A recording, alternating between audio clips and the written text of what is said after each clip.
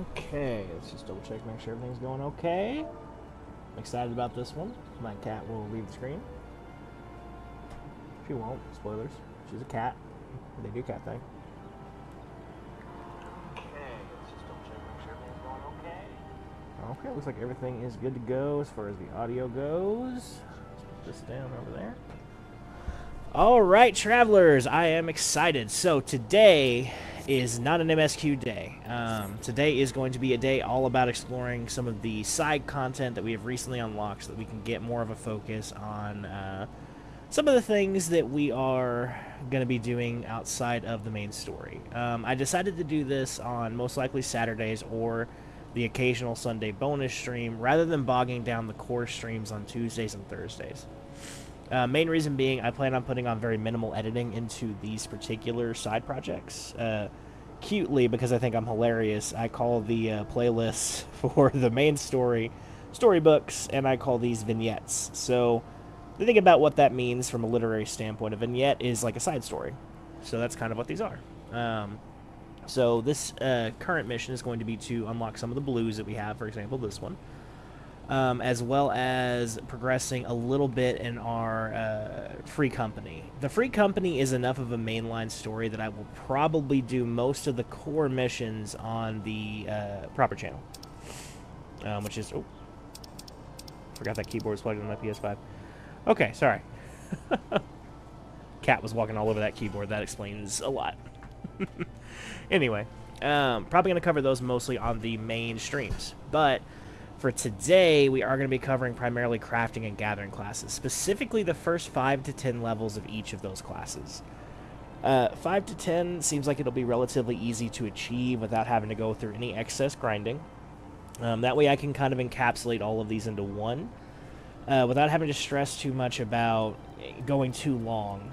And what I'd like to do eventually is cut down everything to where it's in a nice, contained sort of playlist by itself.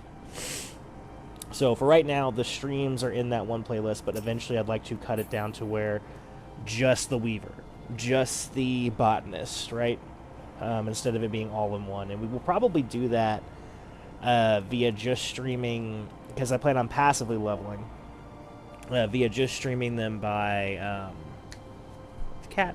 Sorry, cat's messing with buttons again. Probably just stream them one at a time. So... that being said, we've talked long enough about our intro. Let's go ahead and start off with our first blue quest of the day. This is now Gambuhula. I can't say her name. As if I'm not busy enough without playing Lost and Found. Oh, do forgive me, friend. Once again, one of our customers has departed without her belongings, and I'm at a loss for what to do about it. While I understand that adventurers have many cares on their minds, it would make my life much easier if they could keep their personal effects in order. But you did not come here to lend an ear to my grumblings. This is the book in question. The face of its owner was unfamiliar to me, but Errol over there seemed quite smitten with her, as with every pretty lass he lays his eyes on. Oh, wow. But that's neither here nor there. Might I trouble you to inquire as to the girl's whereabouts? I found the man to be less than forthcoming ever since I spurned his advances. Oh, shit. Errol's a pervert. What's this one? Oh, okay. This will be definitely a different stream, but we can go ahead and pick it up now. Yeah, actually, no, it's not.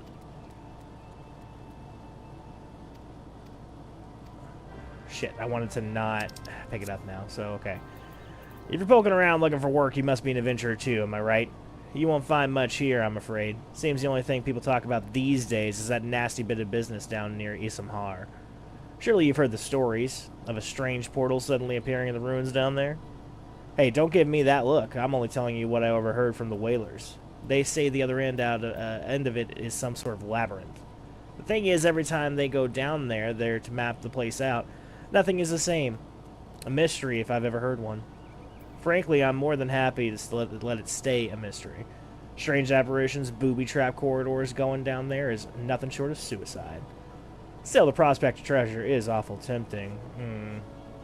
Don't take my word for it, though. Head down to Isamhar and you can hear it straight from the Chocobo's mouth. Aye, that sweet little thing with the journal. Of course I remember her, and I remember her well. Had a smile to warm the heart and a laugh of lilt. one might say, to tickle the depths of a man's soul. And she was more eager to hear tales of my many travels, which speaks to a keen, sensitive mind. Gilly, I believe her name was. No, that's not right. Gilly was the redhead from last week. Ah, damned if I can remember. You must understand, no small number of comely lasses seek out my company. I dare say keeping all the names and faces straight is an adventure in itself. Any road, the girl spoke of paying visit to Apkalu Falls before traveling on. Like as not, you'll find her there now, shedding a tear or two at our parting. Do pass along my regards if you see her. Should she be recognizable in that charming straw hat of hers? She should be. Okay, so the House of Death build is definitely going to be a quest for a different bonus stream. That is, unless I'm mistaken, which I don't think I am in this case, that is the House of the Dead, which is fascinating for lore, and we will definitely be doing it. No questions about that at all. But for right now, it's not the focus, so... I would like to unlock it relatively soon, though, that way I can passively level up some of the other classes we're going to be taking on, so it won't be too long. For now, though, Korg! Greetings, adventurer, and welcome to the Carpenter's Guild. We are the artisans who take wood and grant it new form and purpose as the archer's bow, the lance's spear, and the novice's shield.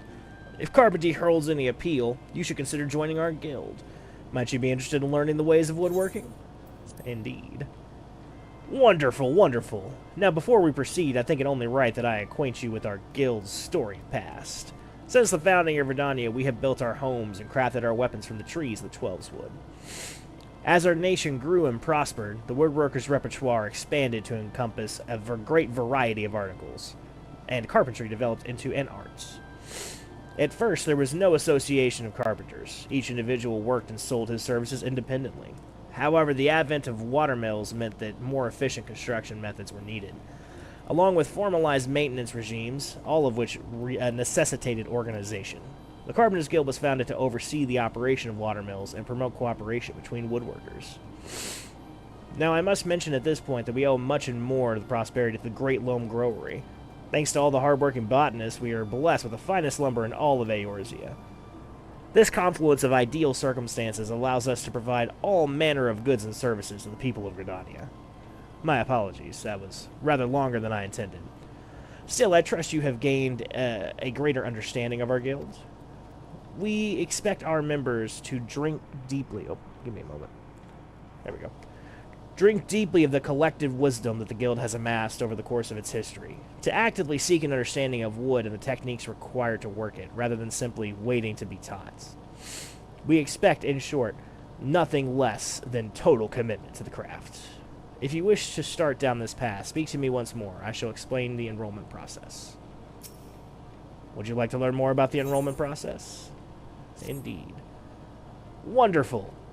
I should mention at this point that Timber Master Beaton assesses all would-be apprentices personally, so you would need to obtain his approval before you begin. Timber Master Beaton can be a harsh and unforgiving man, but if you love the craft and you have a willingness to learn, you could ask for no better tutor.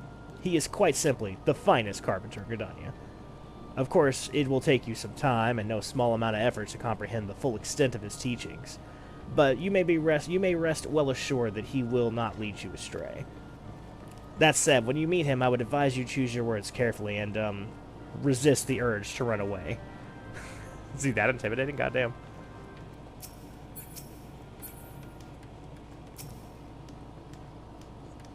Another green adventurer come to play with saws? Well then, I suggest you first speak to the... Oh, you've met with Korg, have you? That as well. But know that the decision to initiate you in the guild rests with me. Tell me true, adventurer. Have you a mind to devote yourself to the art of carpentry? Look on your face bespeaks determination, or mayhap trapped wind. I'm not gaseous, thank you very much. I did not have Taco Bell today. Still, you look strong enough to hold a saw, and if your resolve is indeed genuine, I give you leave to remain for the time being. However, you are useless to me in your current state. You are as a seedling. Some potential, perhaps, but no more alike to thrive than perish. Experience is what you require, girl, and I shall give you the means to acquire it. Take this saw. It is old, yes, but sharp as needs be. Now prove to me that you are not completely incompetent by taking up your new tool. Once you have done so, present yourself to me for inspection. So a little interesting thing about this, and this is the first time we've taken on a second quest. Let me get a quick drink of my tea. So the way the job system in this works, I'm just going to go through this now, but I'm just going to explain it to you.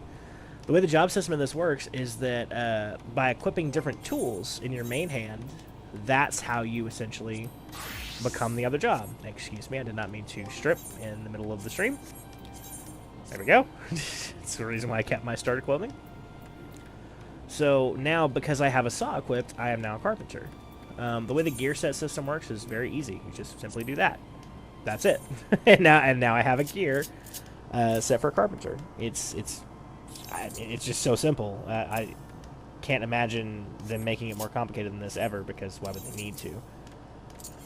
Some of the things that are a burden with all the other classes, though, are that I do have to do that every time. It's unfortunate, but I'm going to go ahead and assign some of these. We're only going up to level 10, I think, today, so we don't really need to get absolutely everything on here. Just the stuff that we're likely to get. Quality requires no CP. Success rate is low, so that can go here. In fact, now we'll put that here. We might not use it at all. Rapid synthesis. Yes. Observe. That I know goes there. Remember that. Although, I seem to recall they changed this up a little bit. Let's put that there for now. Put you there. Once I have a standard set up, I'll be able to follow it a little bit more closely. If you'll just forgive me for just a moment. This is the first time I've done this on this character, and so I don't remember where everything goes exactly.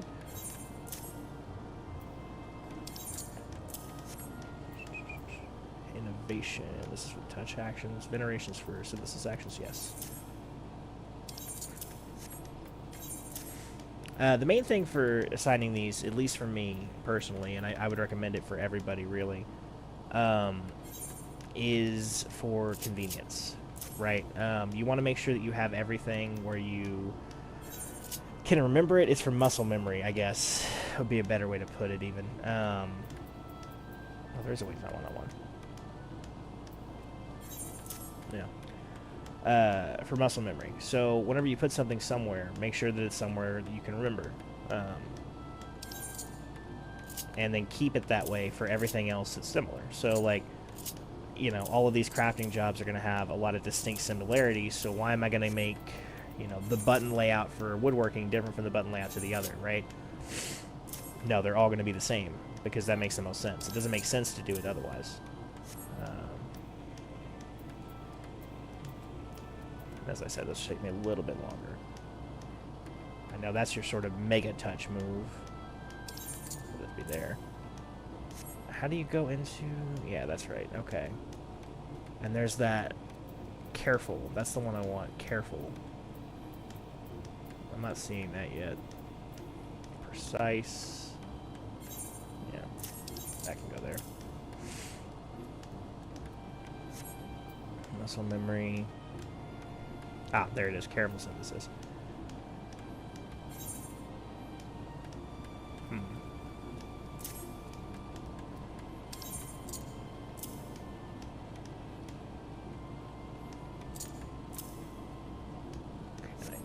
Careful synthesis should be actually here.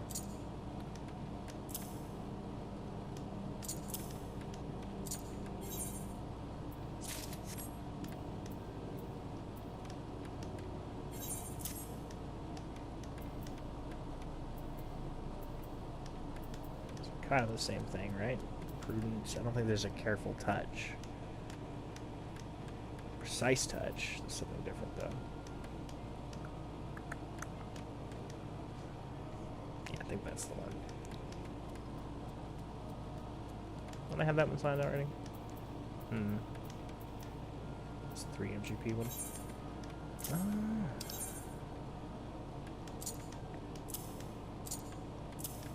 So you'll have to forgive me. I'm just making sure I have everything assigned. I always like doing this because it's useful to have everything where you know where you want it. That way, whenever you get it, you already have it where you want it to be, right?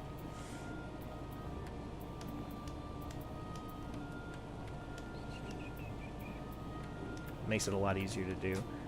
Crafting and gathering is one of those things that they have changed pretty substantially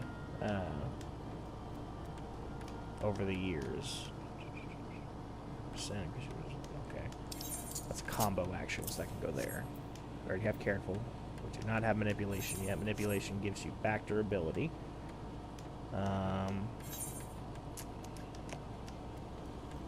Rapid's definitely one that we're going to want to have, for sure, for sure. Put that there, because that's a durability reduction. We have Prudent Touch, Reflects. Yes, that's one we're going to use a lot. We're going to use that one a lot. So, where can we put that?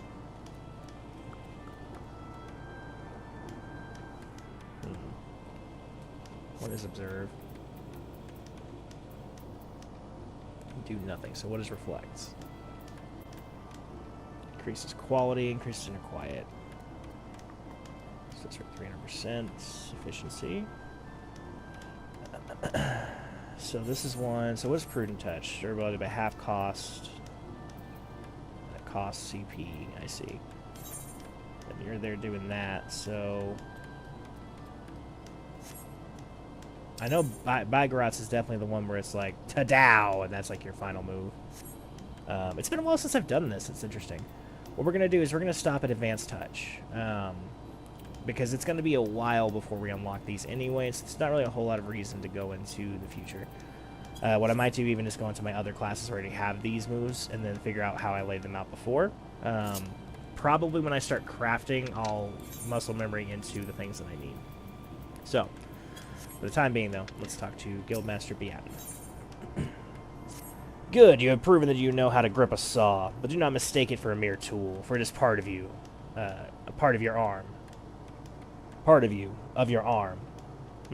That's interesting. I don't like the phrasing in that, but anyway. And can you put down part of your arm? No. Mark me, then. If you do put it down, and worse, lose the bloody thing, I shall use my own saw to demonstrate the pain of losing a limb. But I jest. One-armed carpenters are scarcely half as useful in my experience. Goddamn. In any case, merely holding a saw does not make you a carpenter, whatever some might think. You must become one with it, and learn to feel with it as you work with the wood. To wit, you must first know the wood. Demonstrate your knowledge by bringing me a length of maple lumber. Maple lumber is made from maple logs, just so. One man, Ferial, by the interest, will furnish you with such logs for a nominal price. Of course, any fool knows that fresh logs are laden with water. To guard against decay, we use wind shards to hasten the natural drying process. Do not forget to do the same. That's actually really cool. And see, this is one of the reasons why I wanted to do this. I don't think I've ever read the crafting and gathering things. It's interesting. I knew that you needed crystals, of course. I don't know that I ever knew the lore reason for why. And so that's really cool to see that they have a lore reason for why you would need to use crystals. It's because you need it to dry out the lumber. Which does make sense, because wet lumber is not, or green lumber is not good to do things with. So it's actually fascinating. Okay, all we have right now is this, so this is easy. we have one move. And just like that, we have crafted a log. Let's not get too wild with it. We know what we must do, so let's go return to him. As mentioned before, Ferial has maple logs in his sock, as well as many other materials you may require. Or if you are ready, show me what you have brought. I am indeed ready, sir. I just crafted something with my own hands. That's exciting. Yes, I feel it. The wood tells all. There were no careless cuts. Saw and carpenter moved as one, as if dancing. Do you see this grain, how it flows softly like syrup? Durable, yet pliant. Suitable for weapons and armor both. This child is maple. Trace the grain with your fingertips and memorize the lines. Consider every characteristic when choosing your materials. That is what it means to know the wood. The maple lumber you have brought me is acceptable. You have passed the first test. Yet for all it has grown, your knowledge is still lacking. You must needs learn more. A true carpenter knows the qualities and uses every tree in the forest. When you know the lines of the maple better than those upon your own hand, return to me. I shall have another test for you. Until then, child. So we did good. Another reason why you want to level these up concurrently, the gear. It makes it a lot easier if you have the same gear. I mean, I'm going to be dressed in potato sacks for a little while, but that's alright. That's alright, it's alright. Let's go ahead and make another log. And now it only took one saw because my level's higher and because I have things we can do. And we're going to make some clogs. And because this is my first time crafting clogs, I'll get a bonus.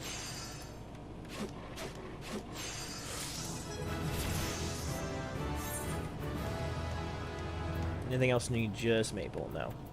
Okay, so we completed that enough to get to this next level. Let's talk to him. It is plain from your bearing that you and your saw has begun to move as one, as true partners. Good, you are ready for the second test. You must be the wood. That sounds very violent, actually. Before you brought me maple lumber to demonstrate your knowledge of the wood. This time you will demonstrate your ability to create with it. I bid you craft me 3 maple shields. For this you will require maple lumber and bronze rivets. As you would expect, our guild supplier, Feriol, has no shortage of that which you require. Should you desire a more economical solution, however, you might consider a more traditional method of acquisition. Many materials essential to your craft are harvested by our steadfast allies, the Botanists of the Great Loam Growery. Were you to befriend one of their number, you might be able to come to a mutually beneficial arrangement. Or, if you would rather not be beholden to another, you could even try your hand at botany. Now go, do not disappoint me. So, fun thing too, everything in these lower level ones, at the very least, can be crafted. So I could go gather the wood that I use to make my lumber, and then gather the metals with mining that I use to make the bronze rivets, and then craft those. I'm not required to get them like any other way. So he needs 3 maple shields. Apparently, hilariously, I already have one. So what I'm going to do is I'm going to make 3 more maples. Oh, we have the ability to make high quality now. Okay, so something we can try out then. Let's try this out. We only need 1 touch to be able to do it. We can hit calculations, will tell you right here too, see? So let's try to make a high quality piece of lumber. And we only need 1 touch, so we can go all the way to 100%, and we guarantee a high quality lumber craft.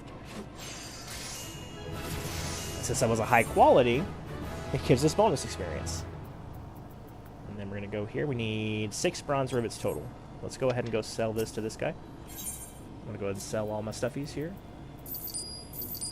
These are just for selling. Don't ever worry about keeping them. They are expressly just for selling. So if you ever are holding on to them like, oh my god, there is a slight benefit to one specific thing that you can hold on to. As a matter of fact, we're just going to go and buy.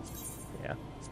The negligible cost, and I'm sure we'll need it for other things. So let's craft this guy. So let's see here. I increased 9 per, which would mean I would need to touch this 4 times.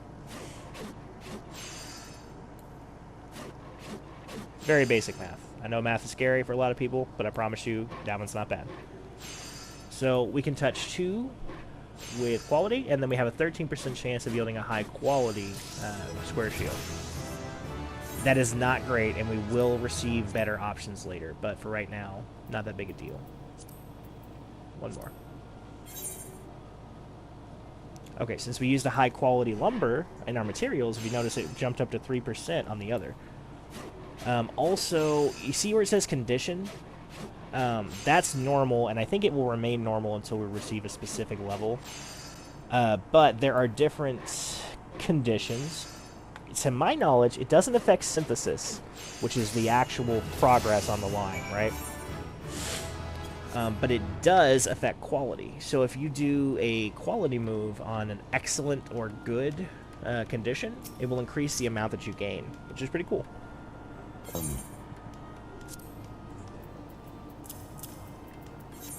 So I'm guessing this must be in my hands. Yeah. Proceed.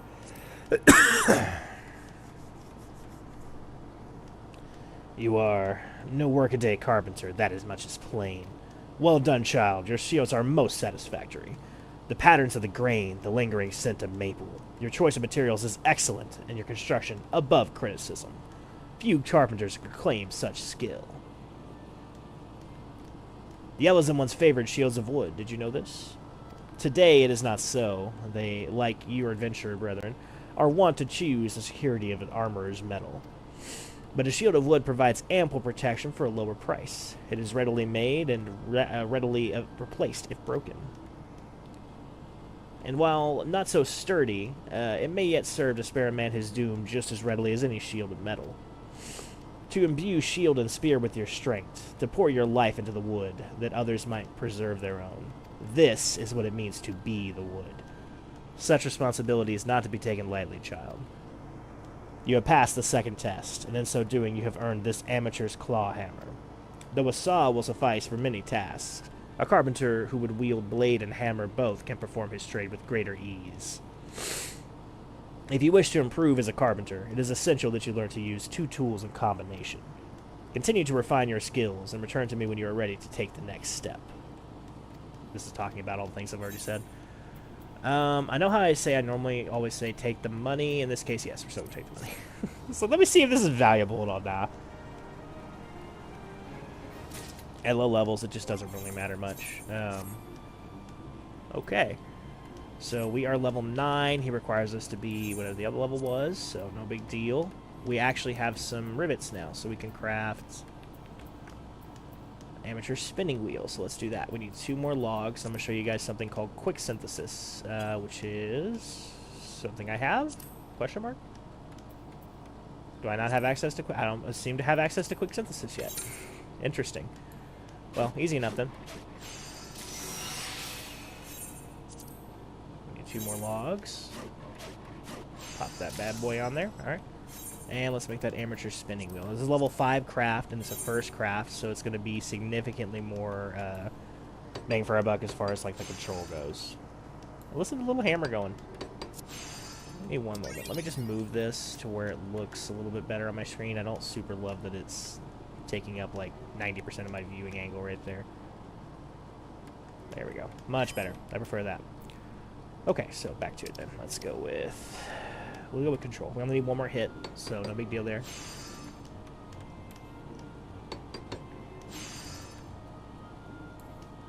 Might even get a high quality out of this one. Yes, we might. 71% is pretty high.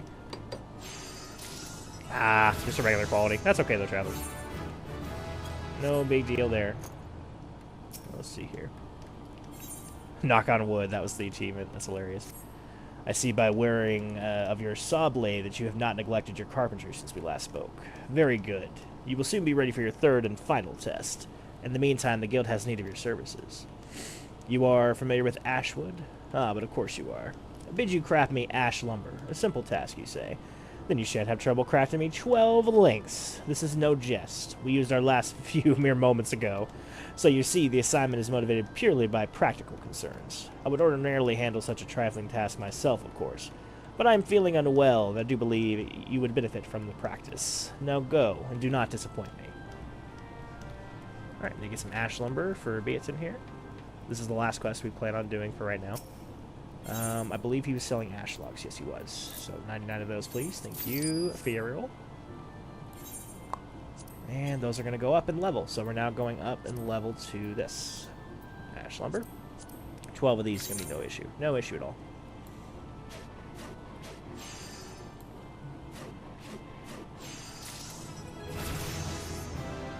Okay. Now I see the quick synthesis as an option. So now, instead of doing that, we can click this and this. That'll help us out a little bit. We need 11 more of these guys. Now, the downside with quick synthesis is that sometimes it'll fail. So, let's see how many of these we end up wasting. The cost for these is negligible, so I'm not too worried about it. If we can get up to level 15 before we run out of materials or time, we'll go ahead and do level 15 of everything. But I hesitate to do that if it's going to take too long, because I don't want to end up making it to where, you know, we get stuck on one quest line the entire time.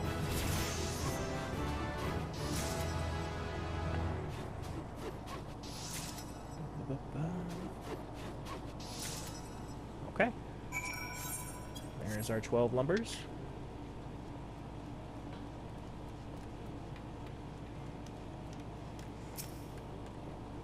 Ah, have you brought me the ash lumber?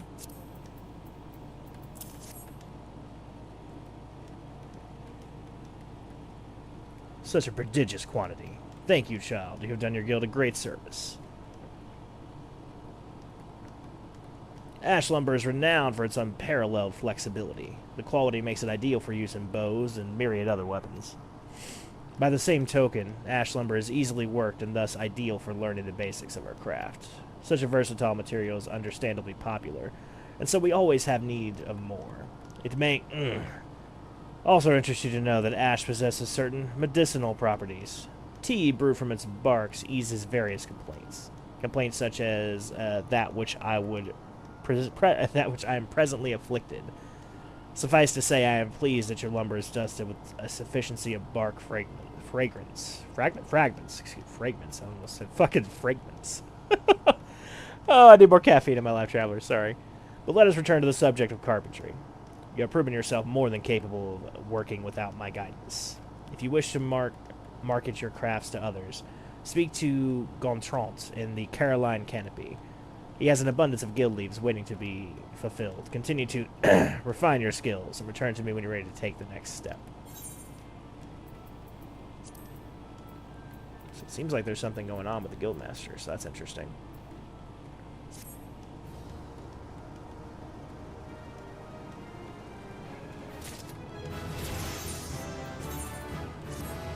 Okay. So we are now level 13. So yeah, it would take a little bit too long, longer than I'd care to do to get to level 15 in each class line. Because it's probably only going to take like 10 minutes, but when you extrapolate that out to 8 quests, that's going to be quite substantial. So we're not going to bother with that here. We're going to leave that for when we have everything leveled up, which is going to be easy to do and passive. So no issue there. So we've done that one. Let's carry on. Oh, I love her glam. That's cute. Okay. Continue on here to our next Disciple of the Hand quest line. And this is how we plan on doing it. We're going to do everything in one area, then move on to the next. We will save Limsa for last, because it's the longest. Whew. Excuse me. We can also stop in at Apkalu Falls for something real quick as well. So we'll probably do that before we do the other, which is over here. This is such a beautiful game. Just taking the scenery here. We know where we're going, more or less.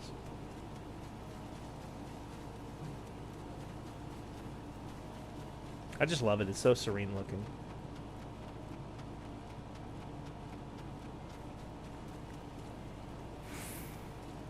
Okay, Apkalu Falls. Let's see here.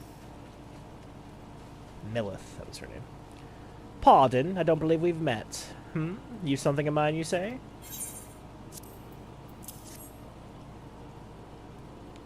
My journal, thank the 12. In my haste to escape the clutches of that insufferable mutton-monger, it slipped my mind entirely. Might I be so bold as to ask your name? You have my gratitude, Wisteria. It may not look like much, but I count this humble diary among my most prized possessions. Its passages brim with tales of the most heart-stirring sights to be seen in our realm, as told by the sensitive souls I have met in my travels across Eorzea. Tales that have struck me with a most incurable case of wanderlust. As an adventurer, you have seen the realm, I am sure, but I would ask you, Wisteria, have you truly seen her? Borne witness to Eorzea and her myriads of splendor? Have you stood on the palm-fringed beaches of Costa del Sol, just as the sun peeks out over the horizon, its rays kissing the sands beneath your feet? Have you lost yourself in the sky of Saguli, adrift amidst the boundless sea of stars? Ah, but why do we even try to convey the words that which must be seen to be appreciated? To our fortune, whithersoever we wander, Eorzea's beauty is but a stone's throw away. If I may quote from my journal, yes, this is the one. Afore the fane, beneath the two that are as one, her divine cup runneth over with light ethereal. Such were the conjurer's words, and I would see as she saw. I saw for myself before coming here, and I can assure you that the conjurer spoke true. Indulge me, and go look out upon the beauty before you. I would hear your thoughts. So that's quite clearly the Stillblade Plain, which is over here. So, probably, let's see.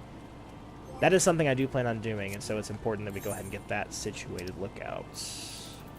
I'm going to make this a favored. It should pop up right here. Yep.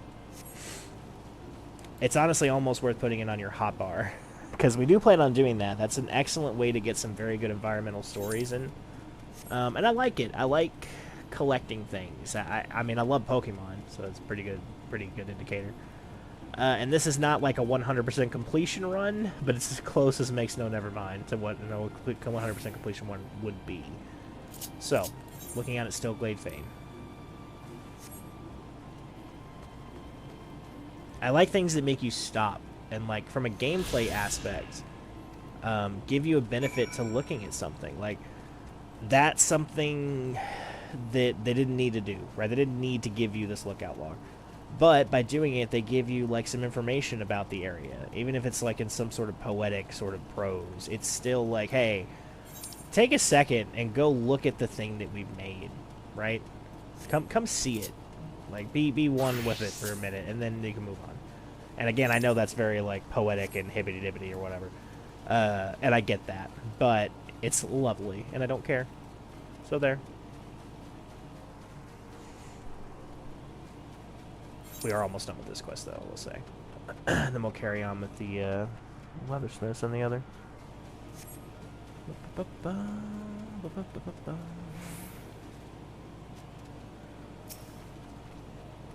Welcome back, Mr. City. I trust you were as moved by the sight as I was. The great stone that adorns the entrance of the Stillglade Fane is none other than the Sky Serpent's egg, cast down from the heavens by Nafaka, the matron, so long ago. And those mammoth tree tusks? Remnants, no doubt, of a primeval forest. Whence did they come? Why do two great arbors grow as one? This I do not know. But what I do know is that the realm is replete with such beauty. If only we knew where to look. This is what compels me to wander. Not the promise of power, glory, or riches, but a burning desire to bear witness to all wonders around us, wrought by the gods and men alike.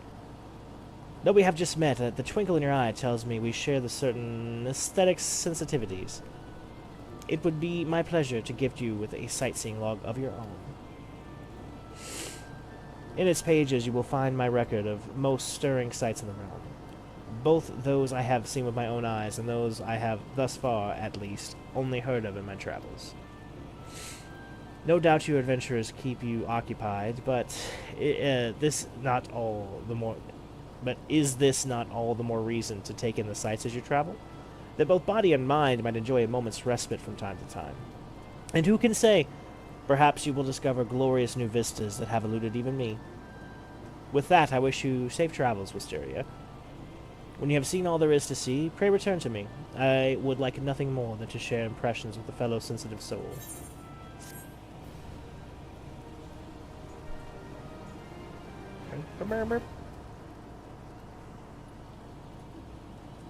Now I have access to the sightseeing log. Again, mostly just stuff that I was just telling you. Man, I gotta stop telling you guys so much. Then the game tells you, and I feel bad. Oh boy, let's see here. Logs. We'll go ahead and put the sightseeing log on here, and I'd like to put that where alarms are. We're not gonna need that for some time. So this is the initial 20 Realm Reborns. Once you complete these, you will get more. So let's look for some under Gridania while we're here. So we have Know It Was My Calling ever since I was knee-high to a Gobu. When cloudy days sunk my spirits, I'd sneak into the guild, climb high as my legs could carry me, and watch the tanners and tars at work below. Such were the craftsman's words, and I would see what he saw. Oh, well, here's one right here. We'll go back. Okay, so that one's going to be quite obviously the Tanner's Guild, which is where we're actually heading anyway. Millicent, I feel like we've met her already.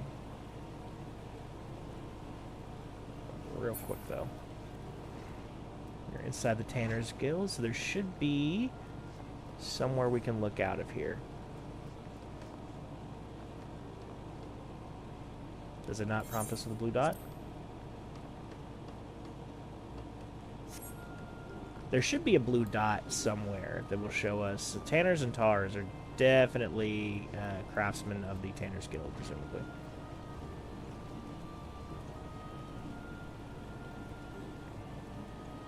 I was hoping this would be an easy one.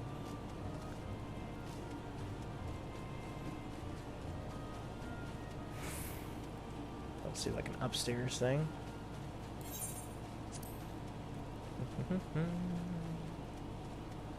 High as my legs could carry me. Tanners and tars at work.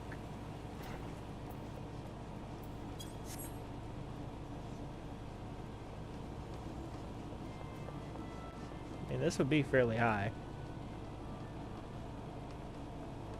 Doesn't get much higher than this. Unless it's out here on the side.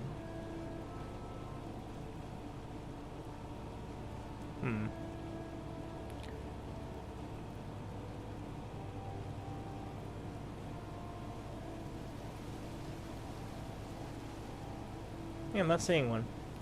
Well, we'll carry on with that for now, but... Okay. Greetings and welcome to the Leatherworkers Guild. Here we produce our the finest leather goods, taking care to honor the lives which were sacrificed in their creation. Our leather armor is worn by archers and lancers of this great nation, and favored by all who prefer that their protection does not come at the cost of mobility. If you wish to place an order, I bid you visit Fin Yi Fineries. If, on the other hand, you have a mind to join the guild, I should be happy to assist you. Might you be interested in becoming a leather worker?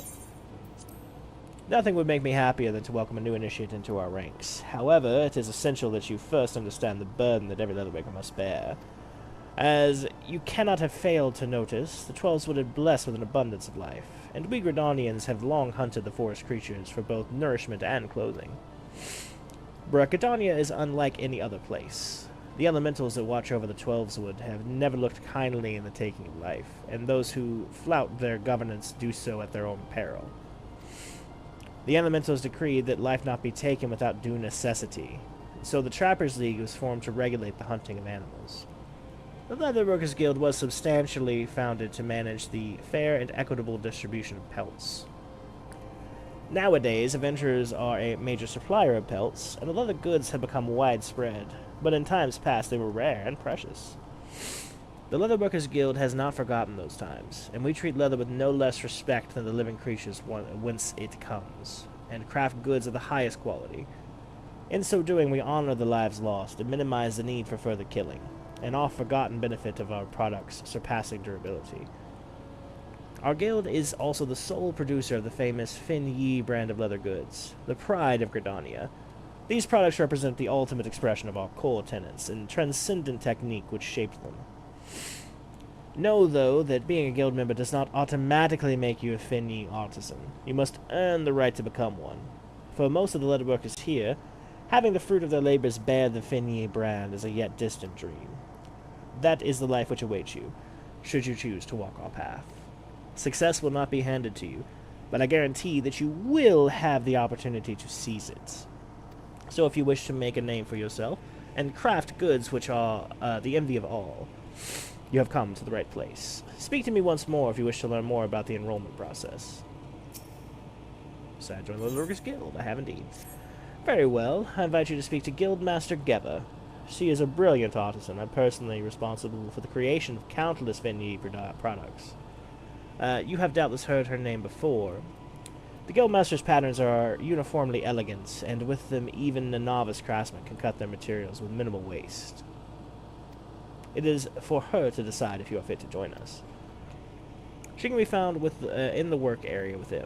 Present yourself to her and do not waver in your determination. Appreciate the advice. She's a bit intense from what I remember. So you wish to become a leather worker. If you've spoken to Randall, then you've been told that what it means to work with leather, the weight you must carry, the responsibility you must bear. Not just to the elementals, mind you, but also to the guild. Our craftsmanship is unrivaled, and every member is expected to live up to that reputation. Once you join, there is no turning back. If you dishonor us, I shall flay you myself and make a chocobo saddle from your hide. Will you swear to uphold our traditions and be the best leather worker you can be?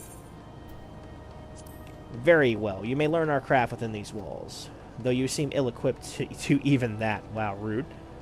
I will give you the head knife to help you on your way, but the rest is up to you. Do not presume that your association with us means that you will bear the Finyi name. Until you have proven yourself worthy, you will not be permitted to so much as touch a Finyi product, much less craft one. Now then, if we're to continue with your initiation, you'll need to put your knife in your hand first. Talk to me when you're ready to begin.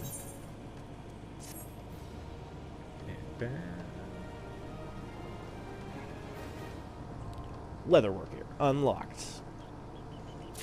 Put that puppy in there.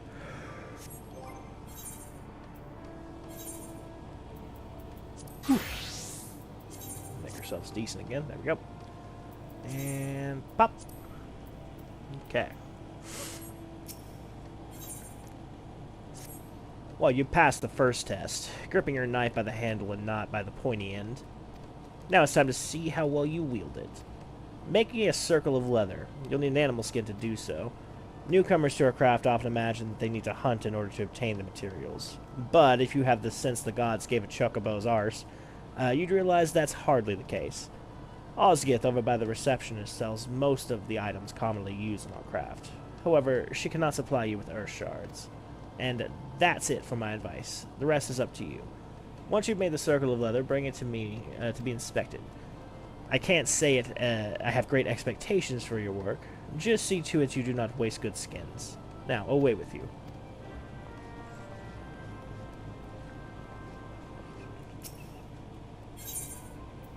Let's see here, animal skins. Start off with that there. Alright, oh man, unfortunately we're going to have to do this all over again. Just remembered. What I'll do is, instead of wasting y'all's time with all that, I'll probably just put things that I'm likely to actually unlock now that I know we're going to end off at level 13. It just seems a bit silly to waste your time with anything else, so. Sure, you can go there. Synthesis. Doesn't want that on the board somewhere at the very least. Probably here. And observe. I know you're there, so. And then we'll put you. I think you were here. That's what it was. Yeah, you were definitely over here. Level 13.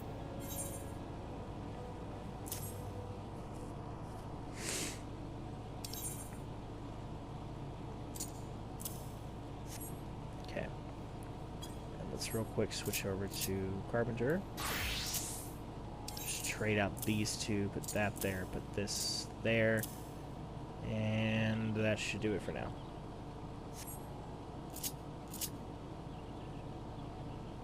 Makes more sense.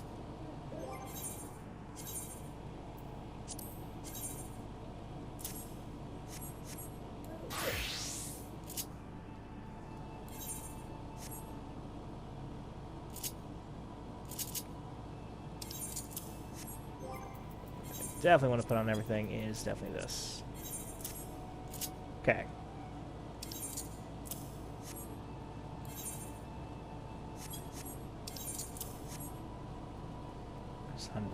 First to get replaced. And matter of fact, we're going to replace it now. Now we won't worry. Alright, leatherworker level 1. Alright, this is our first craft as a leatherworker. We'll do it right in front of a face.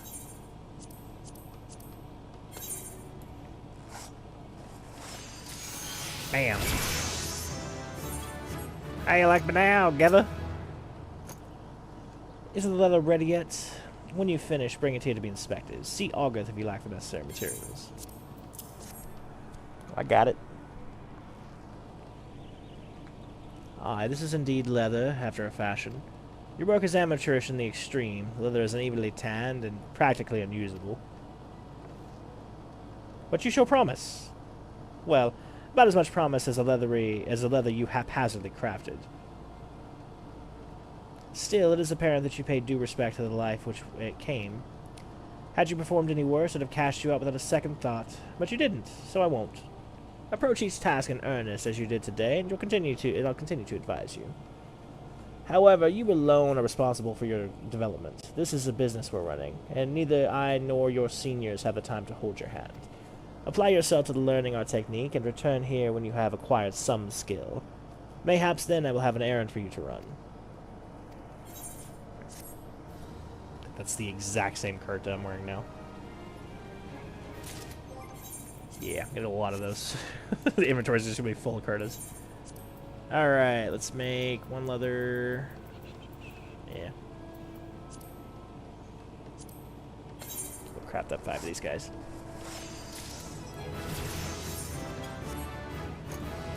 Just one for now. We'll go ahead and craft this, though, just because I can.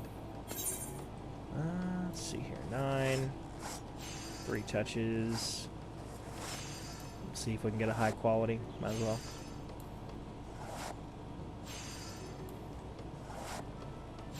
%, high quality. Nice. Huge boost right there. Alright.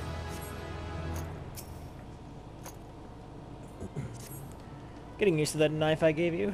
Gods know it doesn't happen very often, but you've chanced to find me unoccupied. How about you show me what you've learned? Let's see you make 3 leather chokers. After all, there's more to our craft than simply tanning hides, and chokers are just about the simplest thing you can make. You'll need circles of leather and animal sinew to accomplish this task. Osgood can provide the sinew, and if I recall, you know the method for making leather. I hope your technique has improved since last time. Now, while we have ample stock of skins, there are other means of procuring your materials. Hunting for your own pelts, for instance. I know what I said about that before, but that was assuming it was necessary. Choosing to do so is another matter. Indeed, it may teach you to appreciate the source of your livelihood. Not all leatherworkers are wont to choose this method, but you are an adventurer, are you not? When you finish your work, bring your chokers here for inspection.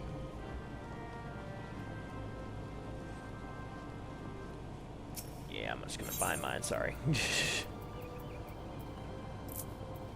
I'm good on the whole hunting out in the forest thing. Too time consuming. Alright, chokers. Chokers, there we go. Oh, we need leather. So we're gonna need 3 leather. So quick synthesize, 3 leather.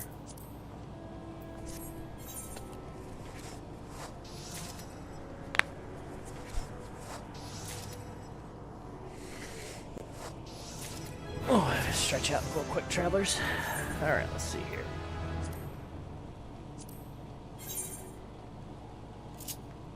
Let's see here. 4 touches total.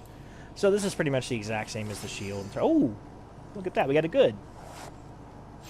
So again, you always want to do touches on good if you can. I mean, obviously there are going to be sometimes it's not going to be possible, but that was a pretty huge bonus. That 18 is going to be higher than you'll get on the others, I think.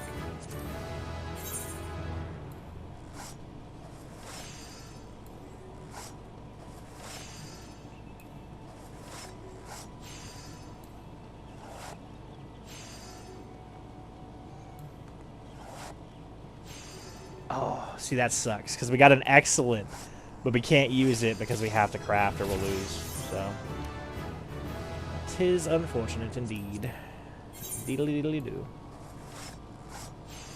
Okay, rapid synthesis is 250% efficiency, which would increase me by 22. Whoop, another excellent. This is going to be a good one. We'll do one more. 100% high quality. Yeah. Doubt my skills now, Geva. You finish your work then?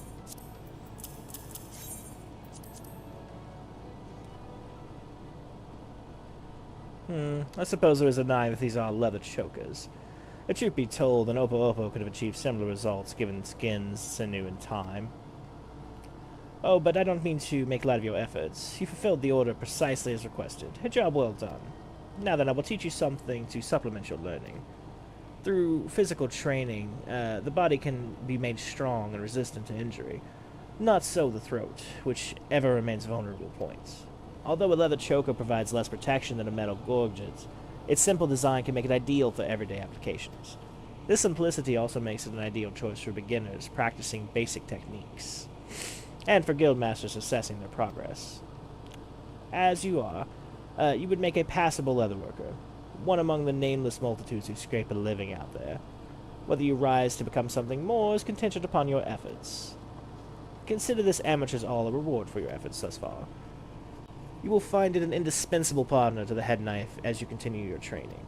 Now I must return to my work. If you chance to find me unoccupied again, mayhap I will teach you something else. Till then, keep your nose on the grindstone.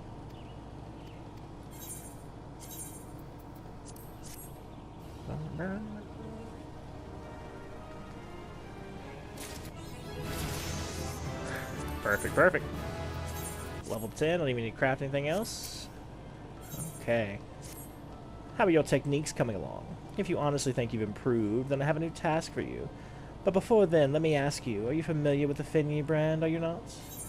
Well, but no. Surely you jest. I could forgive such ignorance if you were a passing adventurer newly come to Eorzea. But to have trained under my roof whilst remaining ignorant of the most coveted brand of leather's goods in all the realms, it boggles the mind.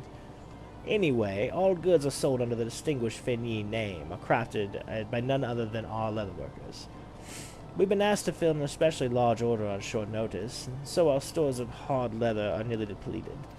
I was considering how best to handle the situation when you arrived. I'm sure you see where this is going. We need a dozen circles of hard leather as fast as you can make them. Quickly, now go. Hard leather. And I believe you make that with animal hide, if I'm not mistaken. Craft that real quick. 6 to 10. There we go. Okay, we'll make one.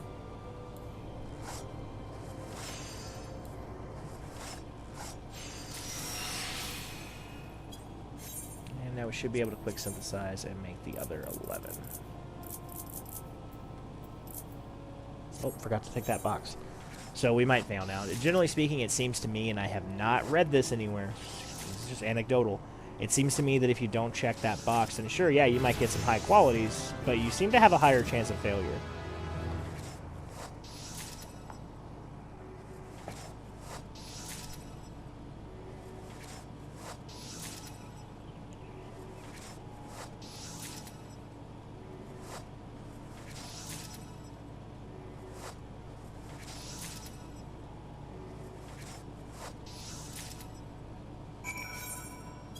Okay, so far there, though, we are good.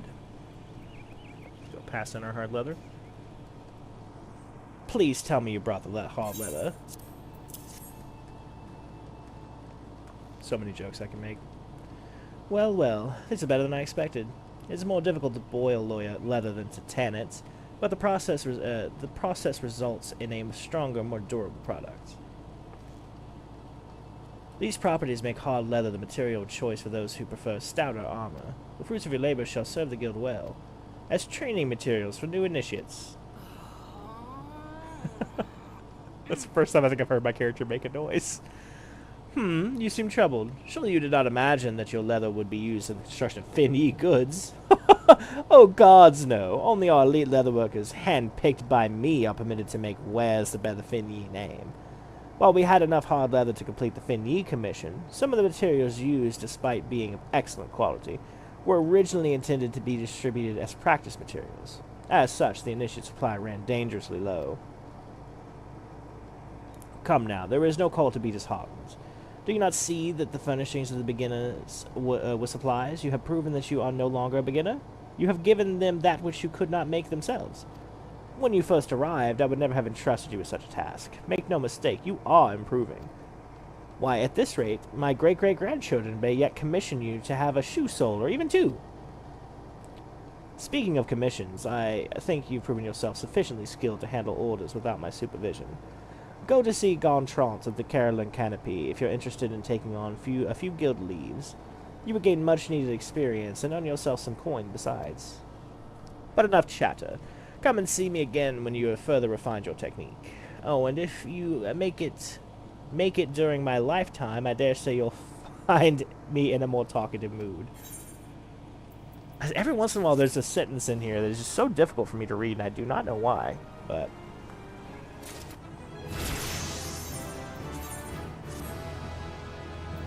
Okay. So that's 13. Let's see how long it would take. Let me just... Is there anything in here in craft with what I have on hand? Let's just go grab some stuff real quick. So I'm still debating on whether or not we do the 15.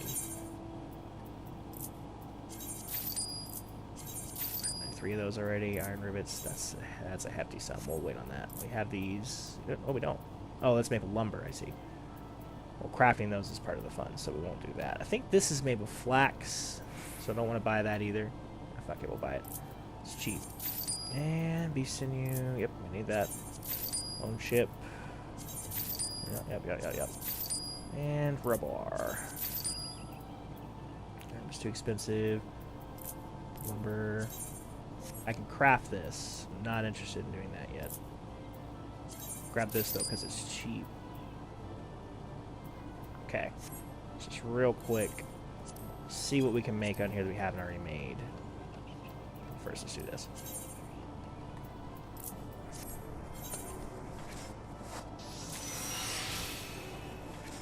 Okay. So, this is absolutely going to get cut out of the final cut, but for right now, let's talk about what kind of stories do we want to share. We just actually make 10 of these, and then we can skip that entirely. There are definitely some things I want to share, but I feel like they're too spoilery for things. We're still so early on in the MSQ that I don't want to go on about, like, you know, how I felt with certain things and all that, and it ends up being a spoiler for later. Real quick, though, we did just unlock something new. Did I put it on the board? I did not. So that's going to go here. Materia extraction.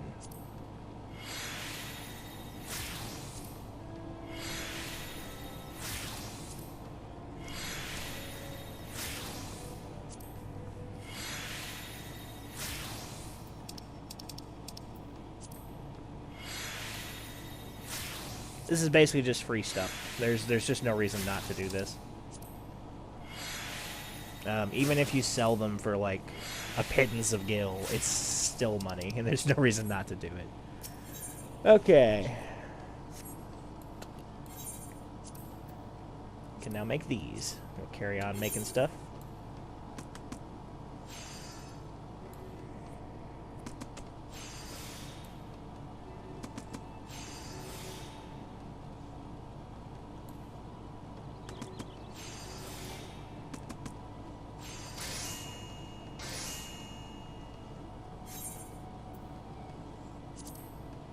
I kind of like completing these anyway, so probably I'm not going to bother with the fancy stuff. It didn't seem like it made a huge boost.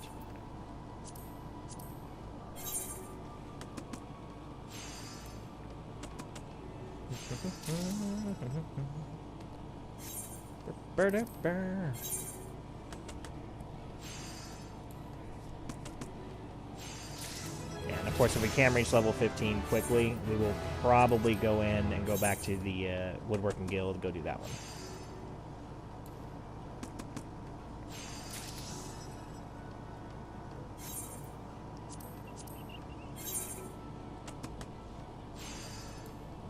Yeah, I'd say we can get to level 15 fairly quickly. Sitting at an hour now, that should extrapolate out to being... Yeah, that should be fine. Yeah. I'm anticipating the armorer slash, what's it called, weaponsmith, going pretty quick, because those are literally right next to each other. So that'll cut out some of the time as well. Well, they're crocows. Those are fantasy crocs, for those who don't know. And this is kind of cool, too, because this will mean that I'm completely done with the 1 to 5 dealios. So there will never be a time when I have to go back to these 1 to 5s. Unless I need to craft leather, or whatever that first thing was.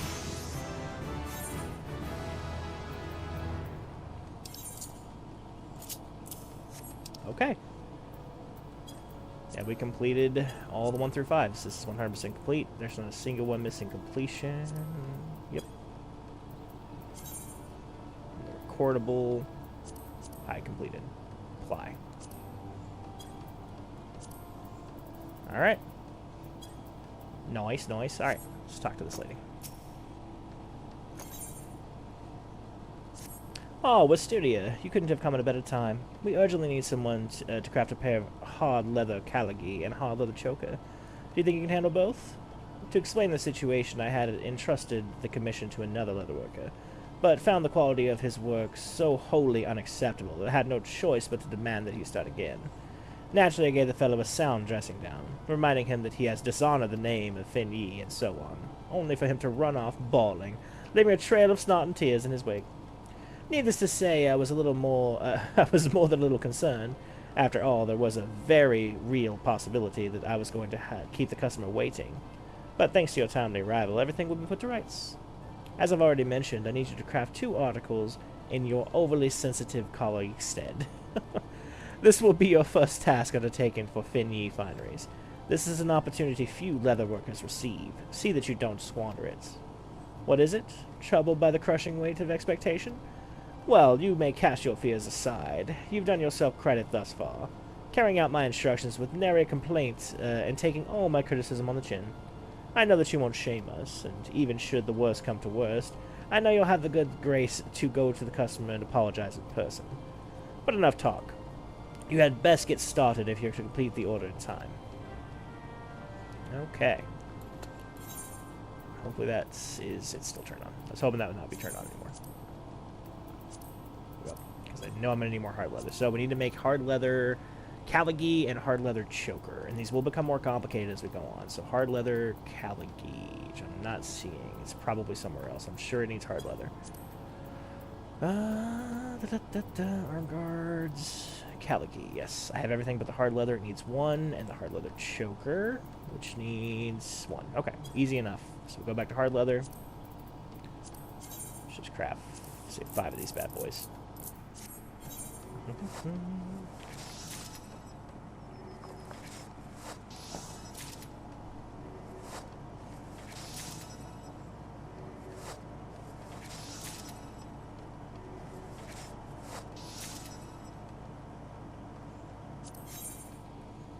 Okay.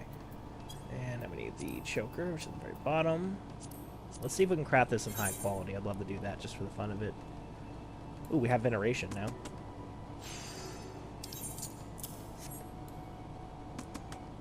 Oh, shit. Because I was busy moving veneration, I didn't realize I was on good quality.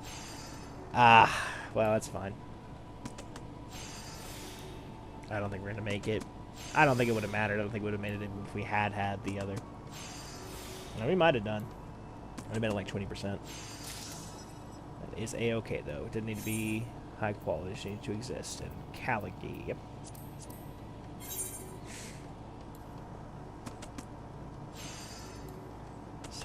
Per 32, that'll put it at 48. Yeah, we got 2 touches.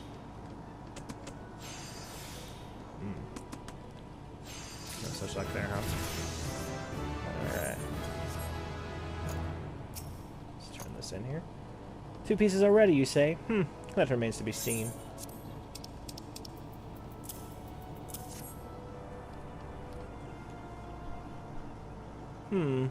Leather used is well made, and the articles look as they should. The construction is solid. Good. As you know, this type of leather is valuable for its toughness and durability. Yet these same qualities make it troublesome to work. An inexperienced leatherworker often ruins the material with shoddy stitching and poor molding, resulting in a final product that is misshapen, brittle, and liable to fall apart. Your Calgary and choker, however, bear none of the hallmarks of amateurism. Your construction is solid, and your leather has retained its strength. You have grown considerably as a leatherworker, Wisteria. Your latest creations attest to this. Sure, she's about to backhand compliment me. But you still have a ways to go. The clasps aren't securely fastened, and the stitching needs to be tighter. In short, you must learn to pay more attention to the details. These articles aren't quite fit to be placed into the customer's hands, but they can be salvaged. You have done your part well enough. I will see to the rest. In the meantime, I will have you attend to something else. It is an important duty, and one that is all too often overlooked by artisans, namely taking responsibility for falling short of expectations. In the guild's reception area, you will find an old-on gentleman named Sosobati, one of our regular customers. It is he who placed the order for the Caligy and choker. I would have you kneel to him in apology for the delay. Wasn't the delay caused by you freaking out the other guy, though? Like, why is this my fault?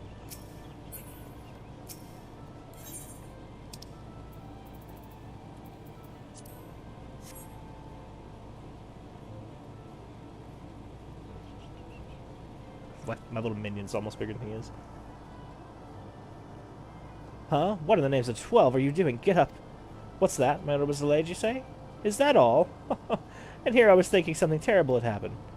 It's quite alright, truly. I came here precisely because the Leatherworkers Guild has never compromised on quality. The trifling delay only confirms to me that the principle still endures. Anyway, it's very kind of you to bring me the word. By the by, your face is familiar to me. Are you new to the guild? Isn't familiar, excuse me. So Geva herself is applying the finishing touches to your handiwork, even as we speak. Well, I dare say the guildmaster sees promise in you. Why else would she consider your work worthy of her personal attention? She is famous for having cut up far more experienced leatherworkers' efforts for scraps, and that before their very eyes. As for encouraging you to come and apologize, some may think that Geva goes too far, but it is simply her way of educating her own in the finer points of business. As a native Ul'Dawn, I may say with some confidence that this is education worth enduring.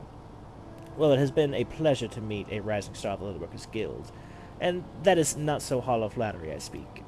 Your name is Wisteria Willowhawk, yes? I shall observe your career here with great interest. In fact, the next time I place an order at Finny Fineries, I shall make a point of insisting that you are given the job. High praise. It might be worth it just to get me out of potato sacks. 100 gold? Yeah, we'll take this.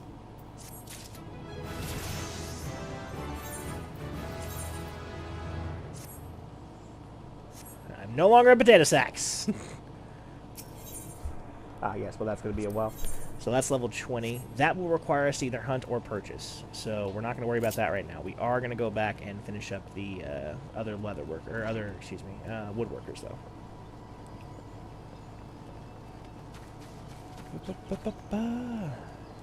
No, it's going the right way.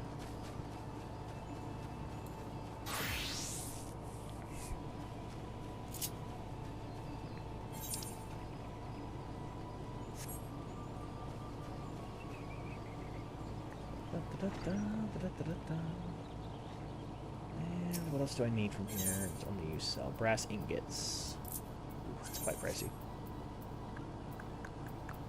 Beastkin blood, buy that. Fish oil, buy that.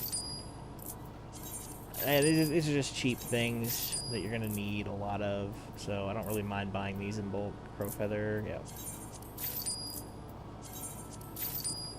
Branches. Oof. Now we're starting to get pricey. Get the maple branches. I'll leave the ash branches for now. Yeah, buy that. Okay, we spent pretty much all the money that we made, but we'll be all right. We need maple lumber. We're gonna need 2, 3, 4 more pieces of maple lumber. And again, we're just going to go ahead and do the 15s. I was debating on it. Should have just resolved to do it, but changed our mind.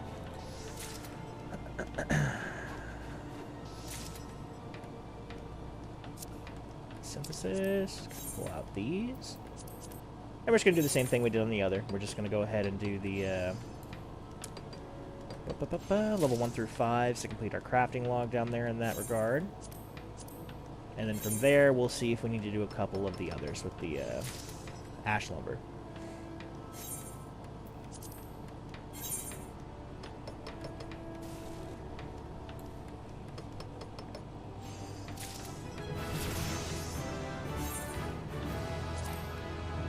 One more. Oh, we need a leather for that. Well, as it just so happens, I am a renowned leather worker.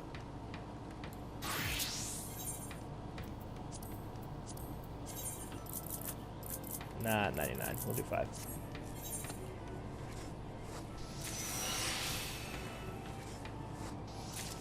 Yeah, we can almost do 20. I can do 20, but I feel like I would fall short of doing all 8.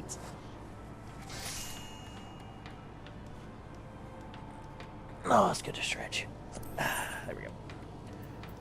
Switch back.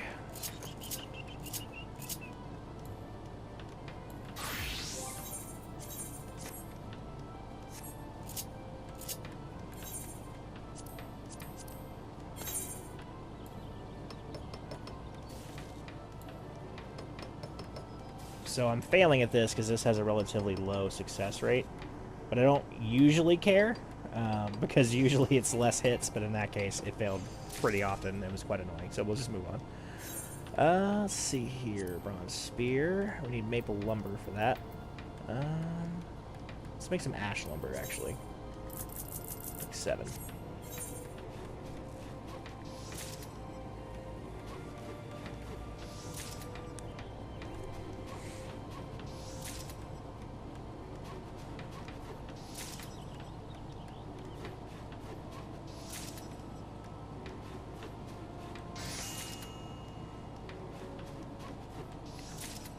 Quality one. Alright.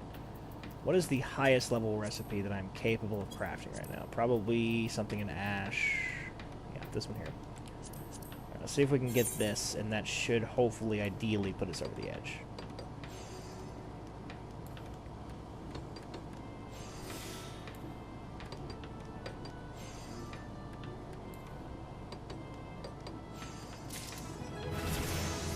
It wasn't high quality because I can't do math this morning, apparently. But it did work, so who cares? Alright, let's see here. Beatin, what you got for me? Well met, Studio. Your training as a carpenter is almost complete. Indeed, I had a splendid final test prepared for you. Alas, the plight of one of our guild's newest members demands my attention. The boy's name is Mera Pamera, and he is an adventurer like you, though one of rather less promise. Something troubles the lad, yet he is loath to speak of personal matters with me. Though I am the very soul of understanding, as you know, mayhap you would fare better. I sense that he may be more inclined to speak with a fellow adventurer. Now go, Wisteria. Do not disappoint me.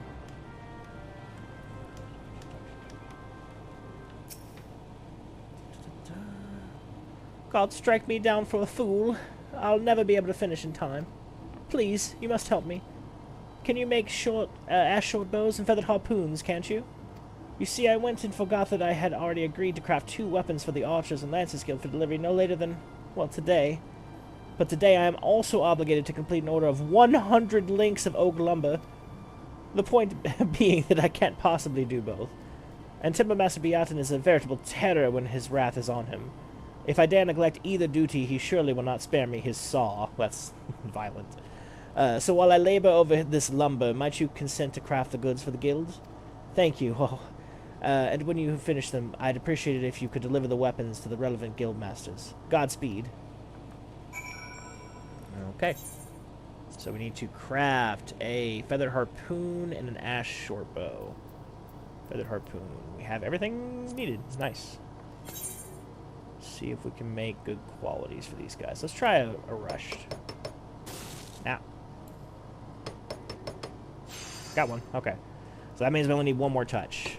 Didn't actually save us any touches. It would have done if it had succeeded on first go, but you know, is what it is. So we'll go ahead and hit that. And 18% for high quality. Well, it won't. So nah in there. Okay. So we got that one, and the other one was the ash short bow, which is here. We need an ash branch. Damn.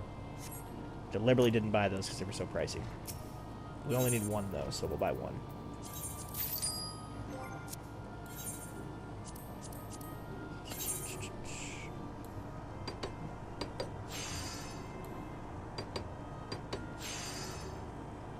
Hit it with a Tadao. 18, so that should be 57 when I hit it next.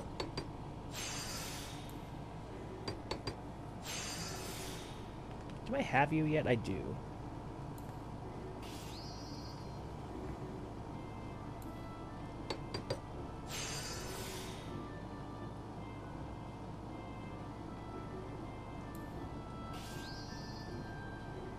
Forgive me, I'm still remembering, like, crafting rotations. Ha-ha! That high-quality ass short bow for the archer guy. I do kind of like the idea that Wisteria Willowheart is just such a, like, perfectionist. Especially because her first trainers were, quite brusque. Yeah, Beatin and what's-his-face are sort of the, or what's-her-face are sort of the most, like, meh of all the crafting people. Alright, let's turn this into you, Wayne. Well met, adventurer. You do not seem to be here for trading. Ah, the feathered harpoon. My thanks for the delivery. Had we not received it in time, I was considering using a fisherman's harpoon instead. You seem surprised. I take it you are not aware that harpoons we use in battle were born of the humble fisherman's tool? Ah, when Huron fishers migrated inland from the coast, they adapted the tools of their trade and used for hunting game. The resulting harpoon proved a fearsome weapon indeed, and so the lancers of old took it for their own. Hard to believe, is it not? I must say, this harpoon is a particularly impressive piece of craftsmanship. My compliments to the carpenter. 'Twas me. Pish posh. That's our MSQ. We are not doing that right now. Let's see. We are going to go to the Archers Guild, though. Deliver this y'all bow. After that, we will pick up the Botanist Guild, and then we'll be done with Gridania, moving on to Ul'dah. Ul'dah has 3 or 4. Let's see. Yeah, 3, I think. No, 4. It'd be 4. That'd be 3. It has a number of craftsmen that we'll need to go and deal with, so that'll be fun. Okay. Welcome, adventure. To what we owe the pleasure. Just delivering. Is this the ash short bow we ordered? Thank you for delivering it. One of our Makote recruits has been struggling, lest you wonder. Talented though she is, the longbow we furnished her with does not suit a Makote's shorter arms and slighter frame. But I dare say this short bow, with its lighter draw weight and more modest span, should help her reach her true potential. Indeed, short bows, not unlike this, were favored by her ancestors, and some things have never changed. It is clear to me that with a great deal of care went into the short bow's construction. I will see that our recruit spares no effort in making the most of this boon. And make sure she maintains that. You want to make sure you treat the wood, and make sure you lacquer the string, or it's gonna break. These are actual things. I know nothing about harpoons, but I read enough fantasy to know that bows require a lot of upkeep.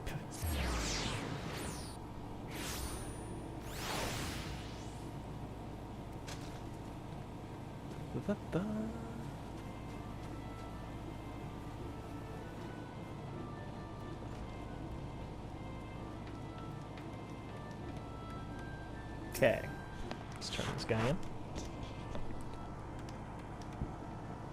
How kind of you to assist Mira Pamira with the orders. Guildmaster spoke highly of your craftsmanship as well. This is very good. Do not attempt to mislead me. I know full well it was your work. Needless to say, it was necessary to punish the Lullafell. I seem to spend more time sawing apprentices than wood of late. I jest, of course. A saw is wasted on an apprentice. The stink of blood lingers, making it hard to focus on work. This I know. I will admit I was ignorant of Mira Pamira's situation. In fact, I recognized an opportunity to test your character. Excuse me. You aided your fellow carpenter with no prospect of reward. Delivering finely crafted goods were merely serviceable ones would have sufficed, and you claim no credit. I am proud of you, Mysteria. There is no doubt in my mind that your talents will serve the great nation of Gridania well, and save many lives. Just as they will bring about many deaths, this is the responsibility of all who make weapons. Ooh. But a choice between the deaths of our people and the deaths of our enemies is no choice at all. You have passed the third and final test. Congratulations, Mysteria. By your actions, you have demonstrated your understanding of what it means to know the wood, be the wood, and love the wood. You possess the knowledge, skill, and compassion necessary to master carpentry. By overcoming your trials, you have proven that you are no longer a novice. The sapling is well on its way to becoming a tree. You are now a true carpenter of the oak atrium. You know, though, that however refined your skills may be, there will always be more to learn. Represent us well in your travels, Wisteria. Return to us often.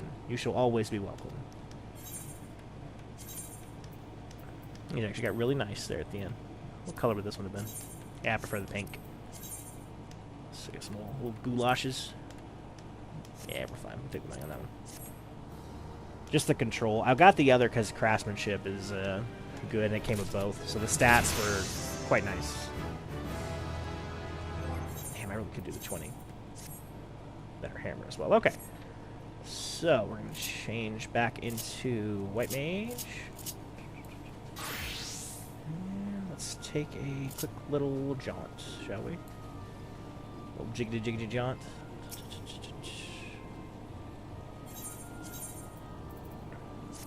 to the Botanist Guild.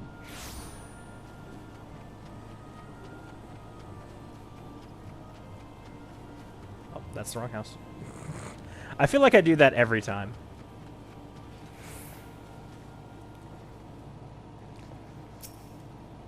Hello there, and welcome to the Botanist Guild.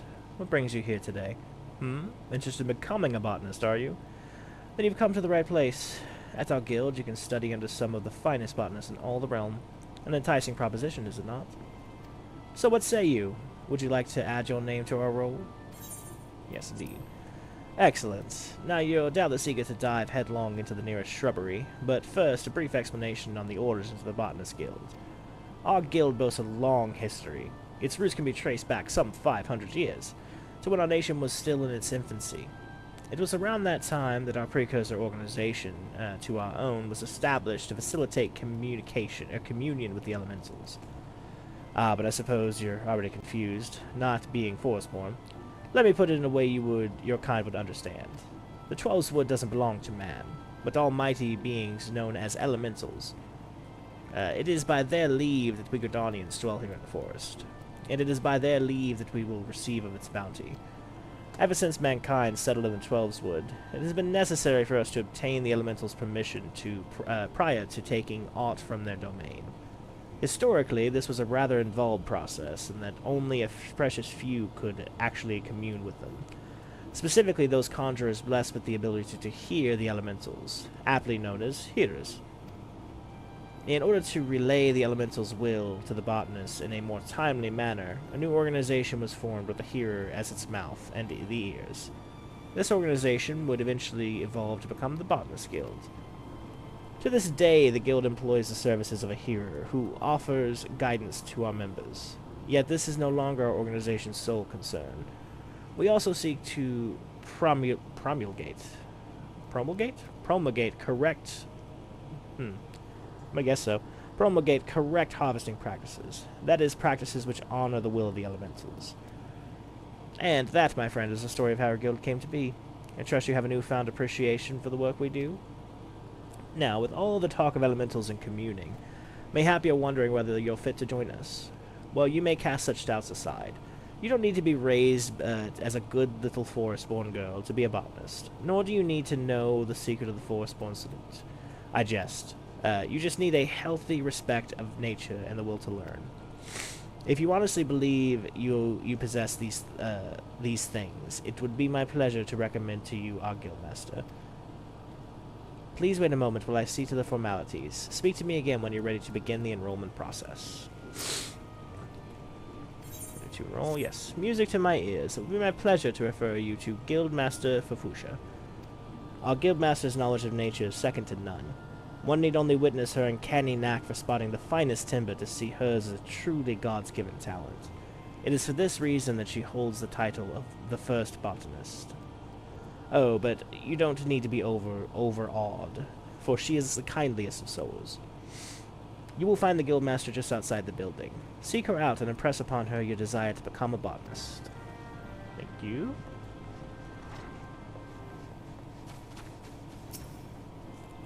I'm Fafusha, the master. Oh, excuse me. I'm Fafusha, the master of the guild. Pleased to make your acquaintance. Oh, too small. I take it Leonculot has given you an overview of botany already? Well, then I suppose I had better continue where he left off. All Gordanians may rightly claim to share a close relationship with nature, but none is so intimate as that of the botanist. It is our calling to nurture the natural environment to the mutual benefit of man and wood. But even as nature holds us in her loving embrace, providing for our every need, she is, at heart, an unsentimental creature, one that will take life just as readily as she gives it. Being a botanist means coming to face with uncomfortable truth on a regular basis. Knowing this, do you still wish to walk our path? Indeed. The look in your eyes bespeaks the passion in your heart. Very well, I bid you welcome to the Botanist Guild. To help you on your way, I present you this hatchet. Take it up and then present yourself to me again. I would assign you your first task as a botanist of the guild.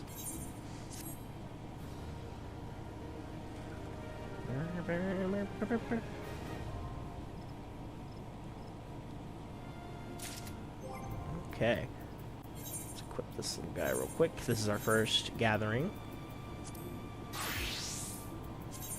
Put some clothes on. And we're going to go ahead and assign this to... that one. Okay.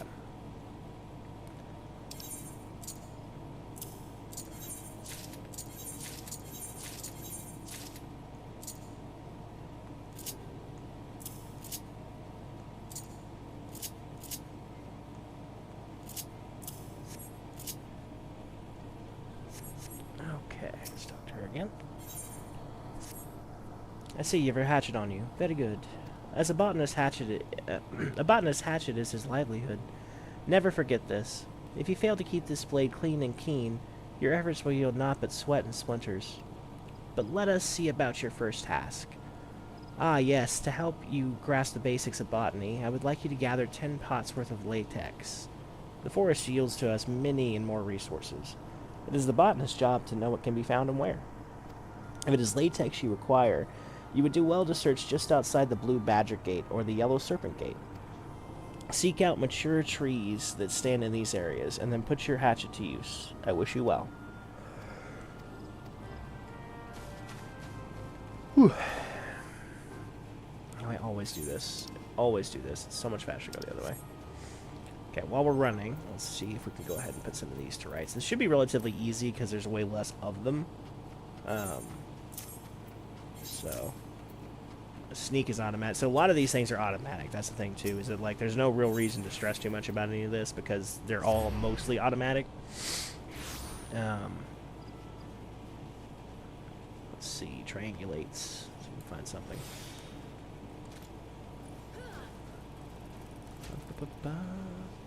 Pull out that hatchet. We're about to get a huge noise of level ups, I imagine. We get snail, we need latex.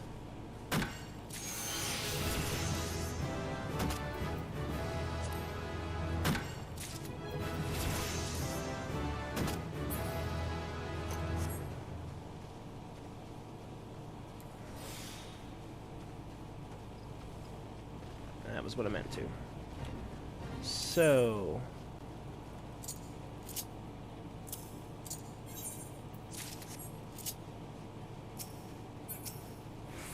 let's see. Let's try that again. Sure. Grab this.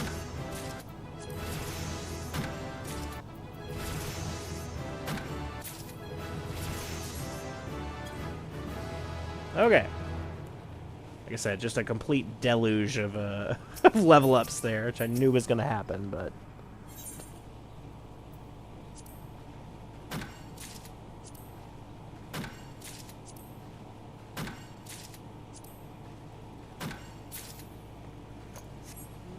okay. Da-da-da-da-da-da-da-da.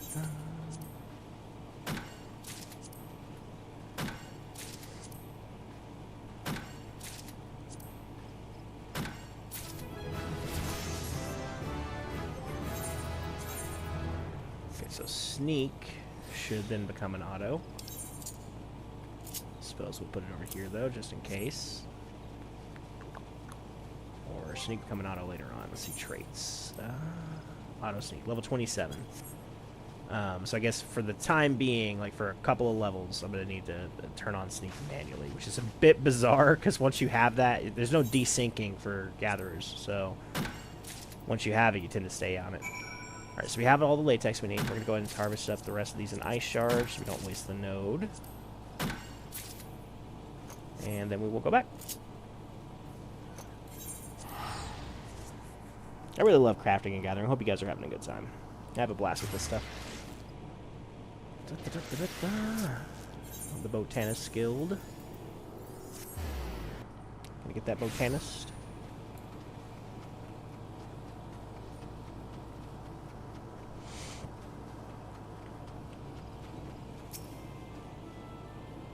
How goes the gathering effort? Lest you forget, latex can be had just outside the Blue Badger Gate or the Yellow Serpent Gate. Got everything you need, lady. Ah, yes. Precisely 10 pots of latex, just as I instructed. You have done well. Latex is easy to find and equally easy to harvest. As such, collecting this stuff is an ideal task for young botanists who are learning their way around a hatchet. Yet know that being able to swing said tool does not make you a botanist. You must also possess the knowledge to locate the resource you seek.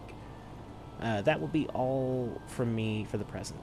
I urge you to keep honing your senses and skills as a botanist. Gather near and far and learn from your experiences. I look forward to seeing you again, and seeing you again when you have become better acquainted with our trade. Till then, I bid you happy gathering.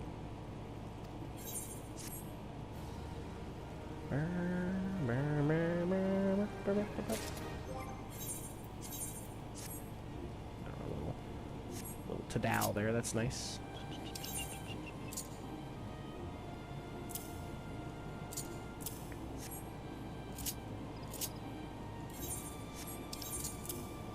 That's right, okay. So that's a light. Hello again, Mysterio. I'm told you've been putting your hatchet to good use. Well done. Yet, as I mentioned before, hacking away at trees does not make you a botanist. You must strive to deepen your understanding of nature. I say this with the knowledge that you have done just that. Whether you realize it or not, you have an air of a woman who is at ease in the world around her. I do believe you are ready for your next task. I would like you to go to Tree Speak, and there harvest 10 pots worth of maple sap. Once you have enough, I pray deliver the sap to Cicely. She will be pleased to receive it. Off you go then, Mysterio. Tree Speak. Where is Tree Speak? Consult our gathering log. Maple sap. North Shroud. Okay, we can get there via the Yellow Serpent Gate.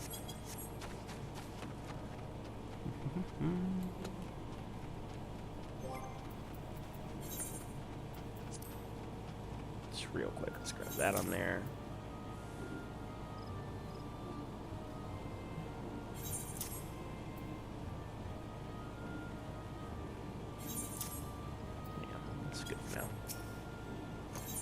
Serpent Gates. No.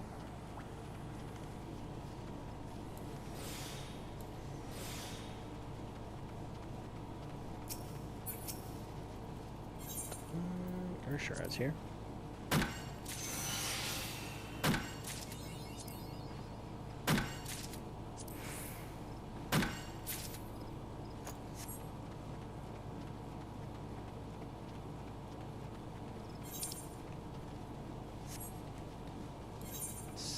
Level 5 trees and Tree Speak, which we're very close to.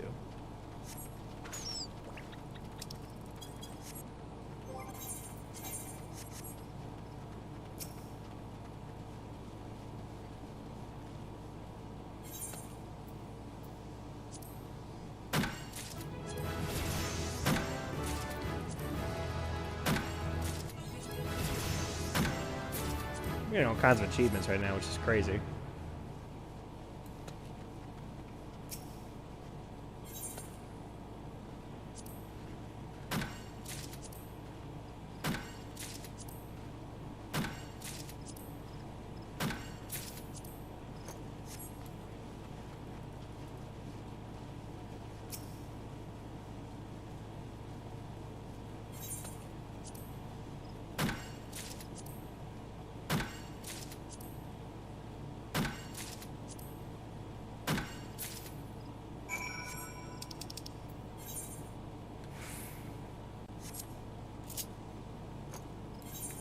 Yeah. We'll be level 10. Let's see, Botanist Guild. Here we go. I think fishing is probably going to take the longest of all of these, to be honest. It's typically the way of it. Okay, let's talk to Cicely.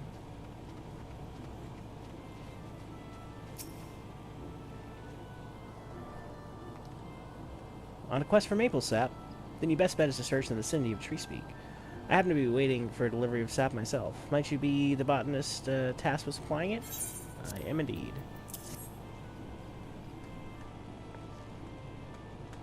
The maple sap I requested. Then you must be the new botanist Fufusha has been fussing over. Ah, but where are my manners? Thank you. Why do I need so much of this stuff? Well, allow me to explain. It's the very least I could do after all you've done. Boiling maple sap causes it to thicken into a sweet syrup called you've probably guessed it, maple syrup. From maple syrup, we can make maple sugar, an ingredient used in various recipes, particularly confectionery, from cakes and tarts to toffees and chocolates. In short, all things that children love. You probably guessed it by now, but the maple sap you've harvested will be used to make sweets for children, those poor souls who were orphaned by the calamity. They may put on a brave face, but their eyes reveal the depths of their sorrow, their precious little joy left in their lives. But Gridania won't abandon them. No matter your walk of life, there is always something you can do to help. Though it may only be a fleeting moment, a single smile of theirs is worth all the effort. My apologies, I got carried away. Now where was I? Ah, yes. In addition to maple sap, we botanists gather various other kinds of foodstuffs. As such, we work quite closely with the culinarians, those disciples of the sand who excel at cooking. We're also on good terms with the woodworkers and weavers, as both are reliant upon us to supply lumber and fibers they need for their respective crafts. There's a stretch. As botanists, it behooves us to learn what manner of materials are used in crafting, and there's no better way to do so than firsthand. If you have an interest, you might consider dabbling in one of the disciplines out there. I also urge you to make a habit of reviewing the gathering log. As your knowledge in botany grows, more of its contents will become comprehensible to you. Well, I'd best see to the maple sap. It was lovely talking to you. Botanist, gain ability to attack, I recall, yeah.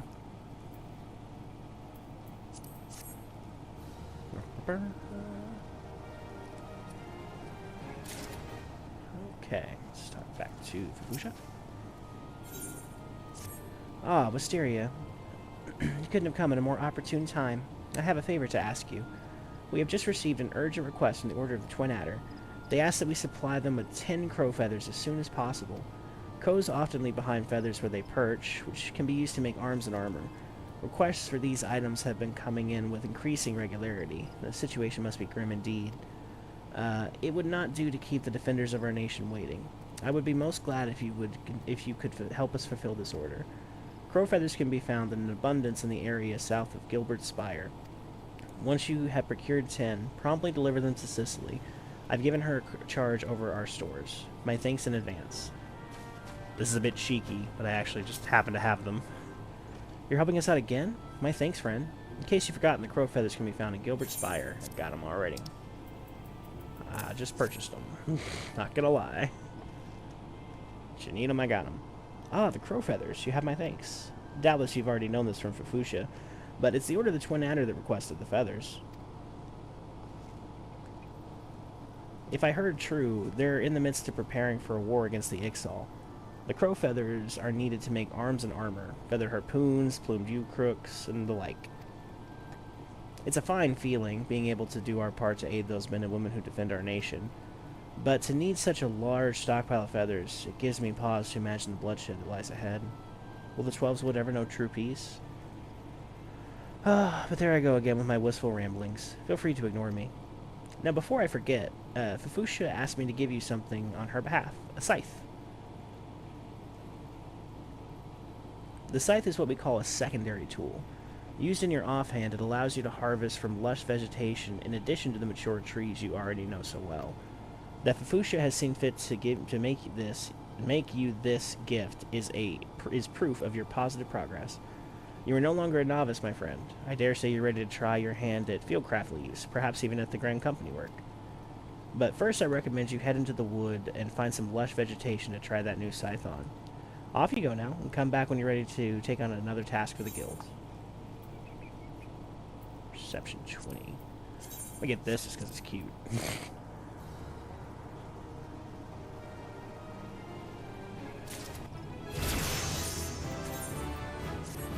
And we'll allow headwear. Got my little straw hat now. Look at me go. Okay, so unfortunately, 12 is about where we got it. So we could go gather from the gathering log and reach to 15. And I suppose that's what we're going to do. So I want to keep it pretty even. So what do we have in the 1 to 15s? We have fire shards, which are in middle of Eorzea. Central Thanolin, Eastern Thanolin. Okay, so 6 to 10s. We have Eorzea, Central Thanolin, Shroud. Right, we can go here.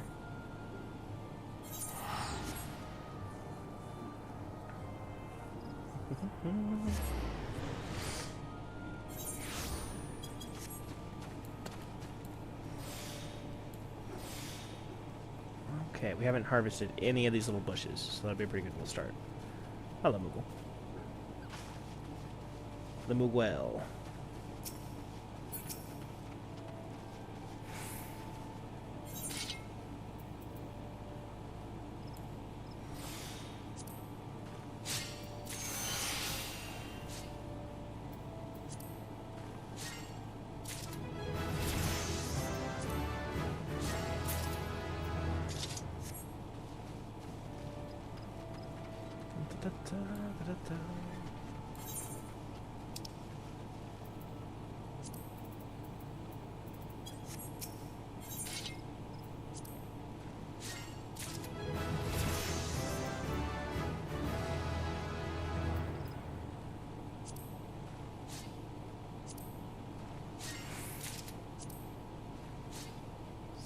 Let's see what we got here.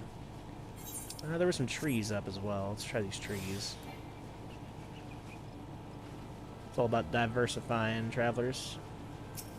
I'll grab these two, though. This is right here. Ooh.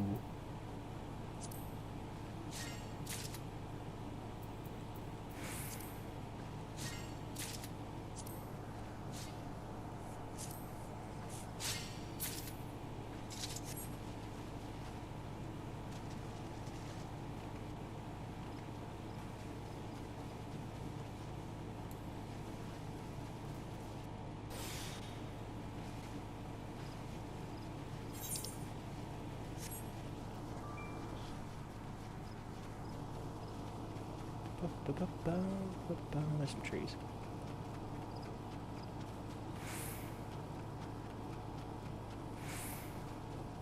We just need a few more bits of experience. I think this is probably going to be lower level than what we were getting, though. Probably should have stayed back there with the bushes. Yeah, should have done. That's okay, though.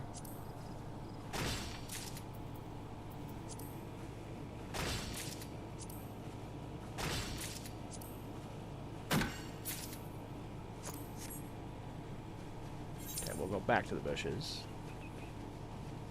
Actually, let's just see. Let me travel. What is this area? It's like 20s? Let's travel here and see if there's anything we can harvest. Might as well. These might all be too high level for us, though.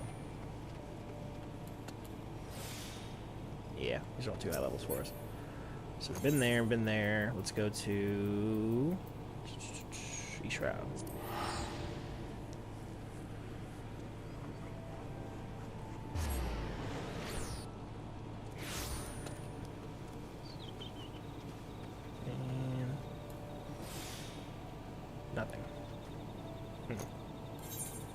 Alright, let's go back to Branch Meadows then. Actually, let's go Foreground Float. I know there's some stuff over there, but there might be some bushes. We didn't have any bushes over there.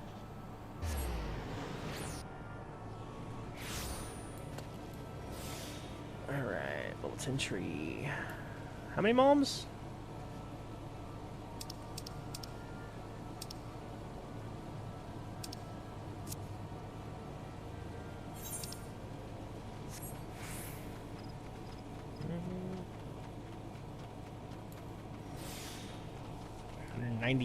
Malms. That's quite far. So it's probably like over here-ish. Oh, no. I think sneak only keeps you safe from like 10 levels below you or something. Or above you. So these scorpions could be the end of us. Like one scorpion sting. Just, yeah, dead. Which I think would be the first time we've died in the Let's Play so far, which would be kind of cool in a way. Mature tree. Alright.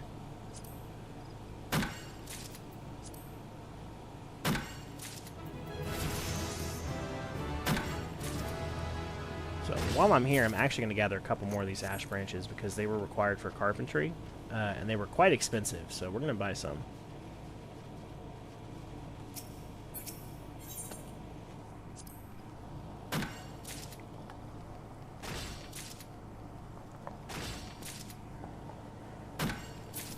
Okay, so that'll be enough to hopefully craft some things for the Carpentry Guild. Didn't want to buy them. I think it was like 7k to get as many as I wanted. I like to have 99, just have them in the inventory if I'm going to have them at all, but... Alright, Botanist Guild. And as you can notice, like down there on the bottom, right about here, where my inventory is, we went from having basically less than one page to just a fully stacked inventory really quickly. Which is another reason why we waited to do this, because it makes sense to wait until you have retainers. Otherwise, you have no place to store all of these, so... Ah, my dear Wisteria. Sorry, excuse me. Ah, my dear Wisteria, you are looking even more a botanist. I do believe you are ready for further responsibilities for the guild. Guilds such as ours exist only by virtue of the cooperation of their members. Each individual must set an example for the rest if the collective is to thrive. The time has come for you to set just such an example. A matter has arisen, the handling of which I would entrust wholly to you. You may deal with it as you see fit, providing you see the problem solved. The matter in question concerns a valued client of ours, the merchant Albgast. It would appear one of our number has done something to upset him. Pray seek out the merchant at the ebony stalls and inquire the reason for his ire. Oh, and choose your words well, lest you fuel the fire.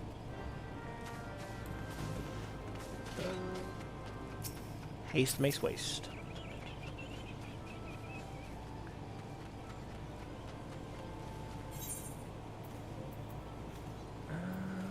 This one, probably, yep.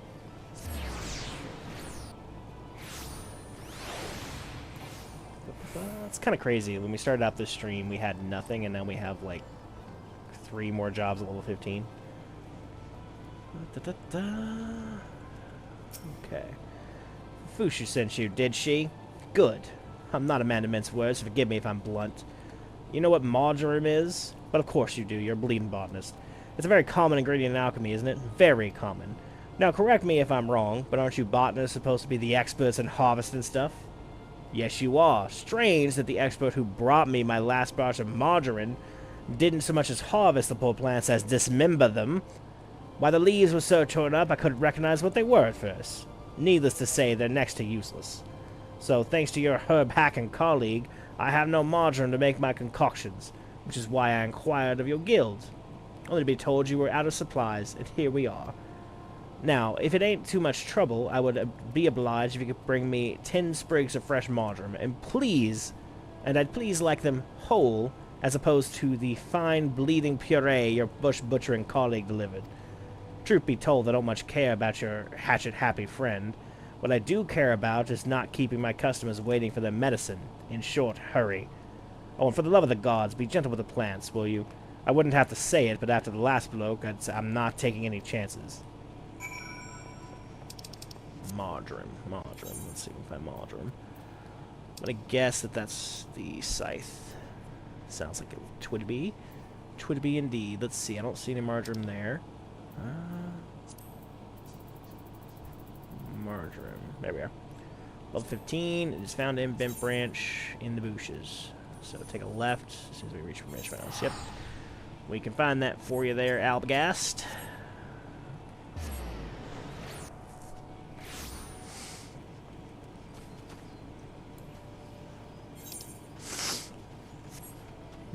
I'm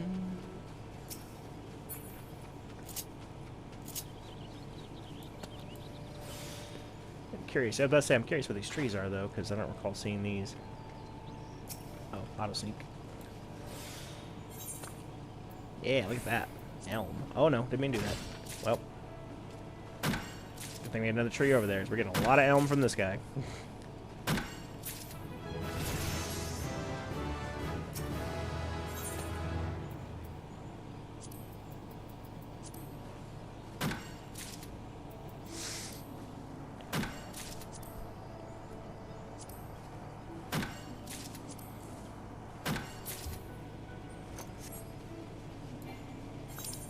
Harvest the elm as we go.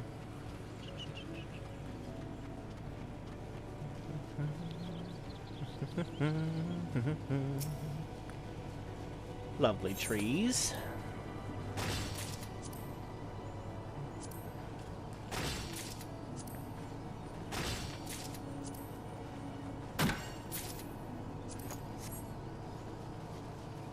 Okay, got some elm out of that. Now let's see what we can get out of these bushes. Let's go ahead and do the 100 here. Got buffalo banes.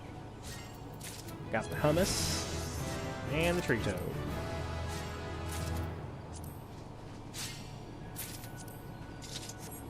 Alright, 10 sprigs of marjoram. This should be easy enough.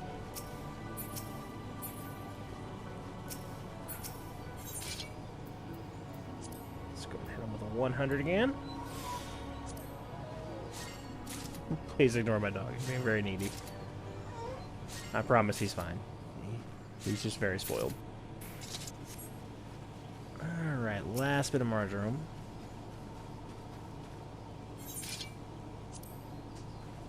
Try not spitting anything, see what happens.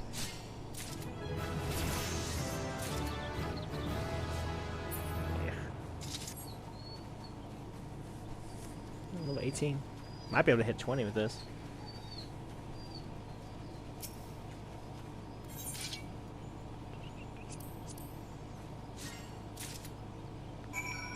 So it's 10 with that. Let's see if there's anything else we want multiple of. Your ingredients? Yeah. You're sold, you're sold, you're sold, you're not, oh, you're not sold. You're not sold. None of you're sold by shops. Okay.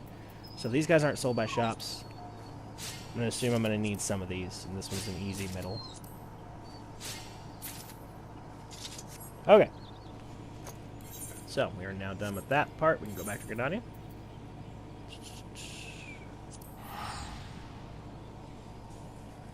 Gardania, darling. Das Gardania.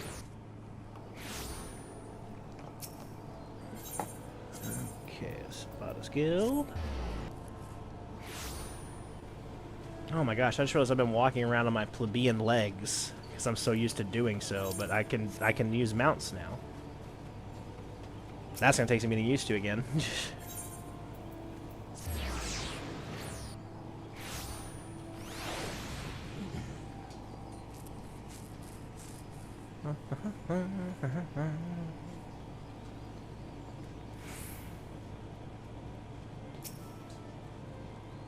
Did you get the marjoram?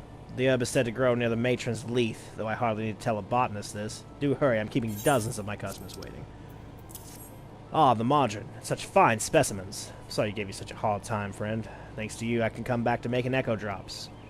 Do you know of echo drops? They're an alchemical concoction that restores voice to the silenced lips, allowing the imbiber to cast spells again. Conjurers and thaumaturges never leave home without a bottle or 3. But I must say again, these are some of the finest specimens of marjoram I've seen. And they're none the worse for the picking. It's clear that you know your way around plants. As for your colleague with the heavy hand, I'm certain your guild will deal with him appropriately. Thanks again. Send my regards to Vafusha.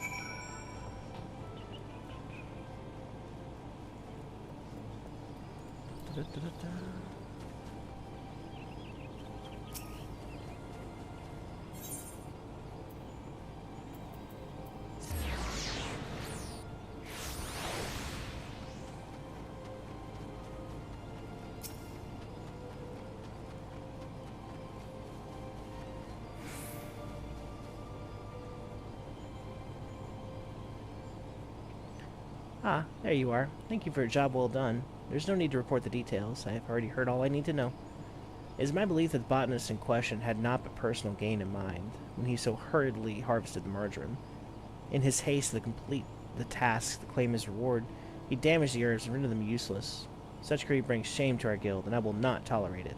The offender's name shall be strucken from our roll. As I taught you when you first came to us, a botanist nurtures the natural environment and the mutual benefit of man and wood. He who thinks only of his own benefit has no respect for nature and is unfit to call himself one of us. Of course, you hardly need reminding of this. Something tells me you shall never give me cause to worry. But let us speak of cheerier matters. Tell me, did gathering the marjoram pose you any trouble? If you ever find the work unduly onerous, you might consider outfitting yourself with better gear.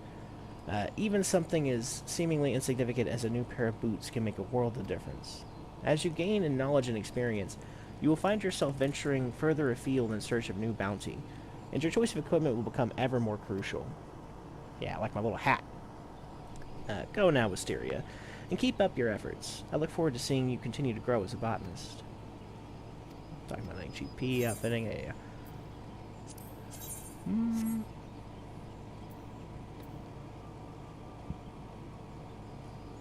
I think I already have something similar to this, then. This does the other as well. Gathering perception. Is it worth buying pants? Yeah, pants are okay. Yeah, sorry, Fafusha. I respect you, but I'm gonna stick with my gold. I'm a pirate that way. Yarr. Oh, so this one doesn't. So that other one would have been better then. Because this one here just does crafting 30 and 12, whereas the other was what?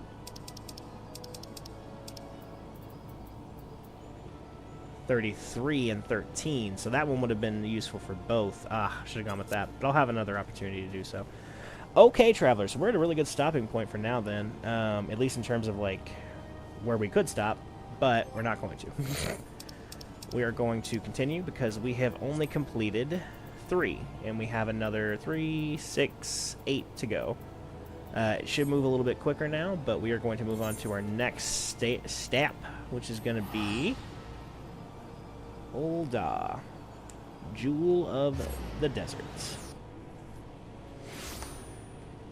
Okay, let's start off with the first one. We're going to save the best for last here, I think. So we're going to start off with the Weaver's Guild. Really, all of these crafting and gathering classes here are really cool. So here we're going to have the Weavers, the Alchemists, and the Goldsmiths Guild. Those are the 3 guilds in this one. So let's start off with the Weaver's Guild. Marioni. Greetings, adventurer, and welcome to the wellspring of Ul'dah fashion. From the humble thread, our peerless artisans weave wonders, dreams in fabric form.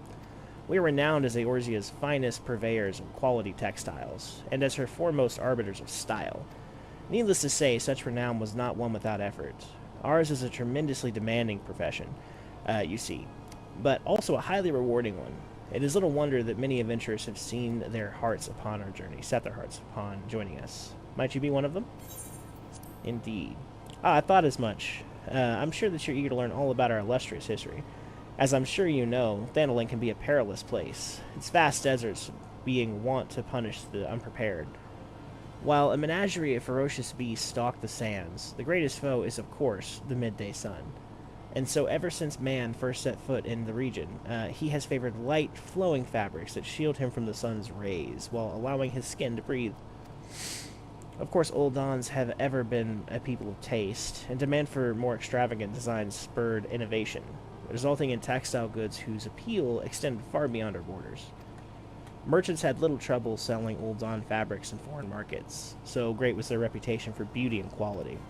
And when traders from those markets sought to peddle their lesser products in Thanalan, well, it gave us little cause for concern.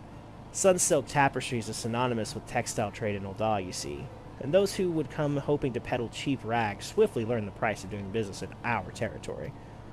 Wiser men and women with an interest in our trade choose instead to join the guild, which the company generously operates for the betterment of the Ul'dah society.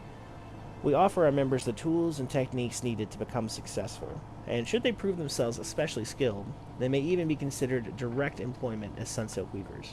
Be offered, excuse me. Just imagine, adventurer, your designs could one day dictate the course of Ul'dah fashion. If you so desire such fame and influence, then you might be granted a place with us. Provided that you are willing to embrace hard work. To ensure candidates can endure the rigors of our profession, our guildmaster has taken it upon himself to evaluate each one personally. When you're ready to submit yourself to his rigorous scrutiny, say the word. Yep. Excellent. Though I do wonder if your attire is appropriate for the occasion. You will find the esteemed Redolent Rose supervising the guild operations over yonder. He is... how shall I put this? He is relentless in his pursuit of excellence. As long as you demonstrate that you are similarly committed, he will treat you fairly and with respect.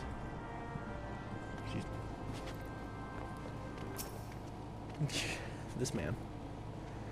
What do we have here? Another adventure in search of thrills and excitement? Shall I dance you the merry jig? No.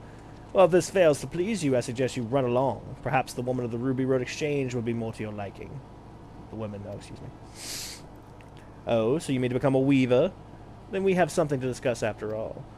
I shall be blunt. Weaving is an art, and like all true artists, we must make sacrifices and suffer for our craft. So tell me, adventurer, are you prepared to suffer? So you say, but only time will tell. In any case, you'll need equipment to get started. This needle should suffice for now. I need not explain what a needle is, I trust. Good. Then hold it as you would when sewing, and show me when you're ready to begin. Redolent Rose.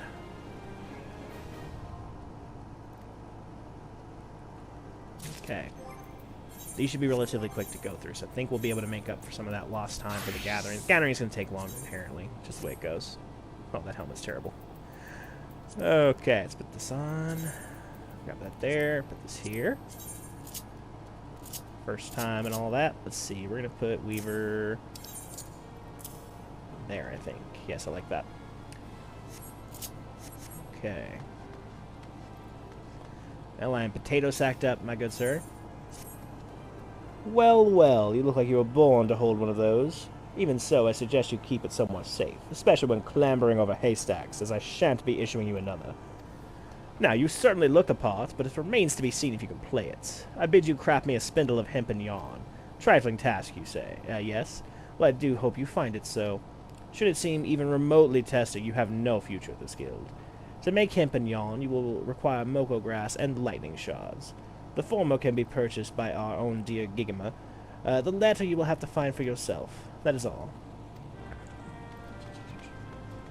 Purely to make it more interesting, I'm actually going to go purchase this and see about crafting it on my own. Let's see what else he has, too. So, smoke grass, yep. Straw, purchase. Cotton boil, purchase. Leather, we can craft that. Hard leather, yes. Carnation. Probably need some of those. Okay. We're rapidly running out of money. Okay, we're going to craft at least one of these. We'll craft two.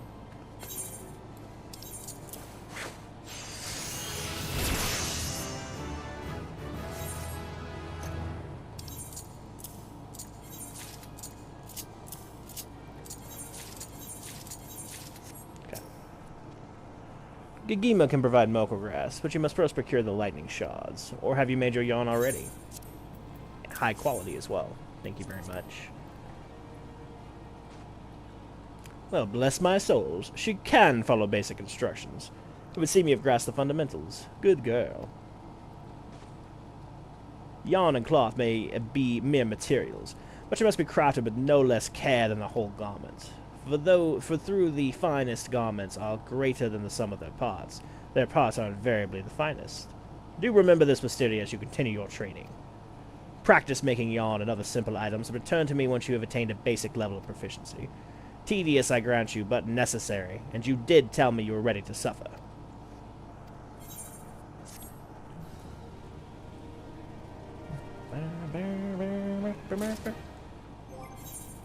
I actually really like Redolent Rose. He's quite funny.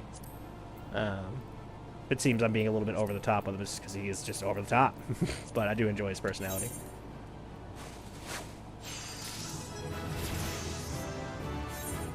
Alright.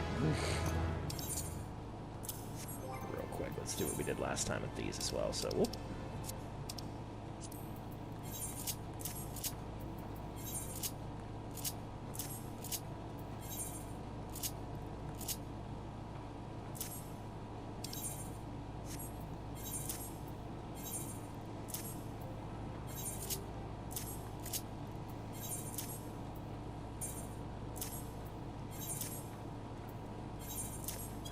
That should be everything that I'm likely to unlock right now. Back so soon? Very well, let's resume your training. Since we last spoke, you doubtless have spent your time making the basic products of our trade, namely yarn and cloth. Now I would have you take on such basic products and craft whole garments from them. Make 3 pairs of hempen breeches and present them for my inspection. You'll be working with hempen cloth and yarn this time, as well as a little bit of leather. Gigama can furnish you with materials to help you get started. Ah, but eager as I am to see the fruits of your labor, it would be remiss of me not to mention that you are a more economical methods of procuring that which you need. For example, moko grass, from which you would have dutifully be making yarn, can be freely gathered out in the wilds. That said, one can't simply rip it off the ground with one's hands. A scythe is needed, as well as working knowledge of botany. Have you perchance made the acquaintance of a botanist or two? If not, I heartily recommend that you do so. They are attractively earthy without seeming dirty, and useful besides. Having said all that, I will not accept the newfound passion for botany and its practitioners as an excuse for the late delivery of your breeches, so don't keep me waiting. Breeches... just for crafting, or just in general have breeches? Underpants, I see underpants. Breeches, there we go. Okay, needs 3 leather, and I have exactly 3 leather. That worked out really well.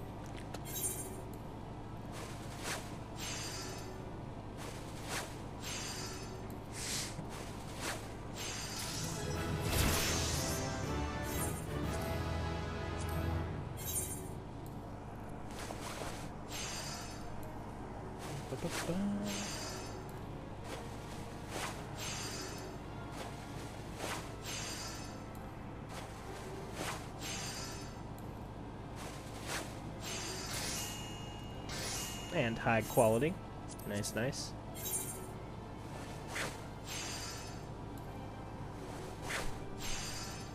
So next time we do this, the plan is to do a kind of like a bulk crafting and gathering, so it'll just be Weaver. The goal is next time we do this, we'll already have everything at a relatively high level, and we'll be able just to go in and take care of it that way. So the goal, we'll see how reality gets in the way of it. I take the breaches already.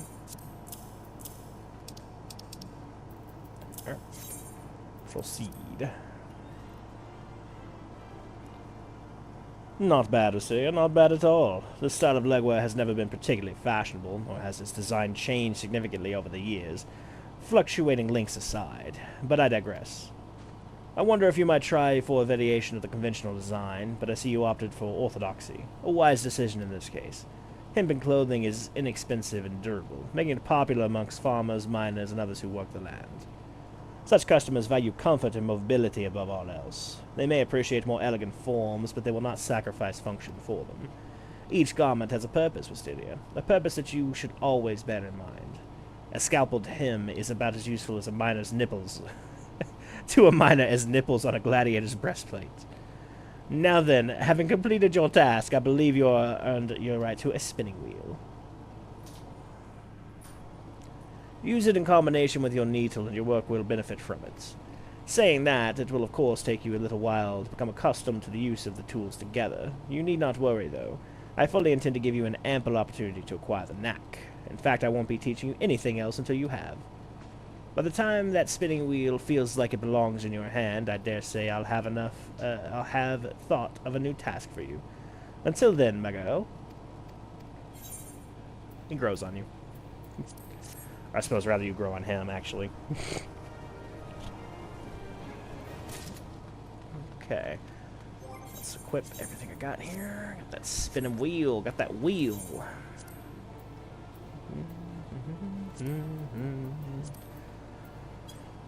This is the highest level thing I can make.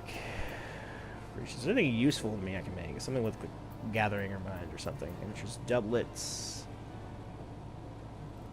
Sure, that might be useful. I have a lot of materials for it. Breeches. I need more leather. Cotton. I have straw hat already. Yeah, we'll stick with the simples. Let's go from there. Making it too complicated, travelers.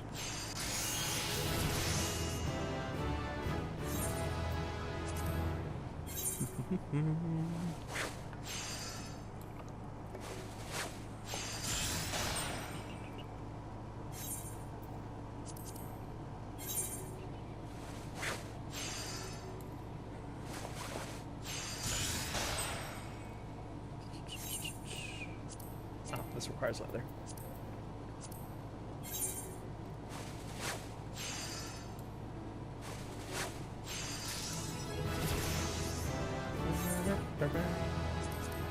keep going till we hit leather again, then we'll take on his next quest.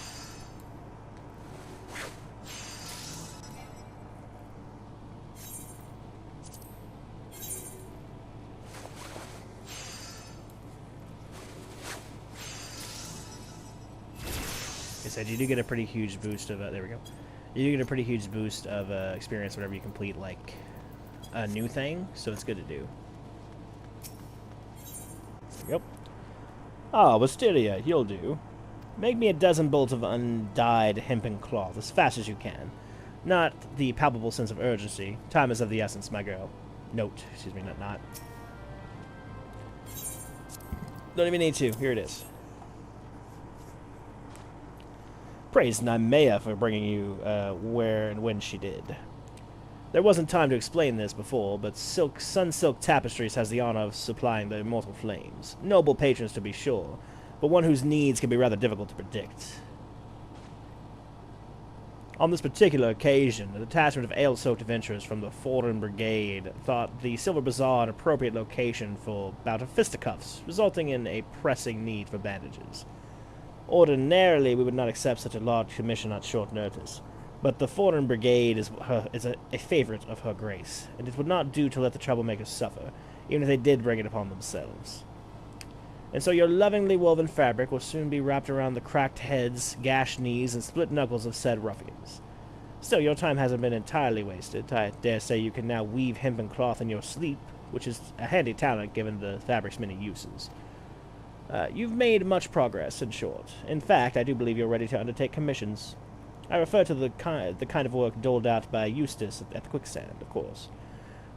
It'll be a while before your name yet can be entrusted with anything bearing the Sunsilk name. But should you continue to improve at the rate you have been, that glorious day may not be so far very off. So very far off. Oh, boy. Let's see. Grab that there. That here.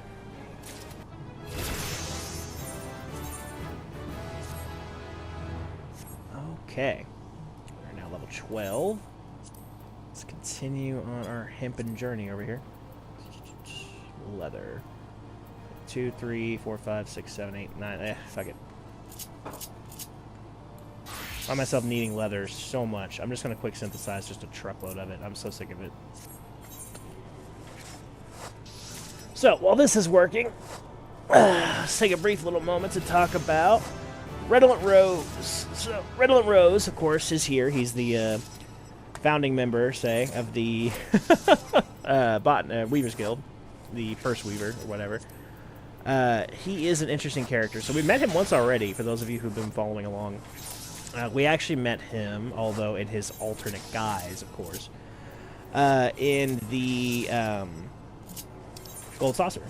He is Mastros there, of course. Totally different character. Totally, of course. But no, that's Redolent Rose. It's a joke. I mean, obviously, it's not meant to be... Like, seriously, you're not meant to think that it's not him. It's just a funny, you know? And it is quite fun. I mean, the game is humorous. I appreciate that. But, yeah. That is Redolent Rose. He is an interesting character.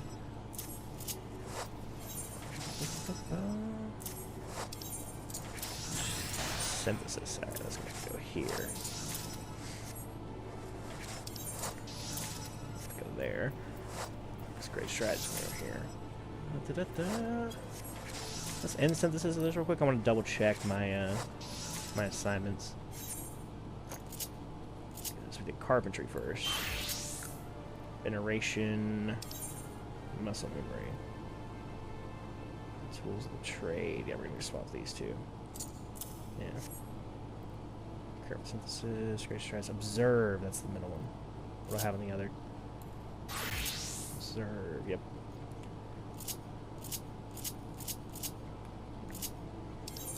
These two, and then go to the leatherworker. Observe. Yep. That's right. It's kind of fun to do all these together, to be honest. Alright, let's see. Going back up, where we left off with the leather. Oh, we almost have enough to one-tap that. I suppose when we level up, it'll probably hit it.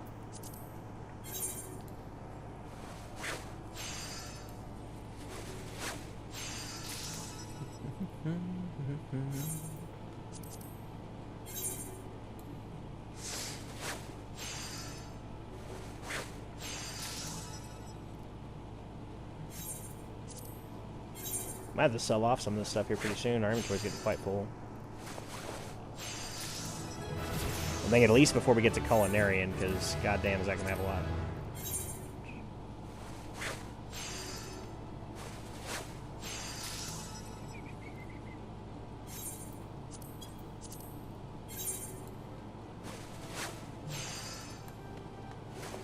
Like her hair.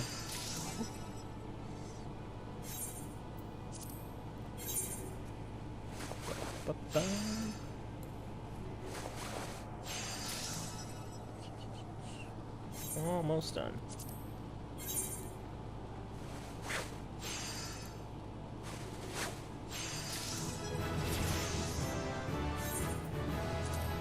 Might be able to even craft our own clothing and stuff on the way up now.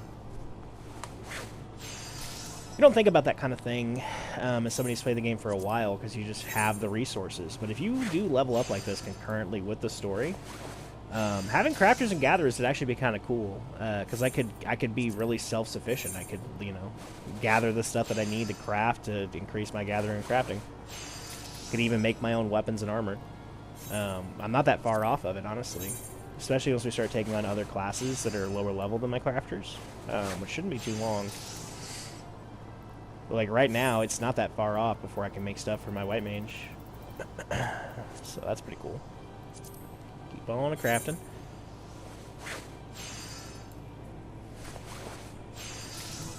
And level 15. Sure, okay. Good of you to come with Stydia. I happen to have a work for you. It is a commission of sorts of our regular customers. Gentleman named Wabaruku. To show our appreciation for his continued patronage, I would present to him with his choice of bespoke garments. Seek him out on the Onyx Lane and offer your services. Oh, and remember, Stydia, you are representing me, so acquit yourself accordingly. Let's see here.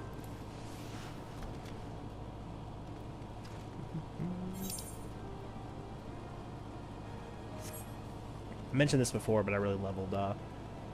Again, I'm not personally all that fond of deserts, but I think Ul'dah is gorgeous. I also think it can make some very interesting characters, depending on like what kind of character you want your character to be. Oh, I am Wabaruku. Who's asking? Ah, hells. Big Rose don't need to go troubling himself on all my account. Them gloves aren't scarves for the guild, not me. Gloves and scarves are for the guild, not me, sorry. I'm something of a quartermaster around here, see, and the lads go through gear faster than a coblin chewing on a chunk of mithril. But if the big man insists, it'd be rude not to accept. Now that I reckon I could do with a new cotton scarf, and a pair of cotton shepherd slops and all. I've got one. The ones I've got are on their last leg, see? Been meaning to get around to replacing them. I expect you'll be wanting me to come to the guild for a fitting, will you? See you there, then. Wabaruku. Wabaruka. This is a pretty fun storyline.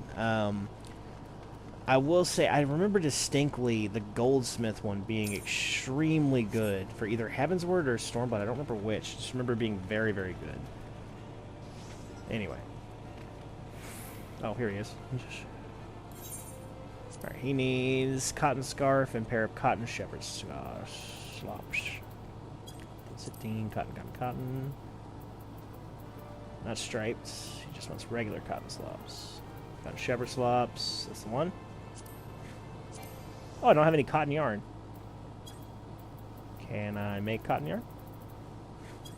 Lower level, maybe? Where is cotton yarn?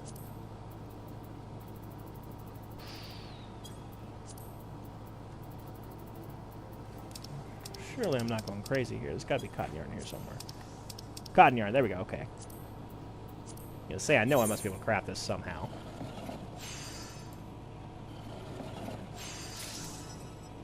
Okay. Just quick synthesize, say 12 of these real quick.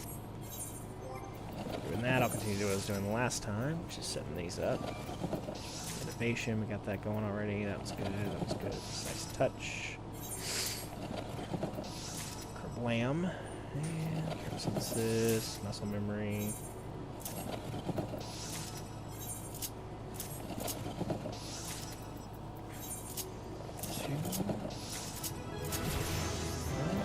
Blessing, prudent touch, advanced touch, select. So that's where I left off, was advanced touch. Yeah, it is, because like I said, after that we're gonna have to get into a little bit more craziness. Oh, we're done. I'm near certain I'm gonna need a couple of these. Let's go ahead and make some of these.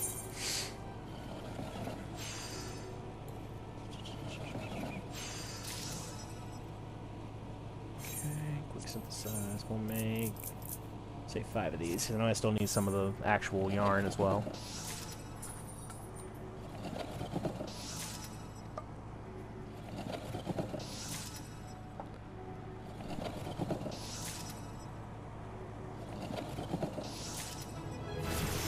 Okay.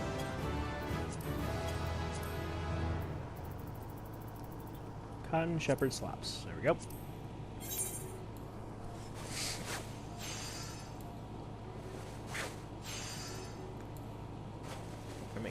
Real nice for the little guy. Oh, or not, because I can't do math. And I did that exact same thing last time I tried that too. Okay, cotton scarf. That's easy enough. Let's see if we can get a good one on this one then. Nice.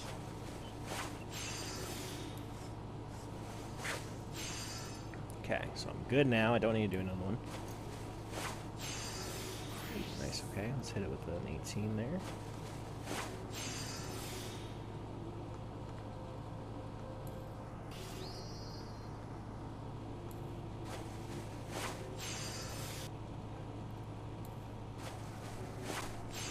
%. We can do a lot worse than that. 91%? Absolutely.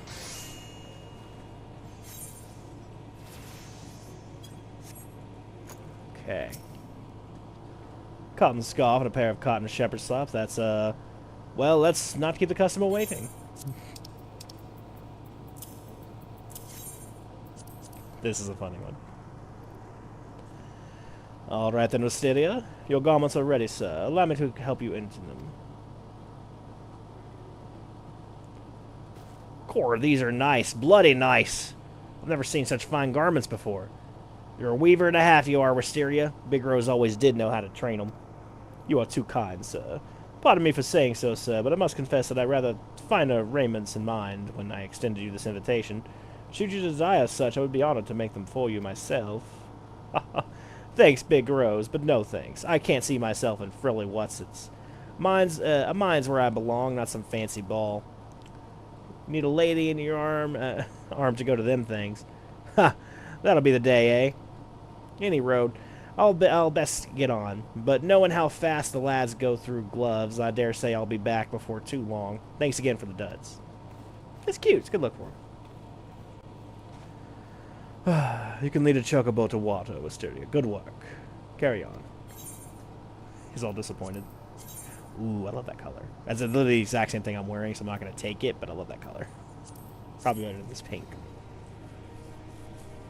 Again, I could just dye them, though. I do have access to dyeing now. Okay, we are now level 15 in weavering. Weavering. Lavaring. Either way.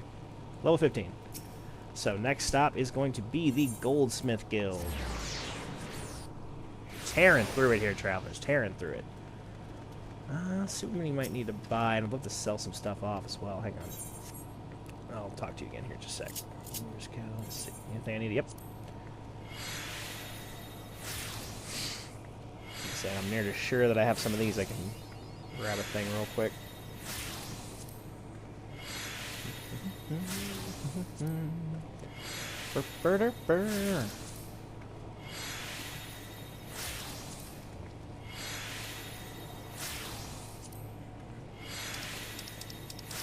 Okay.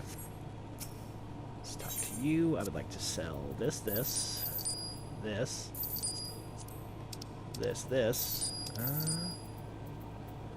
10 Take from me this, and this. These maple clogs. Oh boy. If I can get the extraction, that'll probably be better. I'll wait to get extraction.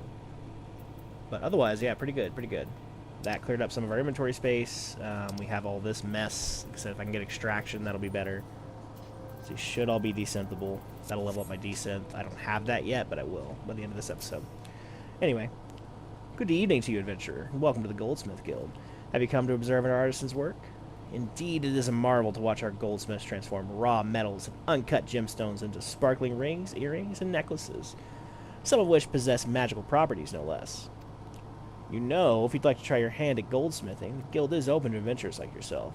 No prior experience is required, for we teach all you need to know about the craft. Would you be interested? Indeed. Pleases me greatly to hear you say so.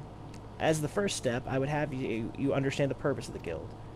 The vast mineral resources of Thandalin have given rise to a grand goldsmithing tradition, which has been refined through the ages.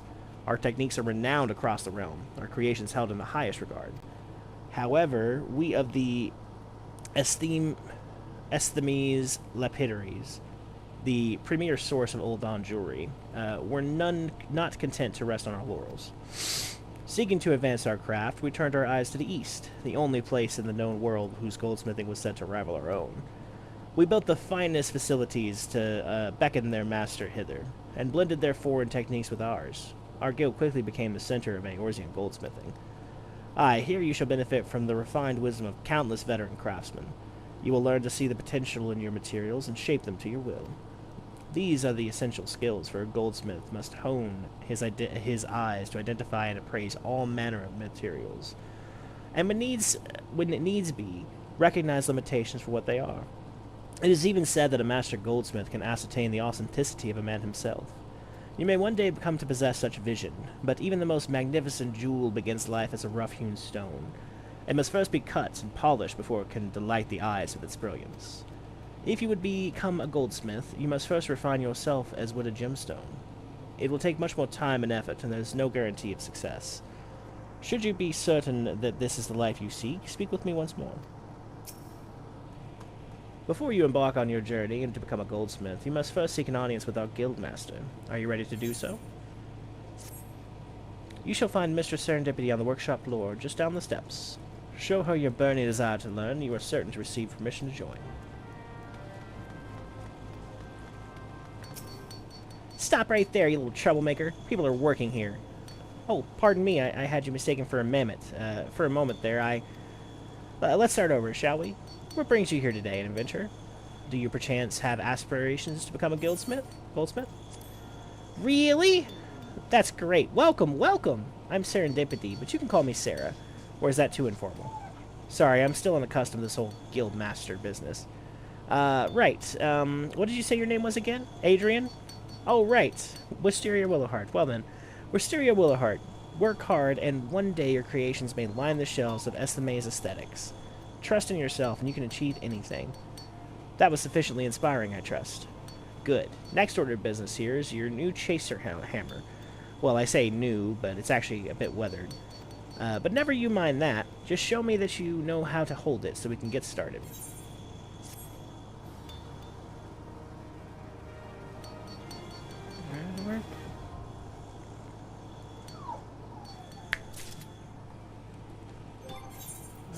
Okay. Ooh. Let's do that real quick. Then let's put on this chaser hammer. Oh, nope, don't say that over Weaver. Alrighty, let's see. Where were we? That's what was wrong. I was like, I knew something was wrong over here. I couldn't figure out what it was. I was like, something's wrong with this picture. It's because there are 8 total crafting jobs, so I need all of that 8th wheel for that over here. Okay, perfect. Great, let's get started. But to be honest, I swear you've done this before, the way you wear that hammer on your hip. Mind you, even if you do have some experience, a responsible guildmaster must ensure that her charges have a firm grasp on the fundamentals. Therefore, I command you to craft me a copper ingot. It's simple, really. All you need is copper ore and a wind shard. Our guild supplier, Aston, can supply you with copper ore, and I gave you a few wind shards along with the hammer. At least I think I did. If it turns out you don't have any, you'll need to get some yourself.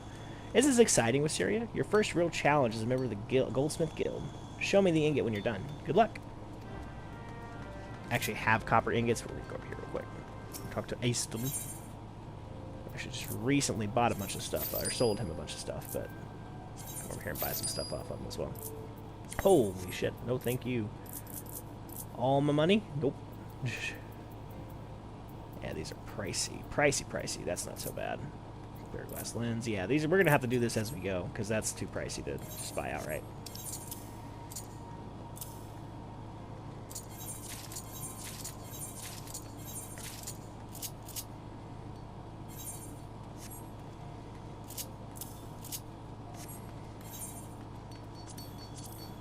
Okay.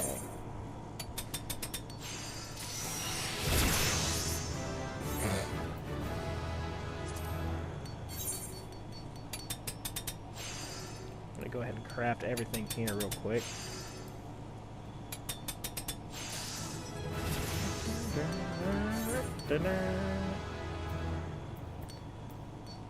Two marbled eyes.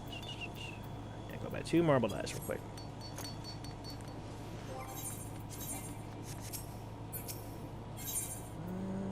Bottom, yeah. Marbled eye. There we go. 2. How much were 99? Yeah, 99. It's that cheap, that's fine. Some of these were just shockingly expensive.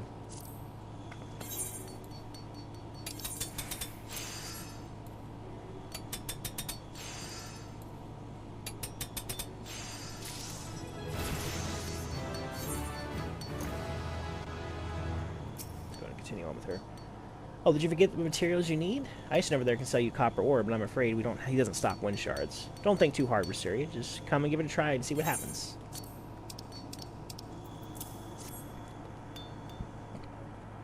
You know, I think this is quite... garbage, the worst. Not even fit for making a chamber pot. Quiet, Gigi. I'm the guildmaster. I get to decide what's fit for a chamber pot. Please excuse me, he gets a bit overzealous at times. Gigi is my assistant, but he has a habit of butting in with his opinions. Most mammoths are rather simple, capable of no more than rudimentary speech. They can be relied upon for menial tasks, but little else. Gigi, on the other hand, is quite intelligent, and quite stubborn, I might add.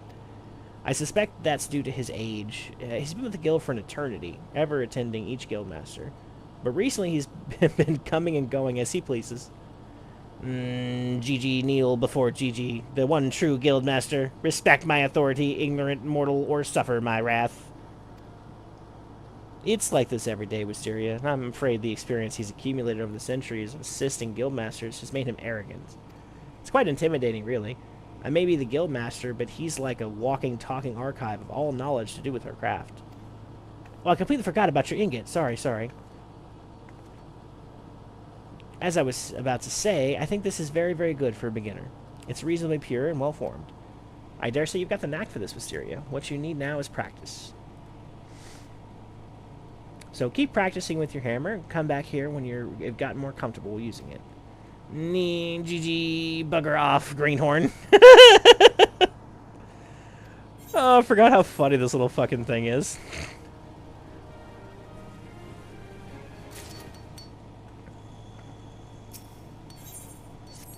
Oh, Wisteria! I was honestly a bit surprised to see you. Most newcomers find Gigi's evaluation so harsh that we never hear from him again.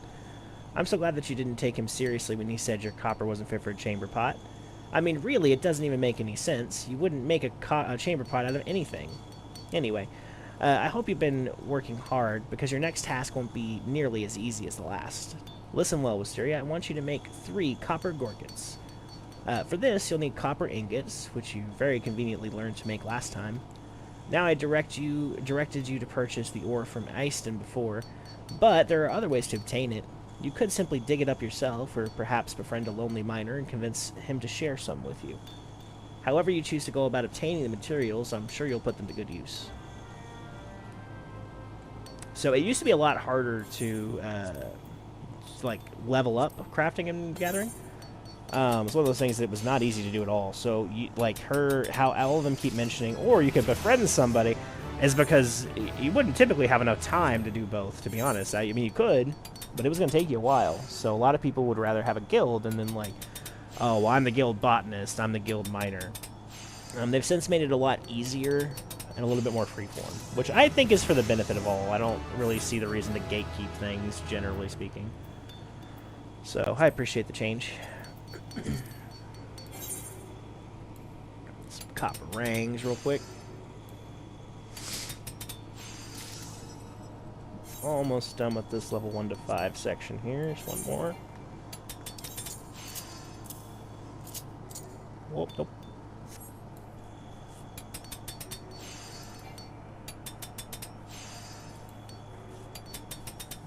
That would take a lot of hammering. Copper Georgians.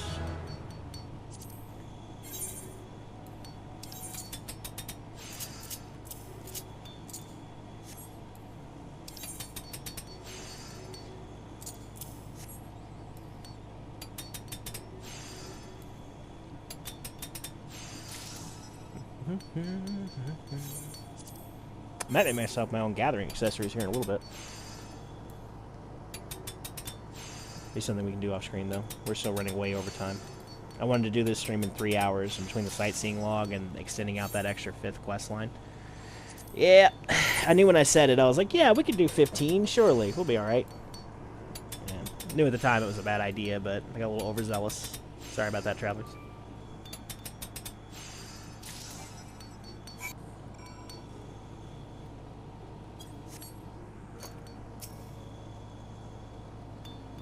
Are the gorgets ready yet, Wisteria? Don't keep me waiting too long.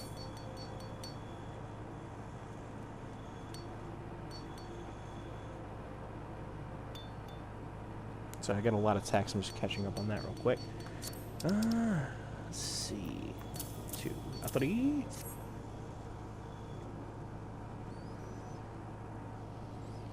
Well, in my opinion, gorgets are gorgeous, Greenhorn. Oh, wait, I meant grotesque, ungodly, an affront to the gods themselves. For shame!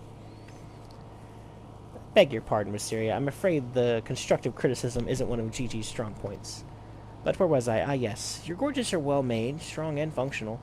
And that's the least they should be, as they're meant to protect one's throat. When it comes to basic pieces like this, we don't have much creative freedom. Still, this doesn't mean that we should put in less effort, especially since the techniques used to craft simple accessories are the same ones used to craft elaborate ones. Now then, you learned how to handle your hammer, but there's another tool I'd like you to become acquainted with. With this grinding wheel, you'll find it easier to add finishing touches when you craft. Try using it and you'll see what I mean. Keep your nose to the grinding wheel and you'll be ready for your next challenge in no time at all.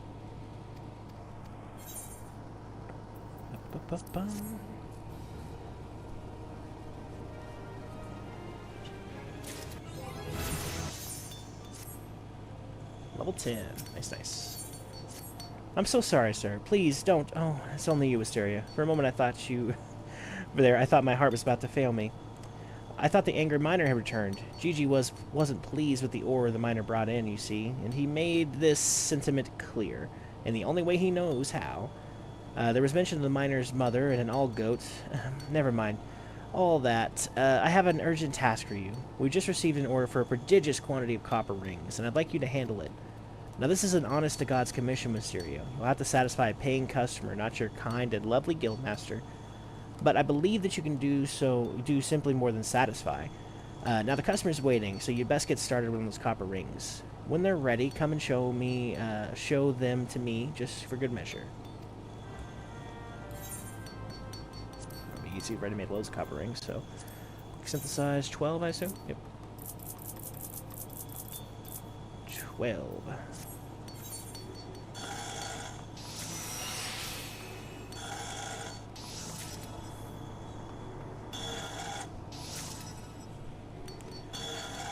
Bert. Bert. Funny. Is that the Sultan's tiara right there? I think that's a Sultana's tiara. Well, that'd be really big on her head, so probably not.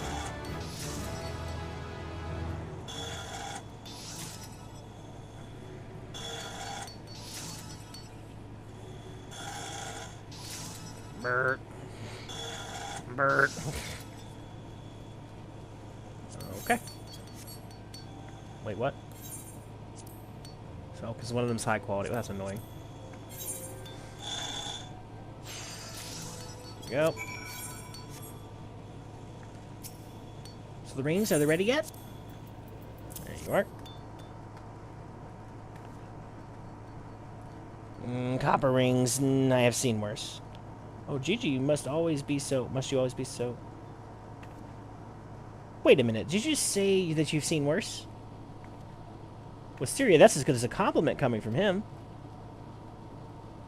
I mean, when you've considered what a scathing critic he usually is, perhaps that's the fact that he's not saying anything more insulting is a sign he likes it? After all, he called your previous work utter garbage and an affront to the gods themselves. I have expected him to call these rings abysmal failures. Well, I probably should take this opportunity to teach you a thing or two about what you made. Copper rings, or any rings made of copper, they can be used to make chains and or chainmail. You probably already knew all that. Anyway, Wisteria, I would like you to deliver these rings to the client personally. I would handle it myself, but I believe it's very important that you learn how to deal with customers firsthand. The client is a Sultan's sworn named Robert, who should be waiting outside the guild right about now. I told him to come and wait inside, but he said he wouldn't want to distract the goldsmiths at their work. Not that I would mind a distraction like that. Oh. Pray tell, pray tell.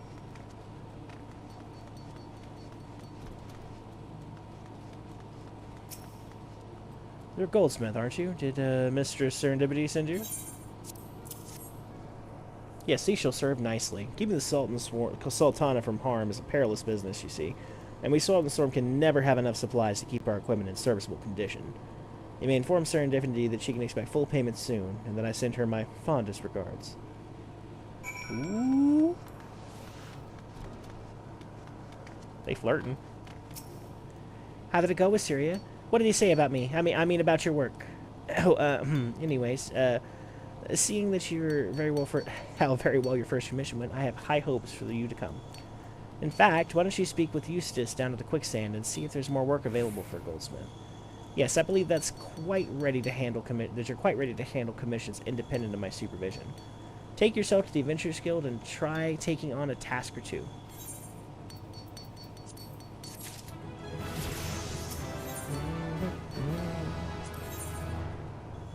Yeah, we're not quite ready there yet. Okay, level 15.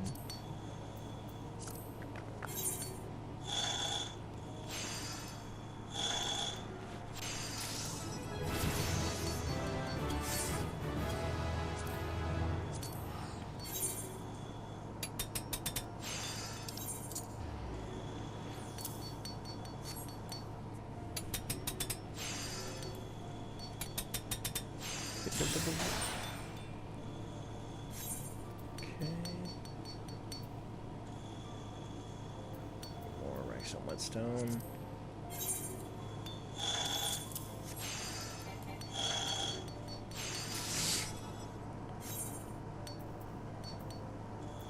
I'll just quick sense like 10 of these guys real quick.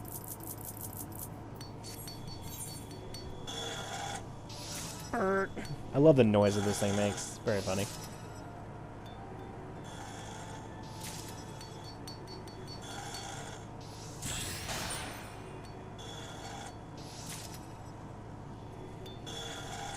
Really need to go repair all my gear. I've noticed it's been getting bad for a while. Just never found the time to go do it.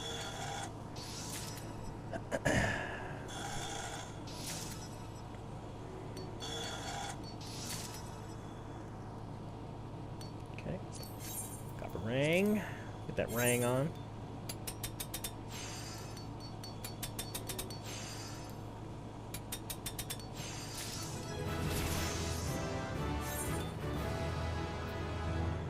Bone ring.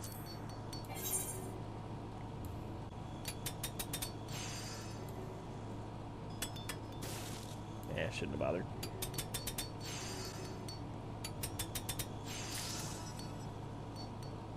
Okay, copper needle.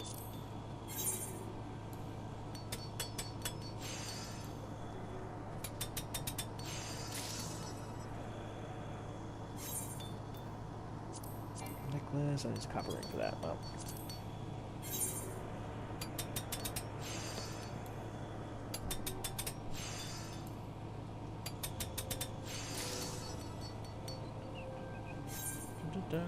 Dun, dun.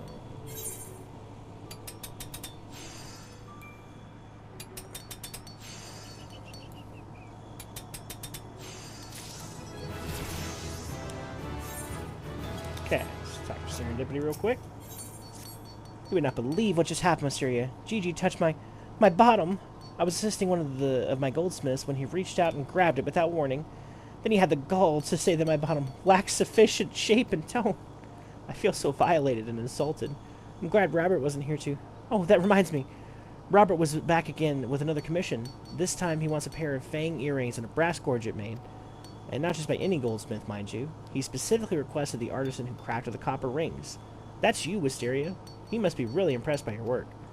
When the accessories are ready, pray request them for my inspection. I want to ensure that Robert's completely satisfied.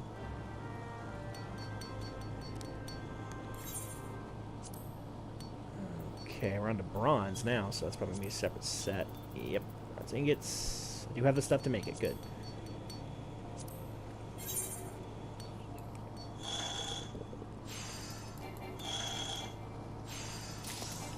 Excuse me, quick drink of water. All right.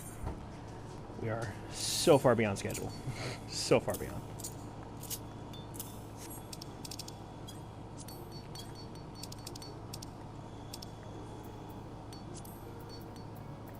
The bronze here.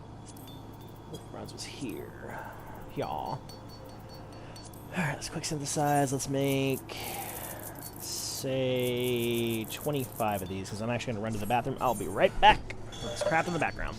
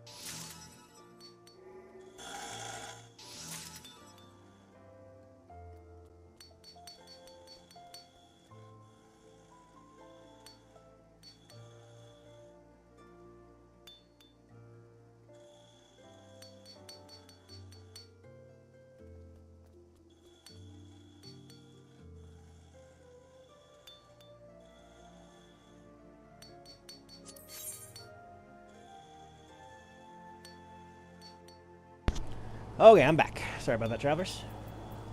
We are back now, ready to go. Fang earrings. Looks like I got a couple of those off that, too. Let's try a heart touch. Yes. Okay. And the brass gorget right there. Yep. Click on that one, too. Matter of fact, let's try this one out. We haven't used it yet.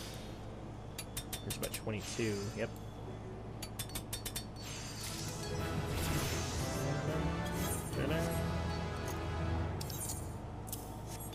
Okay.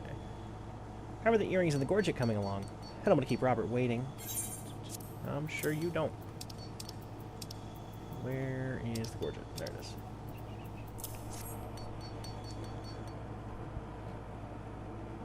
Impressive work, Wisteria. You clearly have an affinity for brass. The fine touches on these earrings in particular are... Fangs, brass. That presents a dilemma. I should not like these items, but they feel fresh. Your numerous mistakes when taken together give them an endearing quality. I am reminded of Serendipity. Her meager bosom and untoned buttocks are... Gigi, I'll have you know that my bosom is quite ample and my bottom is as firm as can be. I simply don't wear clothing that Wait, this has not had nothing to do with that. And I refuse to be a party to debate over my own body parts.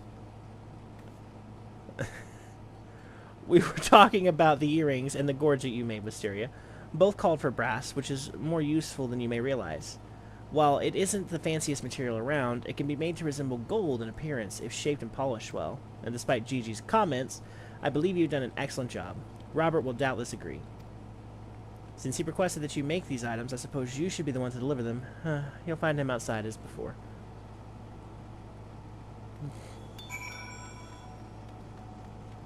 Just love this robot just constantly fucking with her. Robert. Good to see you again, Wisteria. I take it the earrings and the gorget are ready? By the gods, the craftsmanship is exquisite. This isn't geared to be worn, but art to be admired. It is little wonder that Serendipity was named Guildmaster at such a young age.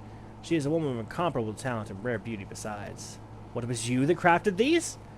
Well, now, that is an unexpected development. I will have to keep a keen eye on both you and your lovely Guildmaster. My thanks, Wisteria.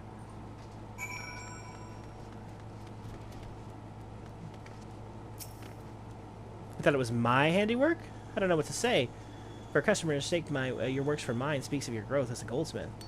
At the rate you're improving, I can only imagine what customers will say about you years from now. What color is this? Teal. It's alright. It's alright, it's alright. Okay, so that's goldsmith done. Very cool lore behind the goldsmithing grill. I mean, she already really told us most of it, but with the Amagina and Sons mineral concern being here, they have a pretty big booming trade for any type of ore or ore-related stuff, right?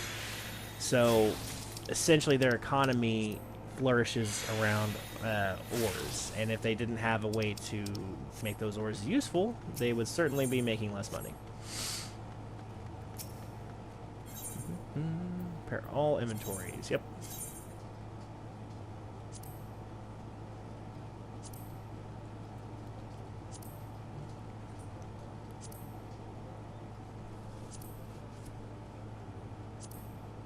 Alright.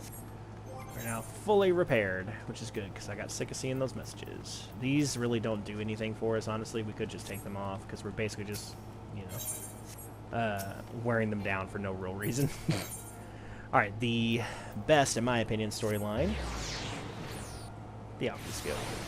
We will do the miners after. That'll be dead last, I suppose, but for right now. An adventurer, one of my favorite kinds of people. I find your unquenchable thirst for exploration nearly complements the burning hunger for sagacity that marks our dedicated members. Welcome to the Alchemist Guild. Though I hesitate to define alchemy in such narrow terms, our main field of expertise is the concoction and various potions and elixirs. There are salves to treat all manner of afflictions, not to mention miraculous libations that enhance the imbiber beyond her natural physical limits. As an adventurer, I'm sure that you can appreciate the eminently practical applications of our work. What say you, madam? Care to take up mortar and pestle and join our ranks? Wonderful. Now then, allow me to give you a brief history of the guild before we tackle the official paperwork. Though alchemists are presently known as the quintessential brewers of potions, the profession itself arose from the desire to achieve an as-yet unrealized ambition. The original driving purpose behind our art was, and perhaps still is, the discovery of a process that can transform base metal into gold or silver. And the mystical medium thought necessary to effect such a transformation is the Philosopher's Stone, which is itself believed to have a Panacean properties and capable of bestowing eternal life. Though success yet eludes us, years of endless experimentation towards this golden goal had the initially unintentional consequence of unearthing a wealth of knowledge in the field of alchemical medicine. Regretfully, alchemy's potential to enrich the lives of the masses was first met with waves of distrust, as our ability to create helpful compounds was akin to dabbling in the back-alley witchcraft. The profession eventually gained credibility in Old Da, though, through its integration into traditional medicine by Frondale's Frontestery, yes. An institution known for producing respected physicians. Excuse me, I was reading the text.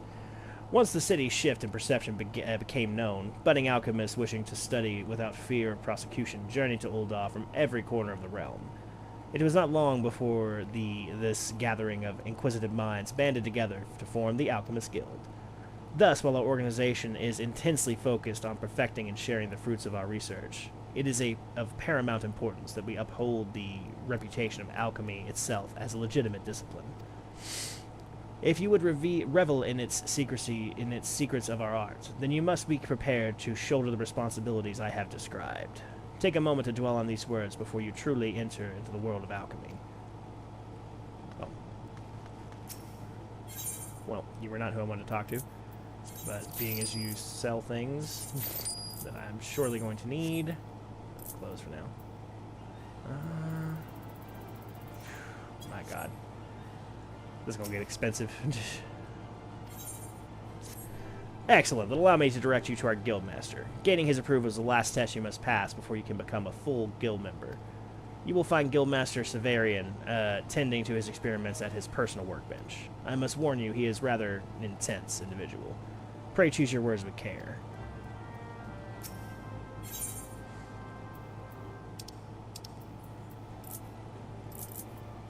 Damn, I'm almost out of money.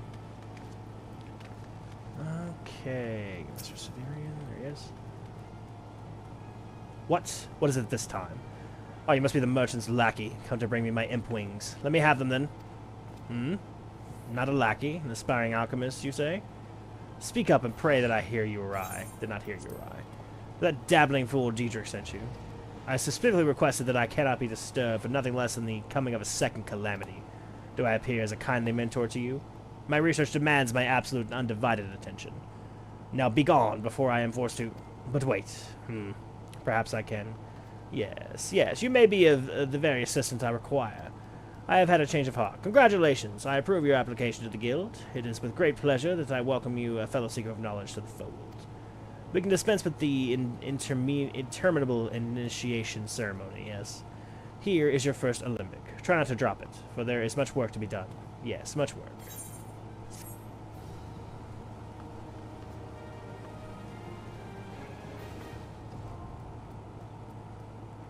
Alchemist unlocked. Grab that on real quick.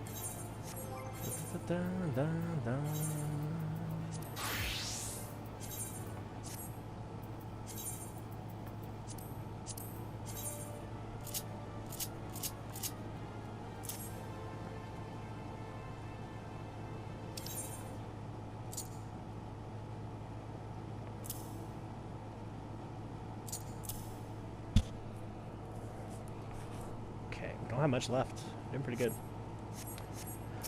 Alright, we are now equipped. I see you managed to take a hold of the alembic without injuring yourself. An auspicious beginning. Let us see if we can continue this trend of unexpected success.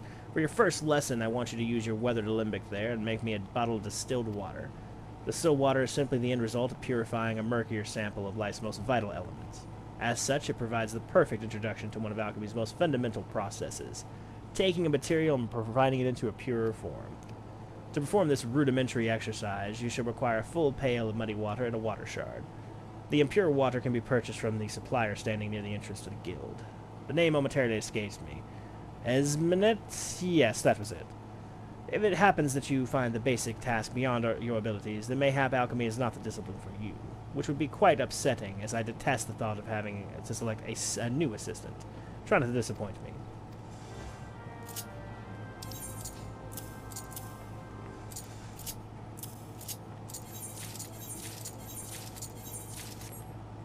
So we're doing distilled water, muddy water. So alchemy and culinarian are the absolute worst, at least in terms of like the experience. They're quite annoying to level, and they require more ingredients. It's like you craft a thing to craft a thing to craft 5 more things. Oh man, we're in for a treat with this one. It's pretty well known that these are the hardest disciplines. Distilled water is going to be useful. I would say I'd probably just go ahead and get a bunch of these because we're going to need them. And you can notice there's a lot more components here. That's by design. They have a lot more components, so we might need to transfer money over from one of my characters because we broke. Oh no. Didn't mean to do that, but that's fine.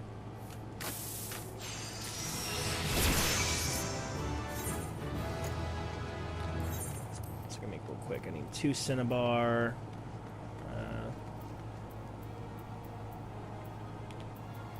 Yeah, I need 2 cinnabar. I need that for anything. Growth formula alpha. Yeah, 2 cinnabar. Rock salts, 2 copper sand,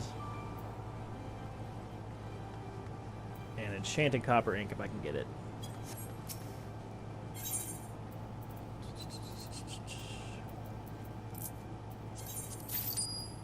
Cinnabar, cinnabar, cinnabar.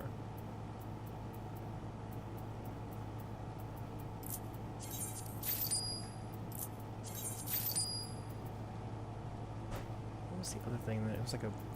There it is, grass viper. What was the other thing? Rock salts.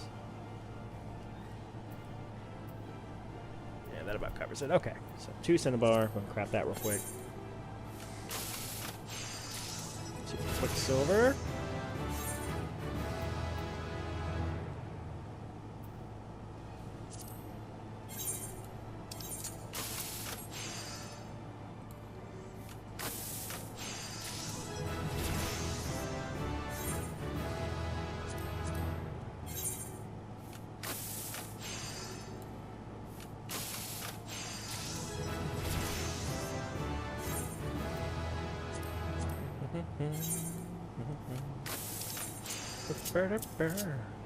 We are getting there, travelers. We are getting there. But this is going to stretch onto the 4-hour mark more than the 1-hour mark, and I apologize to my wife for that, but...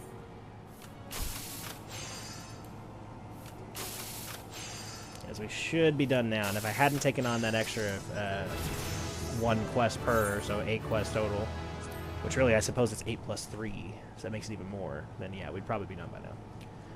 But... we're gonna get there.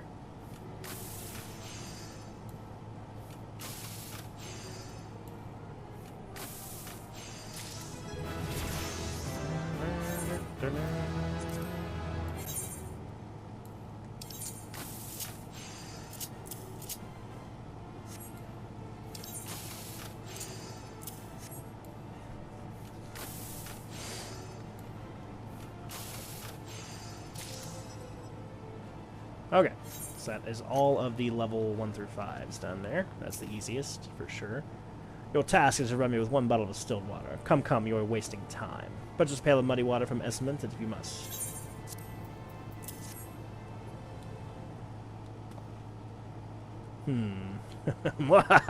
Magnificent. Your transformation to an alchemist has begun. Do you understand the liquid treasure you have made? Yes, it is simply water, but you are now possessed of limitless potential. In a properly distilled state, water provides the base ingredients for all manner of wondrous concoctions. On the other hand, a potion created with impure water is not only unlikely to have the desired effect, it may very well become a poison to the imbiber. Look well upon the substance you have refined. See how crystal clear it is become. Not the most flavorful of libations, but still refreshing to pour over one's head on a stifling summer afternoon. Tell me, how do you feel in the instance of this purification? Such a fine result must have sent thrills of excitement and satisfaction down your spine. Yes, I know well the sensation. To glean a pristine drop from filthy swill is a miracle born of mortal artifice. Nothing can compare to the rush of triumph in the moment when physical laws bend to one's will. Nothing. The greater your mastery of alchemy, the more ecstatic the feeling becomes. Go, fill your chamber with bottles of distilled water, and revel in each success. I return now to my experiments. When next you disturb me, I shall expect your skills to be worthy of a guildmaster's chosen assistant. Aye, aye, sir.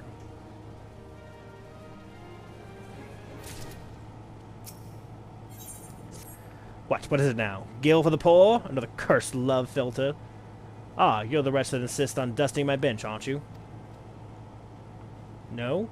Then who? Oh, my new assistant! No, do not bother me with more names. My mind shall not be cluttered with such trivial details related to the alchemical process. I trust you have busied yourself with the mastery of your discipline? I have scant moments to spare on lessons. but I suppose I must have a modicum of time in your training if you are to be of any use to me. Let us move on to the second fundamental principle of alchemy. Your understanding of this principle will be best facilitated by creating 3 bottles of antidotes. For this task, you must acquire the stipulated number of grass vipers as well as a chunk of rock salts. I believe the guild often has the poisonous snakes in stock, so you need only purchase them from the supplier, lass. Yes, Esminette. As for the rock salt, I believe she can supply that too, and for a reasonable price. I'd rather suggest seeing her for all your simple ingredient needs, unless you fancy the idea of scrabbling in the sand to find them yourself. In any case, I am not terribly concerned with how you procure the materials. What is more important is that you'll experience this fundamental principle firsthand as you concoct the 3 bottles of antidote. Return to me with the bliss of new knowledge stamped across your your features. Okay, so more grass vipers. We need 2 more of those guys. Fortunately, we already crafted an antidote. And rock salt, which I will probably, if it's cheap, yeah, I'll go ahead and buy 99 of that, because we're going to need that for cooking as well. I'm near certain. I mean, it's rock salt, so stands to reason it'll be a cooking ingredient as well. Oh, I already had 3 of these. Well, we'll continue this craft and then be done with that. I mean, that makes sense. You get these as all kinds of, like, rewards for various quests, so. Yeah, at 11. Probably just sell all of these. They're completely worthless. Aha, an excellent result, my precarious protege. Oh, precious protege. I see you have attained the optimum viscosity without clouding the crimson hue. It will be most interesting to see how well these mixtures perform on live test subjects. Well, of course they will all be poisoned. How else would I gauge the efficacy of your work? But never mind that. What you have learned of the second alchemical principle. You have produced a helpful compound by combining otherwise mundane or lethally harmful substances. Has this not expanded your awareness of what is attainable with this profession? Just as it is possible for a medicine to act as a poison in sufficient amounts, so is it possible for a poison to be utilized as a cure. Your successful creation of these antidotes is evidence of this very fact. Those without a knowledge of alchemy would spare a second glance for the venomous grass viper. But mix its venom with the appropriate amount of rock salt, and people will flock to your door to purchase your miraculous remedy. Study, experiment, and reveal worth in the most unexpected of places. The desire for sustenance and rest will become as minor annoyances once you have learned the joy of such discoveries. Is it time for you to, you added this amateur's... It is time you added this amateur's mortar to your repertoire of alchemical devices. The mortar is often referred to as a secondary tool, but used in conjunction with the primary tool, such as an alembic, you will soon come to appreciate its value in your work. I now foresee much practical use for your growing skills, my eager apprentice. Now run along and find a use for your new toy. I have further research to conduct. Okay, so that should reach us to level 10.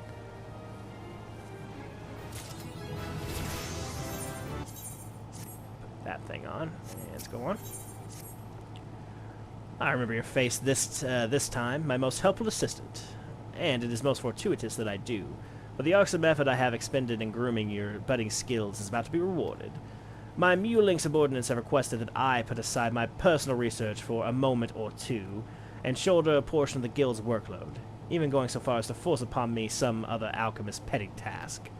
What fools do they think a sort of guildmaster that contributes in such a mundane capacity?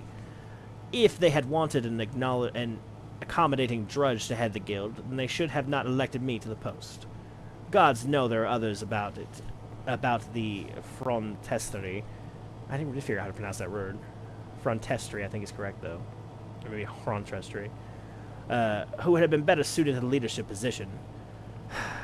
It is times such as these that I curse my blood ties to the syndicate. I would personally be content to eschew such tedious duties in favor of my own work. Which, of course, brings us to this moment. It's with great relief that I entrust this matter of beeswax to you. 12 lumps of beeswax, to be precise. Haha, yes. I knew you would prove your worth before long. Now, to work, to work. I think I actually have the things I need for this, because I'm pretty sure I gathered them. I did. I gathered some of them anyway. Gathered exactly one of them. Alright, cool. So I need... Let's see, I need a lot of that beeswax.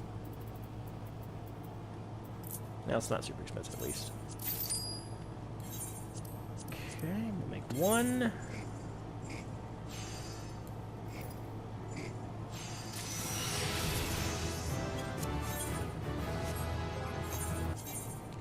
What level is that one thing that I keep wearing for everybody else? This is level 12.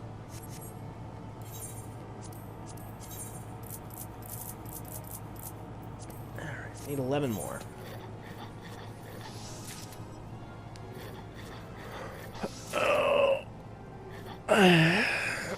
Good to stretch out, travelers. Good to stretch out.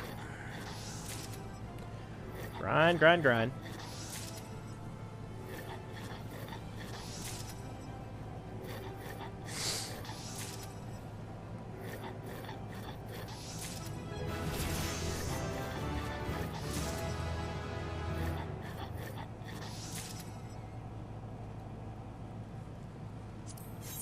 Oh, one more. Suppose I must have failed once then.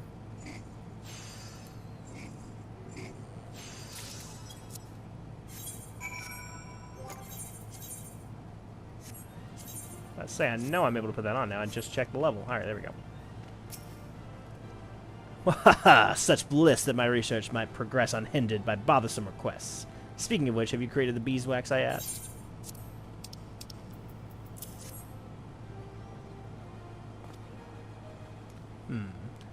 These will never be used for the Sultana's bedchamber candles, but the quality is passable, I suppose.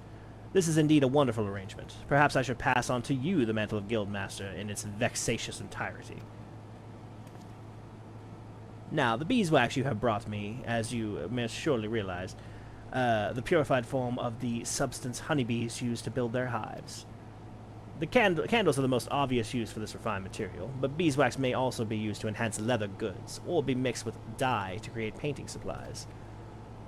It is not the most difficult materials to create, though keeping the quality consistent for such a large batch speaks well of your attention to detail. I had thought to be content with not more than a convenient lackey at hand, but mayhap with further training, we must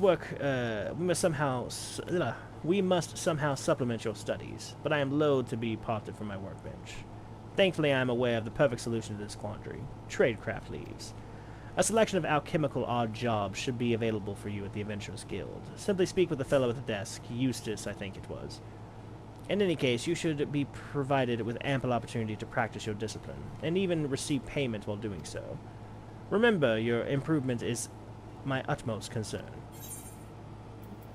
I just love that he didn't really want a disciple or like a student. He literally just wanted to be lazy. And he was like, cool, you join, and then I can give you all my shit. Alright, let's see what else I can make. I can make this. Perfect.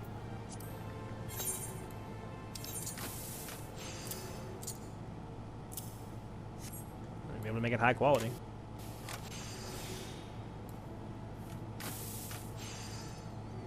Oh, did I just mess up? I did. Oh, no, I didn't, because this one required more. Ha-ha!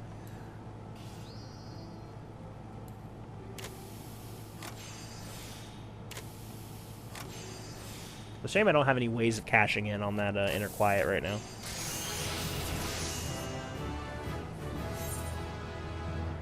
Fish glue, coral butterflies, maple wand. Do I have a maple wand? I do. And I have grow formula alpha.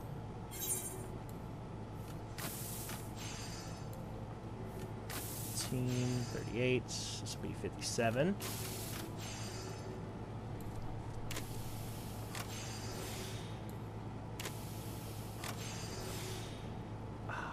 It's okay, we can take this. We're CP back anyway, and then we'll do this. Well, bam. The standard. Oh, and on an excellent quality. Travelers. That was an amazing combo. Combo! Making a wand I will never use. Yeah!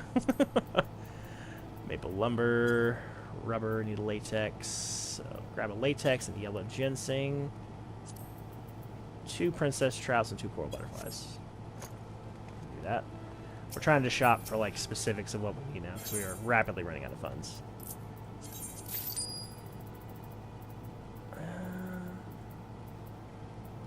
Can transfer some over, but I'd rather not. It's 2 latex, wasn't it?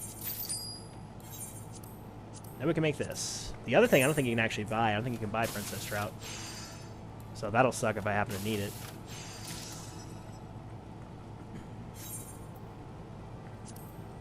No, it says that shop selling price is 10, so could be I just missed it, but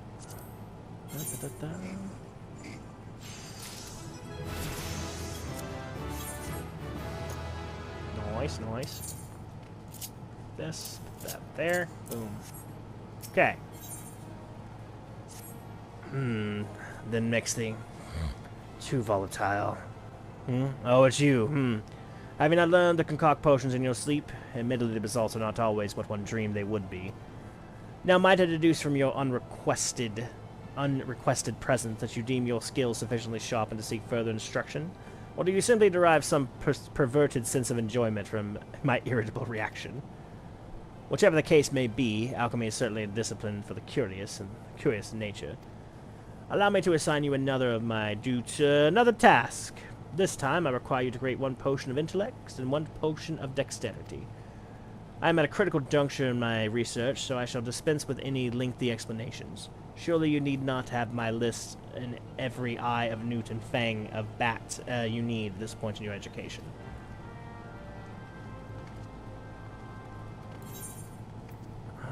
Okay, I don't see either of these potions, which is interesting. Okay, potion of intelligence. I don't see them either. Where are they?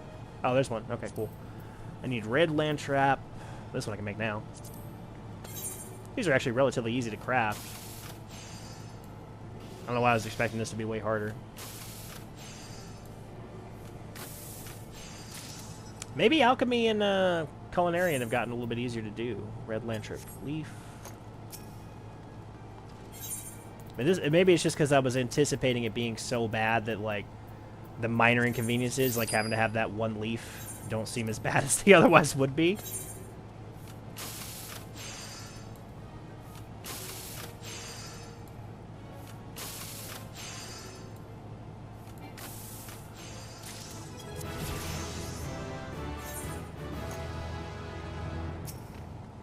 Okay. All the potions concocted and bottled. I shall field no questions or queries until they are. Take all 3 if you want them. Considering the lack of guidance on my part, you have done tolerably well. As you have discovered, the main catalyst of a potion of intelligence is the primal essence of life, such as that found in the blood of beastkin, corals and wolves and the like. The effect is diminished should the blood be allowed to clot, but you seem to have avoided that novice mistake. Potions of dexterity, on the other hand, make use of finely ground bat fangs. The practice of using the powdered form of fang, horn, or tusk in the creation of alchemical mixtures is an Eastern technique that I am glad to see that you have willingly adopted. Either of these concoctions is beyond the skill of most neophyte alchemists. It comes as something of a surprise that my sporadic bouts of instruction are proving so effective. In fact, in celebration of your achievement, it is only fitting that you deliver these triumphs to the guild's customer in person. I shall regretfully remain behind, ensconced in my work. Your delivery will take you to the Colosseum, where you will seek with a lady named... what was her name? Yes, Ardara. And pray return to me once you've completed the task. Making great progress here, Travis. Great progress. I'm about to do like a 5-hour stream today. This is crazy. I was planning on this being like a quick little, maybe 3 hours, and then that one little decision to do the extra 1 quest, because it's extrapolated out to 11, because you have to do 1 extra per one. And again, we will not be doing it quite that way next time. Ooh, you are from the Alchemist Guild? I thought my order would never arrive. You do have the potions, don't you? Give you 3. Oh, are these the ones I asked for? I don't know, I just thought the vials would be more ornate. Well, I must do something to pretty them up before I present them to Franz the Fair. I suppose I should be glad it was you in charge of my request and not that guildmaster. I mean, one hears stories about the head of the Alchemist Guild, to be honest. I was half expecting the potions to hold some foul liquid if they had anything at all. They say Severin has powerful concoctions and more gil than he can count, but all he does is waste away in his workbench performing experiments. What kind of research could possibly be so important as he would spend every moment to change his alchemical devices? But listen to me, gossiping away as if I have gifts to prepare. I do hope my beloved Franz will be impressed.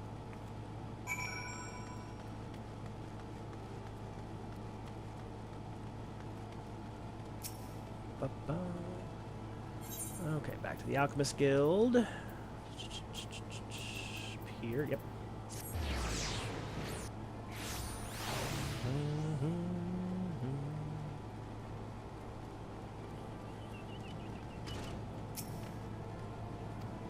Falling asleep. Ah, my loyal assistant, The task is done? I am sure I made not the slightest mention of any task. But now that you mention it, I do seem to recall dropping some niggling irritation into your capable hands. And what, then has transpired? I see, more concerned with the vessel than its contents, was she? I don't expect much more from those who are not intimately acquainted with alchemy's true beauty. Of course, I'm finding that I can no longer count you among the rat rabble.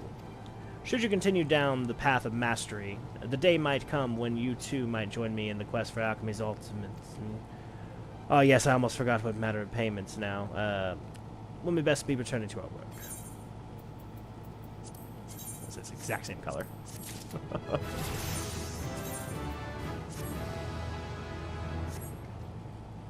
We didn't go on to 20 for the other, did I?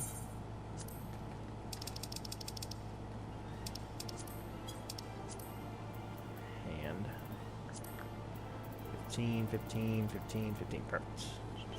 Just making sure. Just occurred to me, I was like, I kept saying, yeah, 15. And I was like, wait, I didn't go to 20, because that wasn't happening for sure. I'm already getting long in the tooth for this stream here. We're going to go ahead and finish up the Miners Guild. For certain, forsooth. What do we got here? Nothing? Cool. Man, I'd really like to unlock everything. It's going to kill me a little bit. I'm really going to unlock everything. Well met, adventurer. You stand within the Miners Guild, the place where seekers of the realm's mineral wealth gather. With pickaxe and sledgehammer, we miners would work rock and earth that they might yield us ores, fossils, precious stones, and more. If you have a mind to join our ranks, you will be pleased to know that we are currently recruiting. Great riches await those with strong backs and keen eyes. A decision yet you will not regret. You have just taken your first step towards striking it rich. To look at the lands around Old Da, one would be forgiven for thinking that the region barren of opportunity. But beneath the surface, the scene could not be more different. There lie veins of copper, silver, and gold beyond measure. For as long as he has dwelt in Thanalin, man has availed himself of these vast deposits, giving rise to a thriving mining trade which forms the foundation of our nation's prosperity.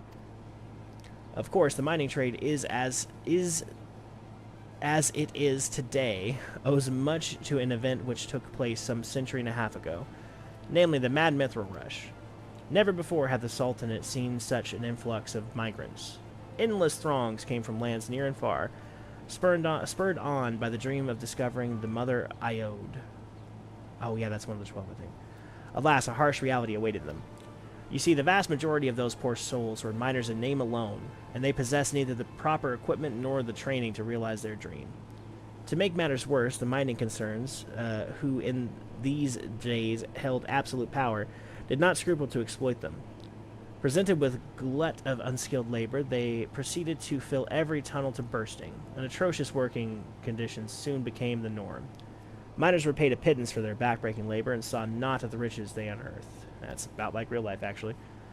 Pushed to the breaking point, the workers banded together to form the Miners Guild, with the aim of improving conditions while protecting the integrity of the trade. Since then, we have sought to educate folk in correct mining practices, both to prevent the accidents and to curb the impact that our trade has put upon the environment. I trust you now have a better understanding of what we do. All that is left is to commit yourself to our role. When you are ready to do so, pray speak to me again. I shall guide you through the enrollment procedure. Indeed. Music to my ears. Aye, the kind that make one's pickaxe strike gold. You may introduce yourself to Guildmaster Adalberta right away. Her approval is required for you to formally admit to our ranks.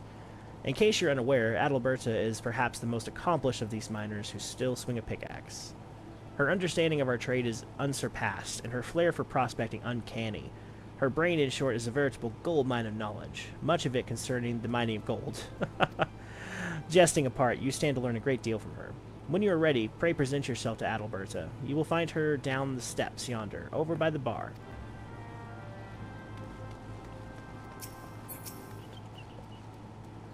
Well met, adventurer. Adalberta's the name, and I'm master of this guild.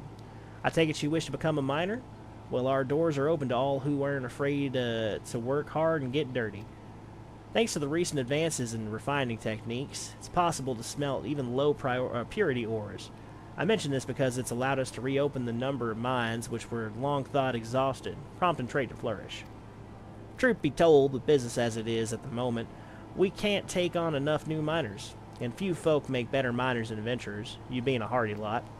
What's more, you're well-traveled, which serves to expand our guild's sphere of activity. Oh, but I'm not suggesting you join solely for our benefit. For your part, you'll acquire skills that will prove to your profit. A mutually beneficial arrangement, I trust you'll agree. So what say you? Will you join us, yes? Then I bid you welcome to the Miners Guild. May your toils never go unrewarded. Now then, here's a pickaxe to get you started. It's not the newest, but it should serve a novice well enough. Go on, take it up and see how it feels in your hands. Speak to me again when you're ready, and I'll assign you a little task to help you get into the swing of things.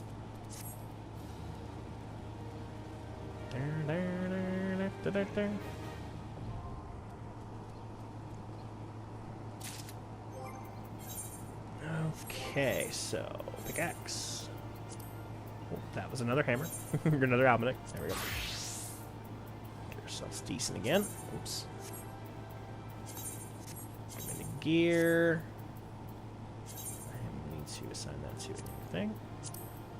Hot bar. We'll put that here.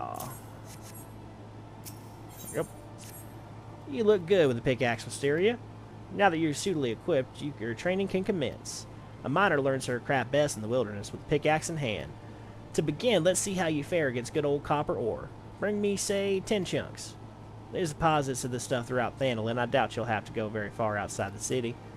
Seek out some promising locations outside the Gate of the Sultana and the Gate of Nald. Swing away. The motion may feel awkward at first, but in time it becomes second nature. Let's go ahead and just give. I was about to say I know for a fact we have copper ore, because I bought it from the Goldsmith Guild. Let's see here. 10 chunks, just as ordered. Well done, Wisteria. Tell me, is being a miner aught like you imagine? Harder than expected, is it? Huh, all new recruits say as much.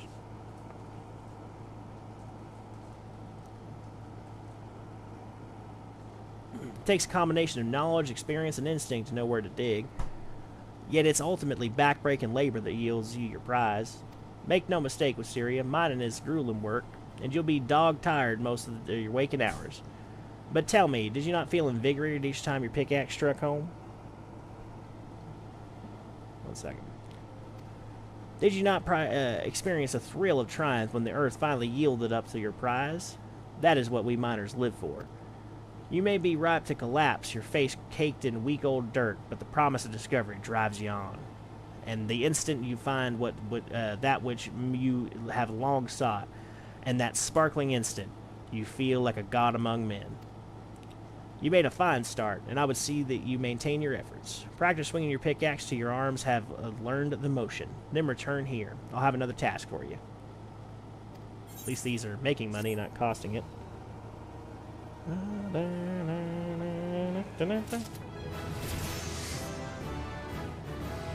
Okay, we have some unfortunate... Ooh, we have a lot of unfortunates here, actually.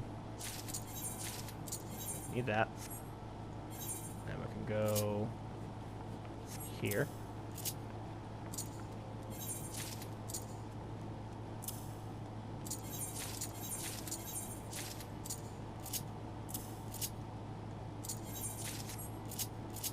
Botanist. There. Gathering. Put it over here. Is it over there on the 8th? Yes.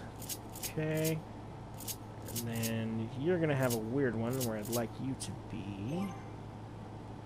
I suppose it's actually time I use these. Shared macros. Goldsmith, carpenter, blacksmith. Should be one for each of the crafting classes. There we go. Gear set 10. It'll be a while before these come into play, but when they do, they'll be useful. So miner, botanist, yes. So hotbar.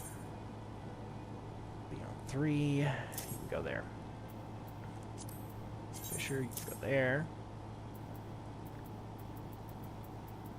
And we're not quite there yet, so set 1, that'll be the weaver. Leather worker. It'll be the alchemist. Goldsmith, which is going to be there. Be the culinarian, which shall be here. It's not yet, but it will be. The armorer, which is going to go here. Blacksmith, which is going to go there. And carpenter, which is going to go right where he is. Okay, so it goes weaver, leather worker, alchemist, goldsmith. We can fix that right now.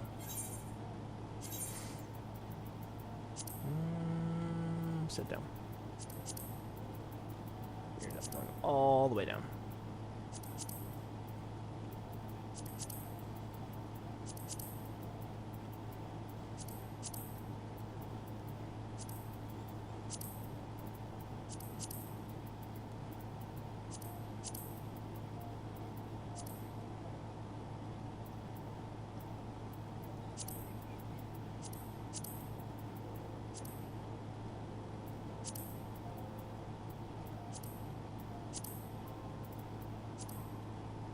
Select that again. User macros.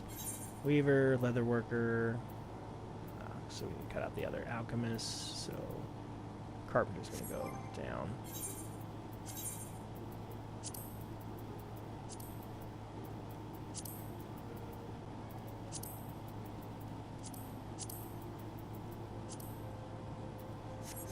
Check that again. Oops. User macros. Weaver, leatherworker, that's right, Weaver, leatherworker, alchemist. Need to swap these two. So alchemist is 3, goldsmith is 4. And then from there I'm not able to do anything anyway. So just swap these two and at least the initial 4 are set. So yes, Weaver, whoops. Weaver, leatherworker, alchemist, goldsmith. And we have Weaver, leatherworker, alchemist, goldsmith. The next step will be culinarian, which we can't take yet. Carpenter's dead last on this. Also, if anybody's curious what I'm doing, these are actually not super relevant. I just really love to have these. 9, 10, and 11. But again, not super relevant. They're not required. I just have a little thing that I like to do. It's cute. So Arbor Call 2. Go ahead and put that on. Let's put this over here. Yep. Miner.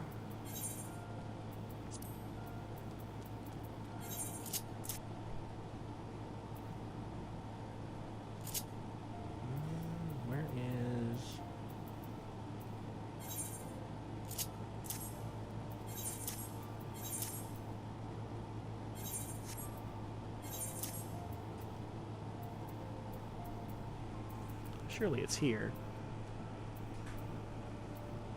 So traits, auto prospect. It's already on.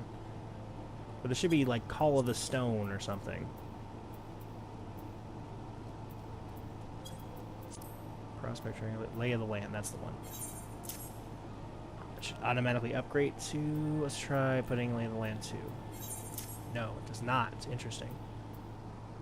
Highest level. This one locates the nearest. The highest level is going to be more useful than nearest, to be honest.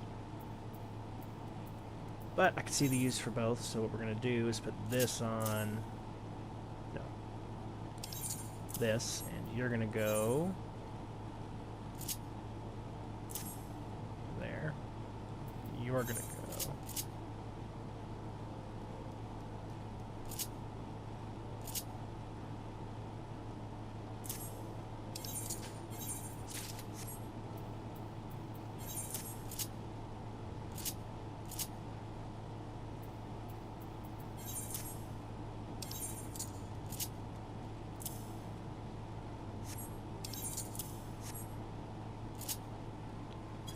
Okay.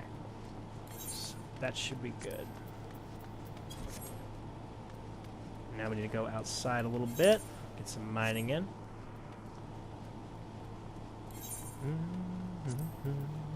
Okay. Probably just start out anywhere, really.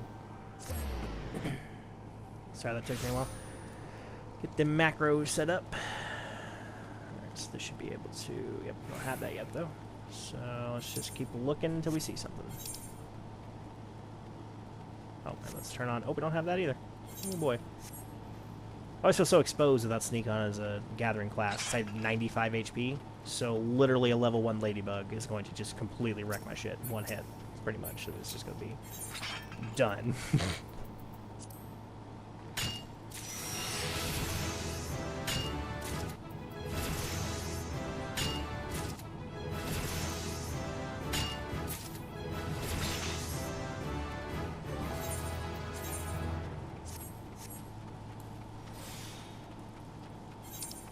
Okay, level 10. Oh, again, what am I doing? On my feet. I'm just not used to it, I guess. Look at this. Fuchsia to the rescue.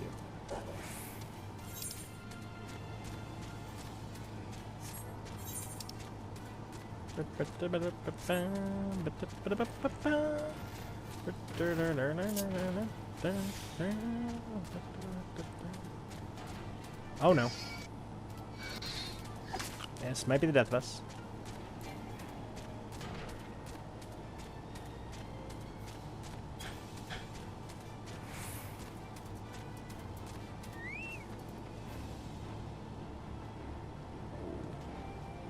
Please de-aggro. Please de-aggro. Don't kill me. I don't want to be eaten. Okay, we should be good now. So, femur.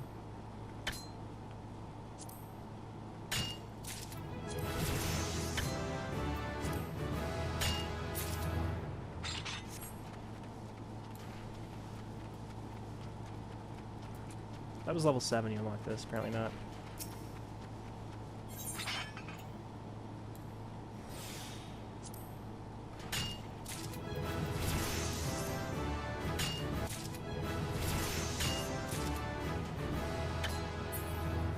Okay, the goal would be to get to close to level 15 because we do not want to come back out after this.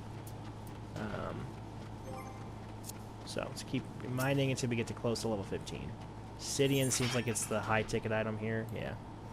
So we'll keep mining obsidian.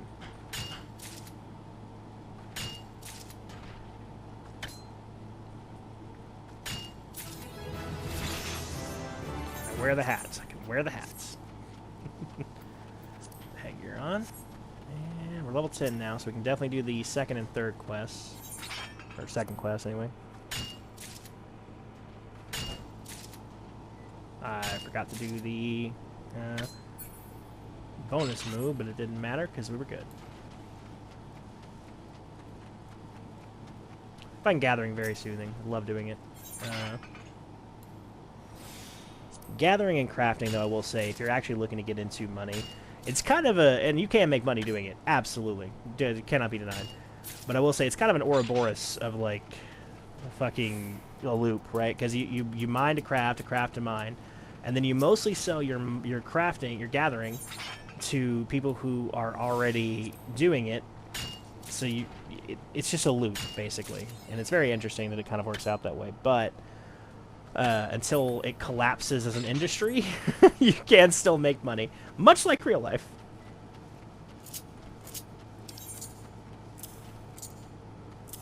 On this, I don't like one here. There we go. I want the cordials over there on that other side.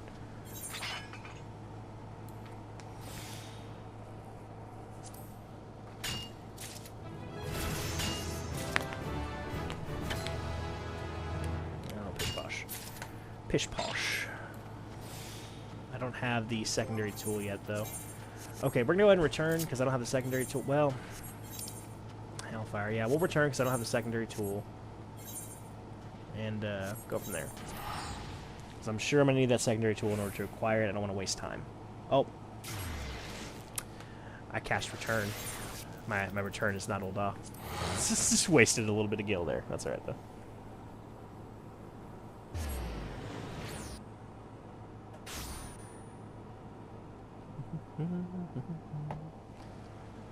Alright, let's go to the miner skills.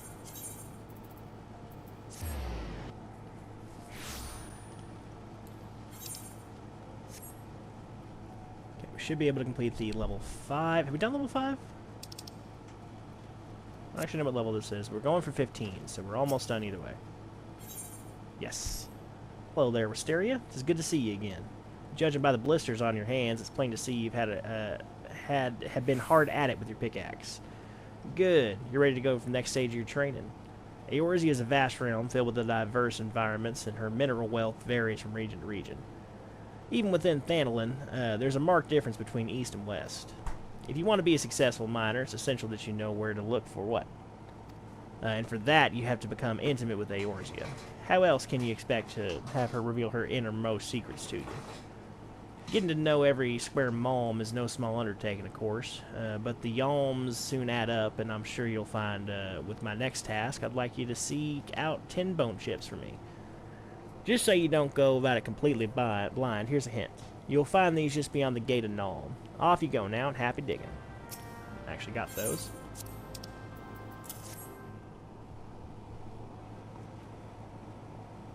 Ah, yes, precisely 10 bone chips. You've done well, Wisteria. No doubt you had trouble tracking these down at first, but each chip you found added to your understanding. For your efforts, you've come to know where best to search for bone chips, and so it goes for everything else we mine. Now, in addition to learning where to find materials, you should also make a point of knowing what needs them. For instance, armorers and blacksmiths are our best customers when it comes to ores, while goldsmiths would struggle to ply their trade if we don't supply them with golds and gemstones. Oh, and I mustn't forget the alchemists. Those fellows can never have too much rock salt and cinnabar. We often rub our shoulders with them. In short, know whence it comes and whither it goes. To be sure, you still have much and more to learn, and there's no substitute for hard work.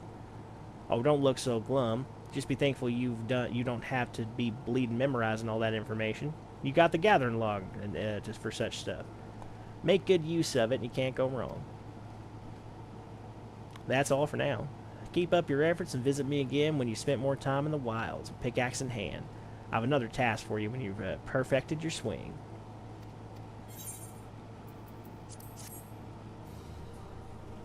Don't mean a thing if it ain't got that swing. Ah, there she is, the rising star of the Miners Guild. Oh, don't be like that, I'm only teasing, which is to say that it isn't true. The fact is, you've been working tirelessly, and you've improved more quickly than I'd have hoped. Indeed, I think you're ready to handle the task in the name of the guild.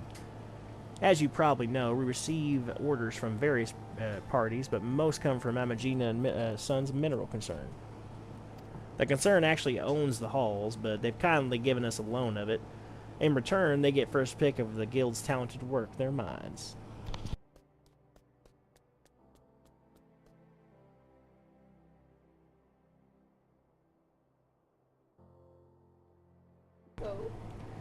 On occasion, they send us requests for us to proceed less widely used minerals. Commodities required in quantities too small to warrant anything beyond an ad hoc arrangement. One such request happens to have arrived just now, and I want you to take care of it, Wisteria. This time, the concern needs 10 pieces of obsidian, and I'd like you to procure them. You'll have the best luck searching around the hammers in western Thanalin.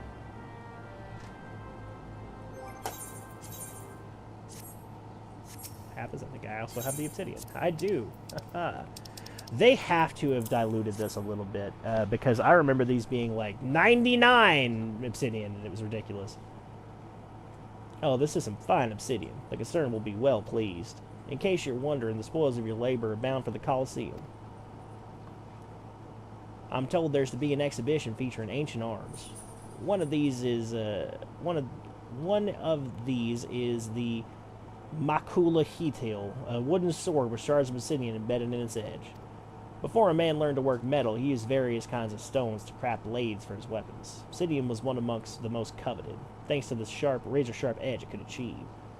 These days, of course, the blades are commonly forged of steel, and obsidian has fallen out of favor. But there's still folk out there willing to pay good coin for it nonetheless. As an ambitious young miner, you do well to pay attention to such customers. Make the effort to stay abreast of demand, and your efforts will be more richly rewarded. You continue to impress with your progress, Wisteria. It's past time you learned how to use a sledgehammer. Sledgehammer? It's a secondary tool we use in conjunction with the pickaxe. Thus equipped, you'll be able to break outcrops of bedrock and get the precious minerals within. Well, what are you waiting for? Go and find a rocky outcrop and give that sledgehammer of yours a swing. Sledgehammer! Sorry. Left perception, get some boots, or 200 go. Go 200 go. We're going to need it when we want to fund those final crafting things. We're already at the 4-hour mark, pretty much. I wanted this to be a 3-hour stream, but I foolishly decided to do that extra quest, so now here we are. Oh, give me 1 sec. Let's figure out where we're going. Sledgehammer. Hammering. We're going to go to somewhere in... not Thenelin. No, Thenelin will work. Ragstone, we have plenty of that. What are we most needing? Oops. Iron ore would be good. I don't have any of that yet. It's at Horizon's Edge. Pray return to the waking suns. All that.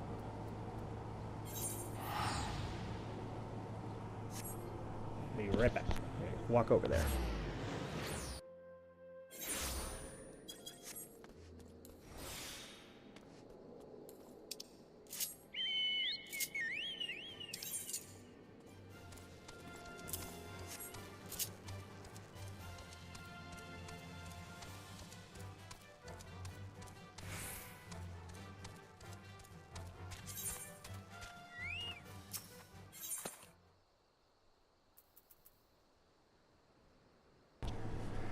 Alright, travelers, here we go. Oh. I am on the, smack a shit with the thing all over again thing. Okay. Main goal is to get to level 15. We got that cinnabar shit.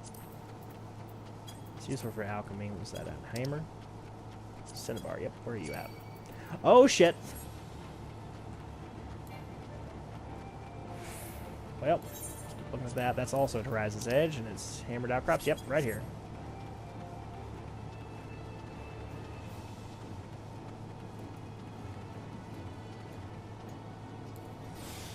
That's what you get for not paying attention there, Eorzea. Alright, I don't really have a suitable mount for this yet, so we're just going to go with this one because it's cute.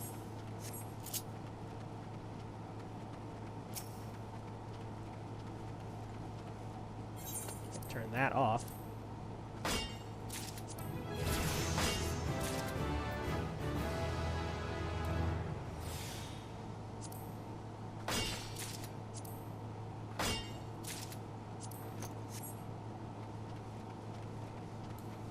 See what the hammer is up here real quick.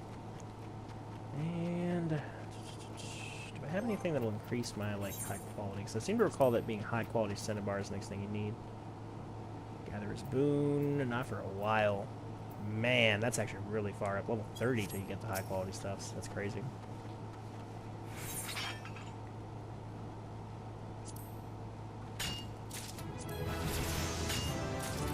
Plus cyber level 15.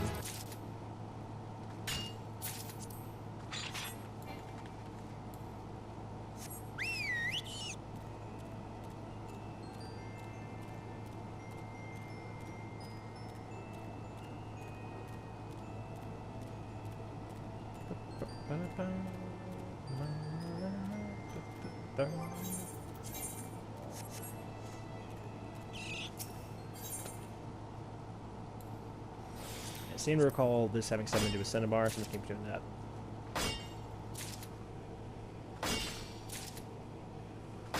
I'm gonna guess, based on the previous one, what was it? How many marjorams do we need for the botanist one?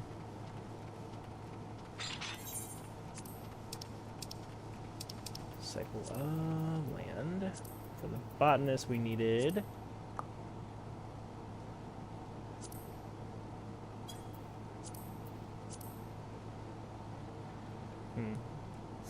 think it's 7. I thought it was either 10 or 12, so we're going to get 12 just in case, and whatever extra is good because botany. Or not botany, alchemy.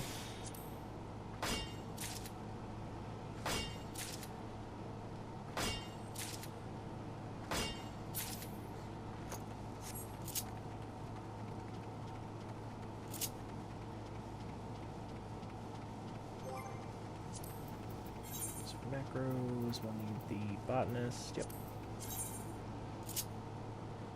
Need to replace. And the fisher.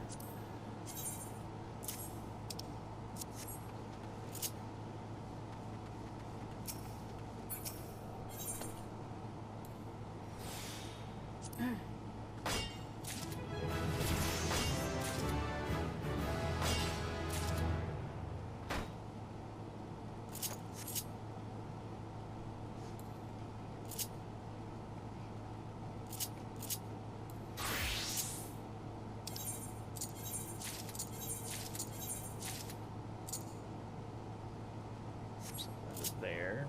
Here. Yeah, I'm not going to be able to use any of that.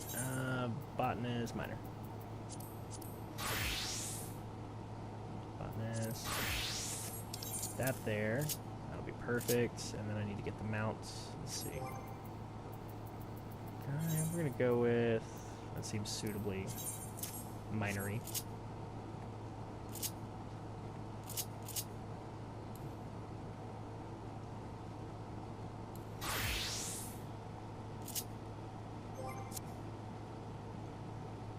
Okay, so let's go ahead and go back to hold on for now.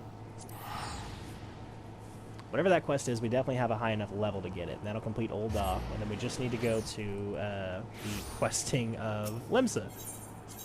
So we're making great time, only 4 hours in. My wife has the patience of a saint.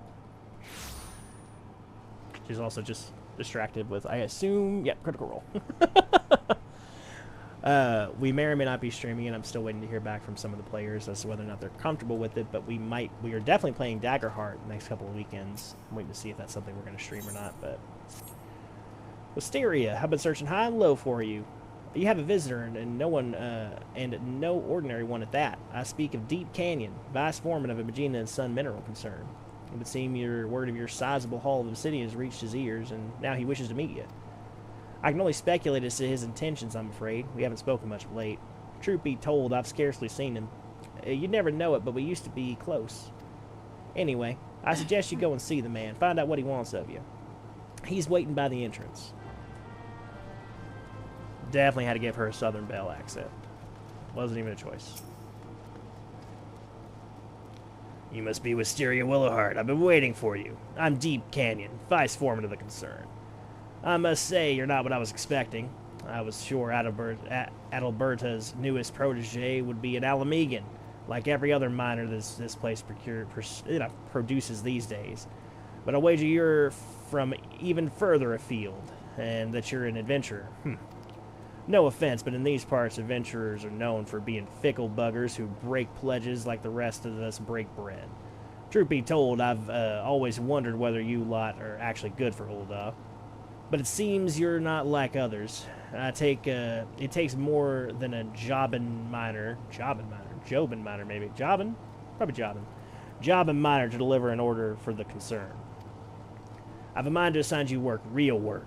But before I do, I'm obligated to test you. I want you to produce 10 ounces of cinnabar for me. Do this and we'll talk about more lucrative undertakings. Of course, a bit of cinnabar shouldn't pose much trouble for the guild's rising star. It is but a formality. And speaking of formalities, be sure you tell the guild master about your little test. She's the one in charge around here, after all. I wouldn't have it said that I'm undermining her authority.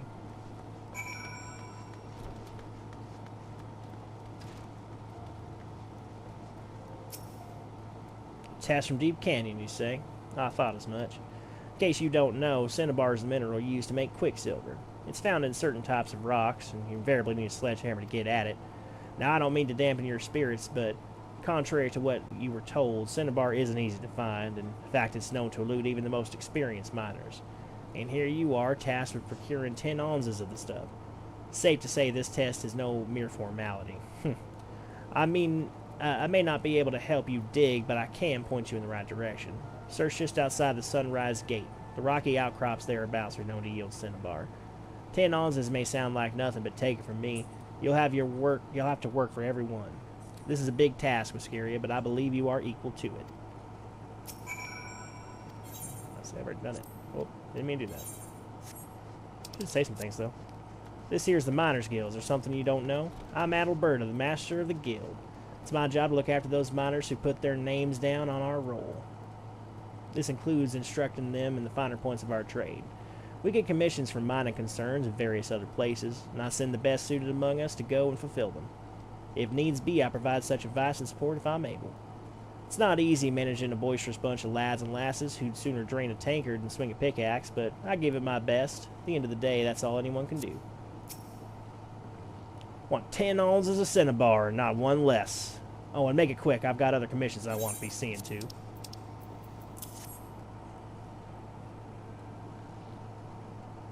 Well, well, the full amount. Congratulations, Mysteria. You passed the test. Seems you've got even more potential than I'd been led to believe. This guild's no place for a lass of your talent.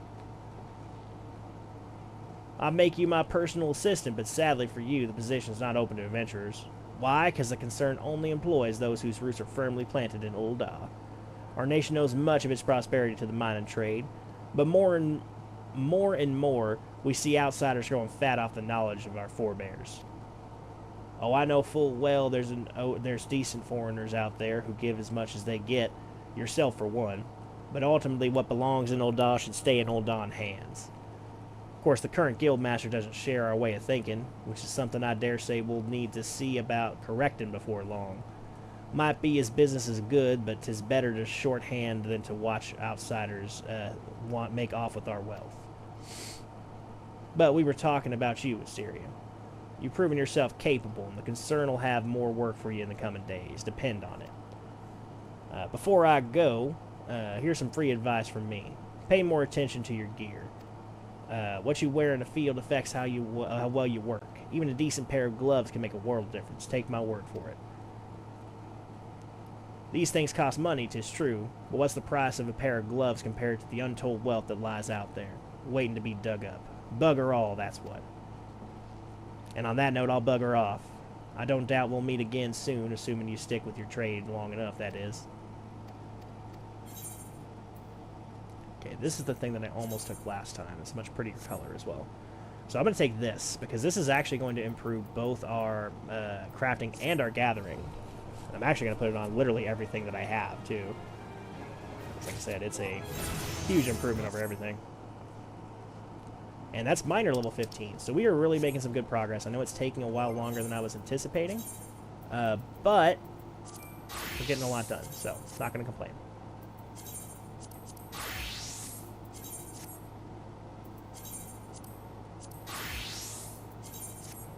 Like I said, putting it on literally everything.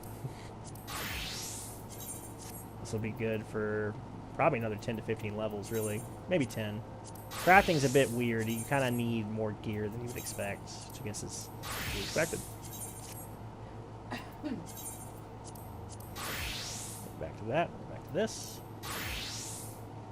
Okay.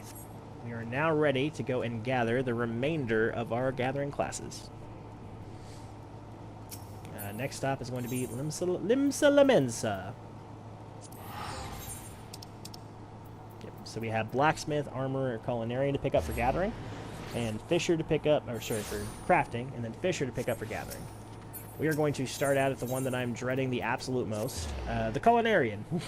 It is easily my least favorite, for various reasons. Some of it its fault, some of it's mine. Go ahead and proc this just to get out of the way. And we're going to have to do something about this gear, so do this. We're going to need more room in our pockets. I'm foreseeing that being a problem, so I'm going to go ahead and avoid that altogether. Sorry, being in that southern accent's apparently brought out my own. I am from the south, so. Texas originally. Don't live there now. Even if I did, it's a big enough state. Good luck finding anybody in it. But a little bit of southern. Every time I do a southern character, it sticks with me a little bit longer. It's just something you can't avoid as a southerner. Okay. I beg your pardons, good madam, but this is the Culinarians Guild. You are here to dine at the Bismarck. One of our waiters will be along shortly to show you to your... Oh, you're not a patron. Might I assume, then, that you wish to become a culinarian? If so, I wholeheartedly recommend you join the Culinarians Guild, where one may learn the culinary arts under the finest chefs in all the realm. What say you? Wonderful. Then without further ado, I shall acquaint you with the history of our guild. As you are doubtless aware, Limsa has long been the gastronomic capital of Eorzea. The city's rich culinary trade is a product of a unique combination of factors. The first is our proximity to the fertile lands and plentiful seas of Vildebrand, which have ever yielded bounteous produce. The second is our standing as the realm's foremost trading port, which grants us access not only to exotic ingredients from far shores, but also the foreign merchants versed in their use. We are, in short, the beneficiaries of culinary knowledge from every corner of the world. Until recently, knowledge of this kind was passed on slowly through word of mouth, and we was therefore susceptible to corruption and loss. But that all changed when one man had made it his mission to catalog every recipe of note. His name was Admiral Gilskif Baldwinishan, also known as Masked Cleaver. We're going to call him Masked Cleaver from now on.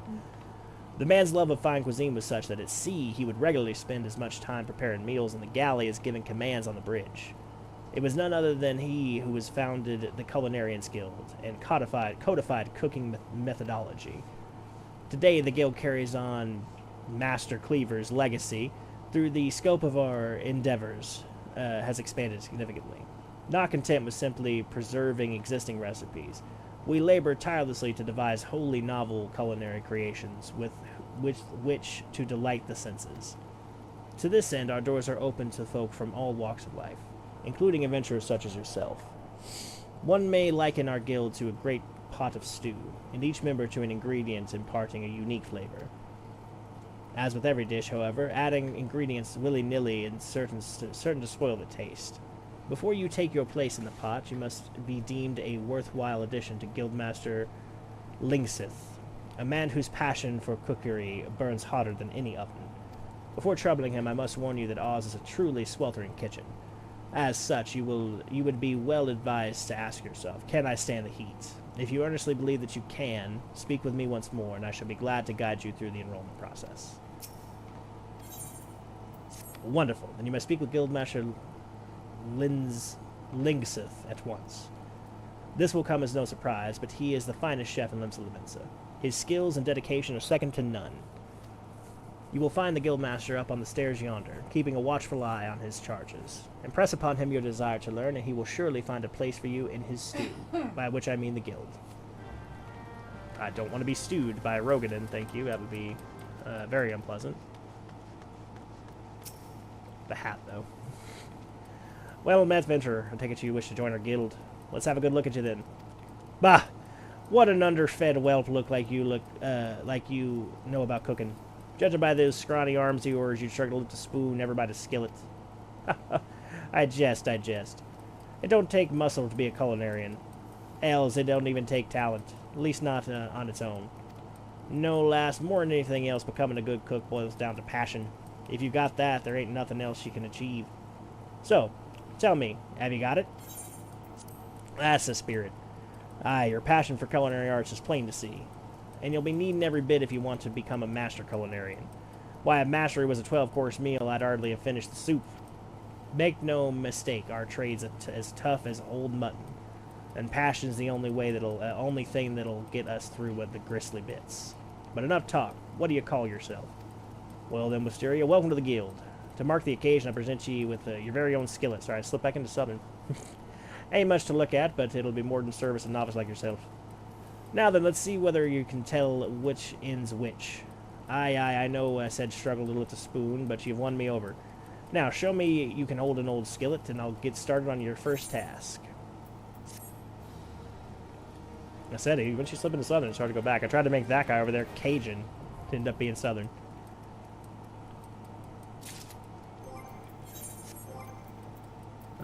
Character.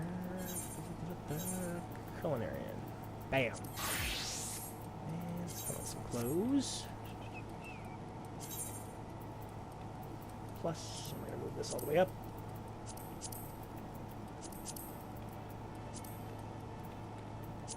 Carpenter's dead last, so yep. Should put even more in the correct here. Yep. Culinarian.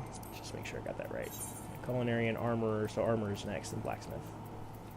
Carpenter we already have, but of course it's not going to be in the correct order. Almost there on the others. We're getting there. We're getting there, travelers. A little bit longer.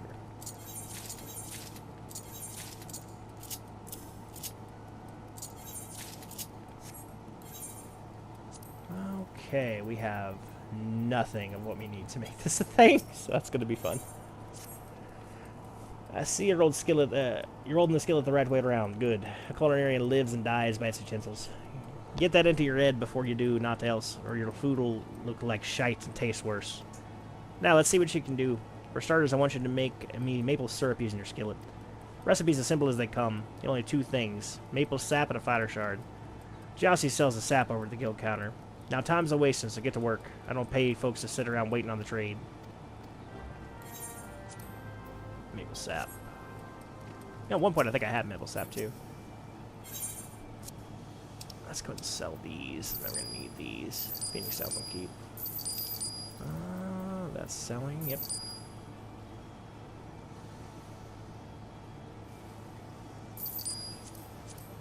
And the gold bags, obviously. Entire purpose is to sell. Okay, that got us a little bit more gil. And what we need right now, we're not going to buy... There's so many here. And again, this is why I dislike this. But we're just going to buy what we need for right now, which is maple sap. Okay, maple sap. Let's go ahead and make some table salt real quick as well. Mostly because I have the recipe, might as well.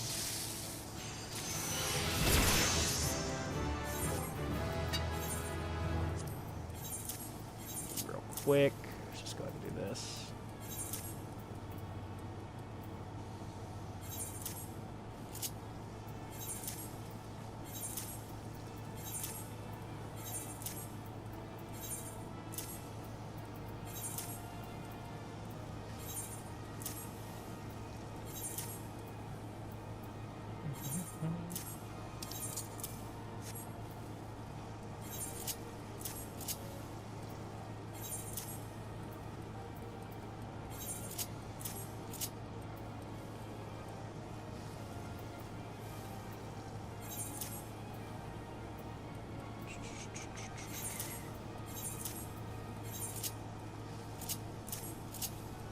Okay. I'll be that done. Nope, not you yet. Alright, let's see here. Take some syrup. He just wants 1, so we're not going to waste our time making more than that. Maple sugar.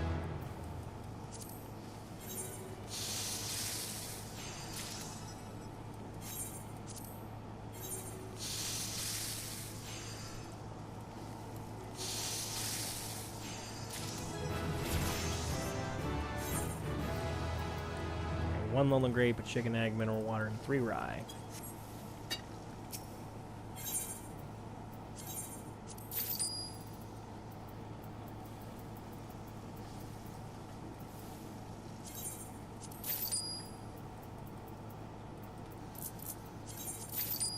So focused, I'm so sorry. Mineral water. I don't think I have mineral water. Oh, there it is. I have one already. 1 lowland egg. I don't see the lowland egg, though. Oh, it was lowland grape. What was the other? It was just chicken egg? Definitely have chicken egg. Perfect, okay. Next line.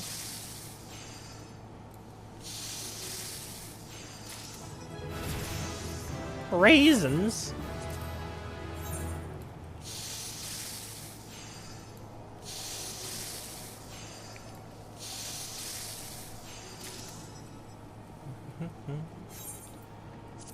And rye flour. Put that out real quick.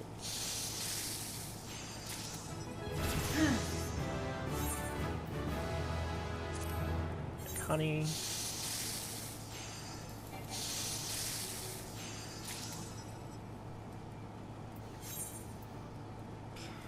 So this needs like a bajillion ingredients.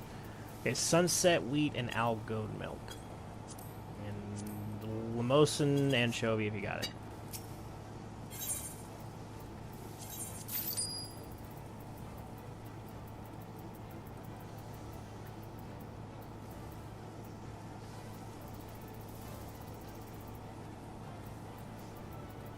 So focused on trying to get this done, sorry.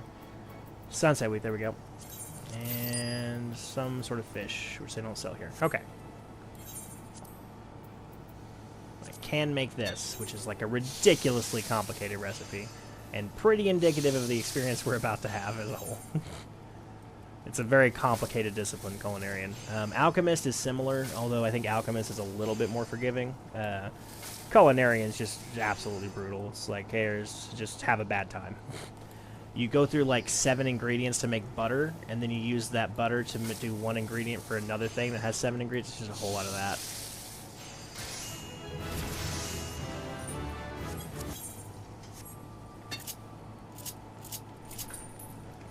Okay.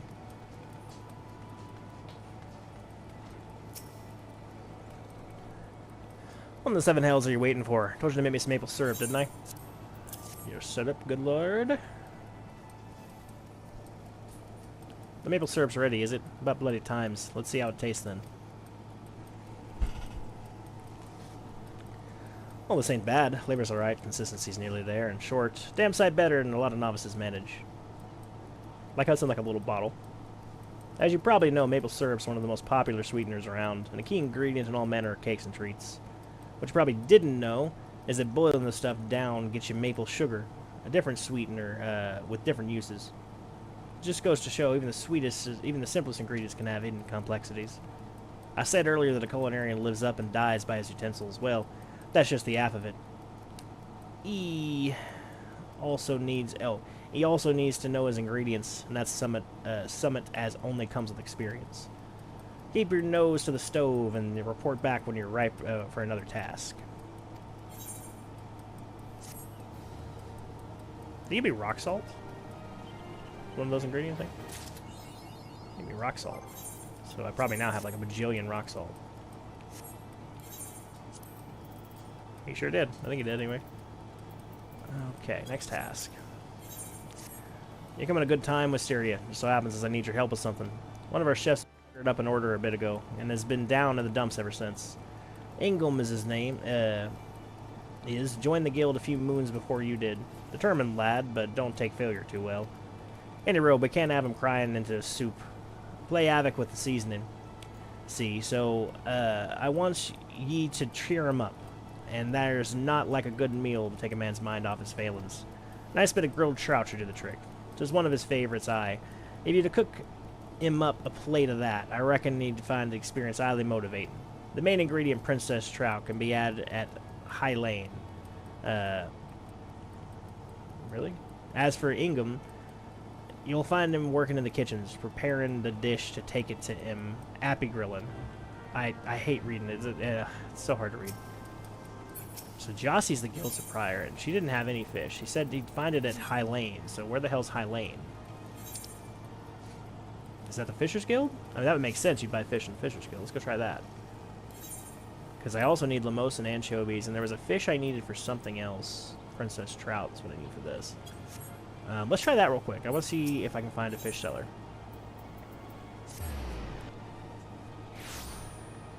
Anybody here named High Lane? Or anybody selling fish? Let's try a market board over here.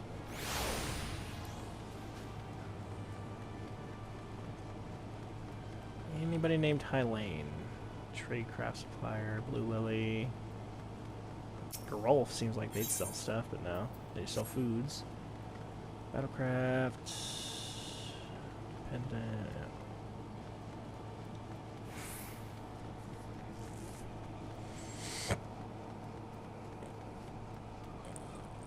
Let's see here.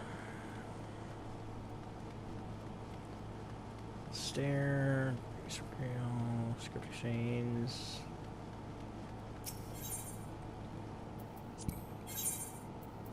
I feel like I'm going to everybody and be like, do you sell fish? Do you sell fish? Okay, this person has one of those bags. I don't think they're actually going to be what I need, but I need to find somebody who sells fish.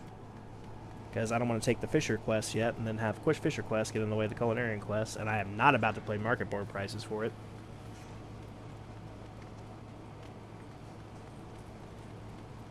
Well, that's a shame, because that would have been fun. It's a script exchange. Yeah, I don't have anywhere near that. Anakin, that wasn't the name.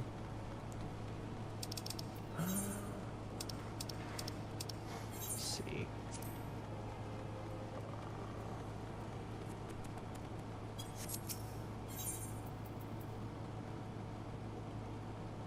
Okay, the 7th stage right there. There's a shopkeeper across from there. Let's see if there's anything there. I would assume they'd sell spices, not fish, but...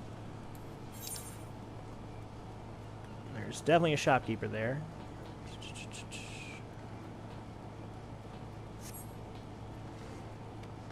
Nope. Wrong on both counts.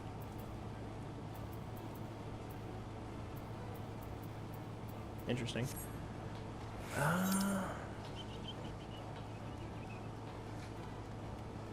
Surely it's there. I mean, it'd have to be either the Fisher's Guild or here, so that makes any more damn sense. Let me ask him again. Range into our kitchen. Veteran. Culinary arts. Let me ask this dude. Where to find your fish?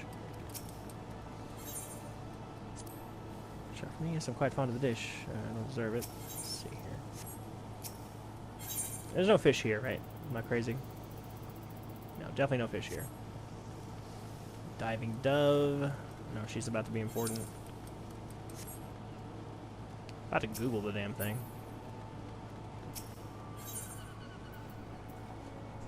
One more trip to the Fisherman's Guild. I'm going to Google it while I'm looking, see if there's any merchants nearby here.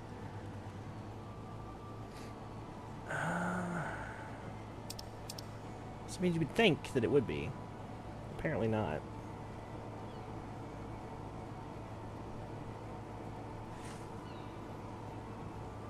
Princess Trout.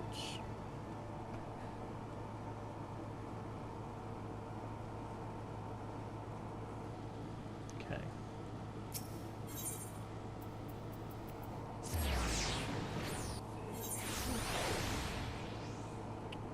X10, Y19.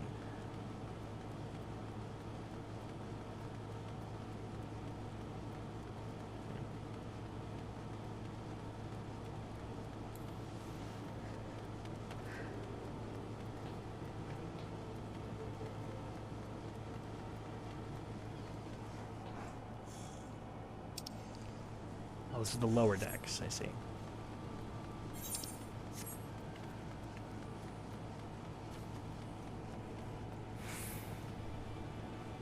It's 10, Y19. So I'm at 10, which is about here. 19 is going to be significantly low, pretty much the lowest it can go. So let's go down to the aft castle.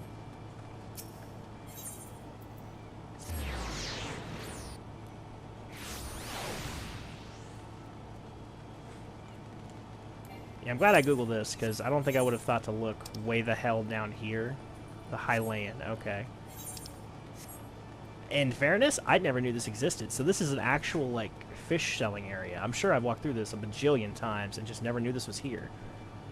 So this is actually really cool, and this is why we pay attention to lore.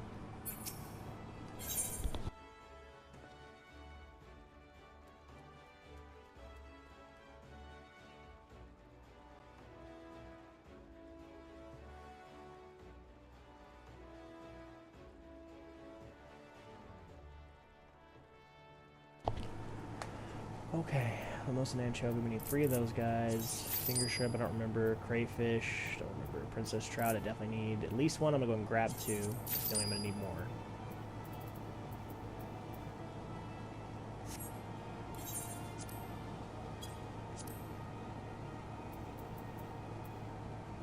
Crayfish.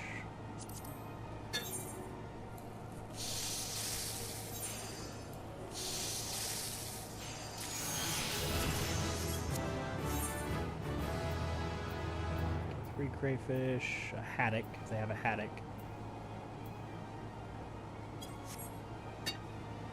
Excuse me, fine sir, do you have a haddock? You do in fact have a haddock. Nice. I'll need many other things before I can make that happen, but good to know it's an option.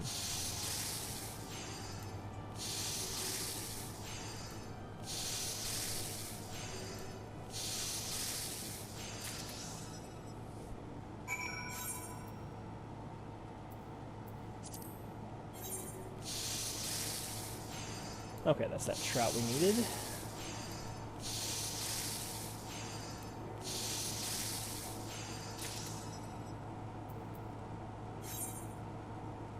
I'm about to say, isn't that bait? I was pretty sure that was.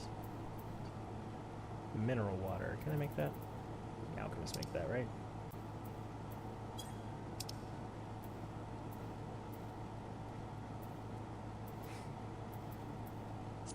Distilled water. Distilled water. Fish oil. That's what I need. Lumber. Copper ink.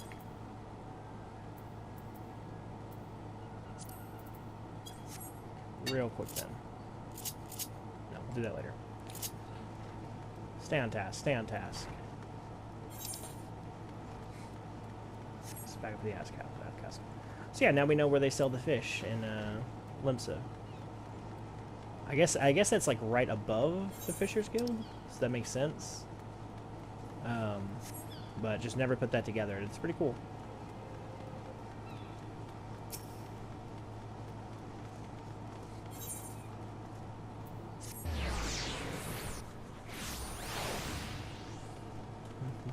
It is amazing the little things that you don't see whenever you're just going by at breakneck speed, you know? What is it, a grilled trout for me? I'm quite fond of the dish, but what have I done to deserve it?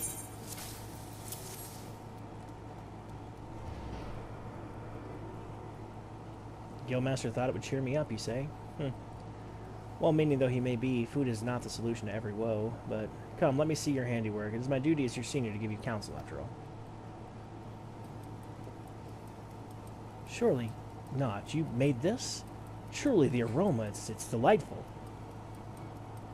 And the skin ever so slightly charred, just as it should be.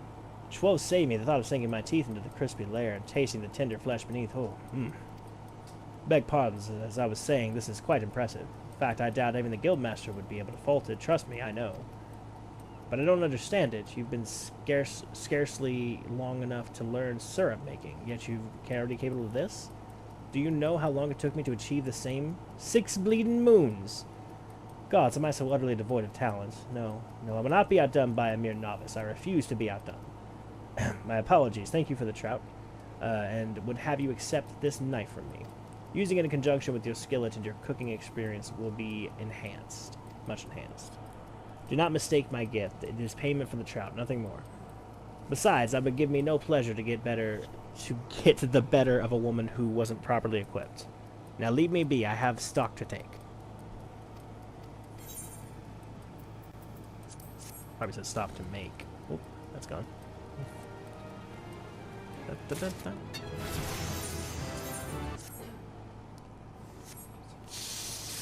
Knife on.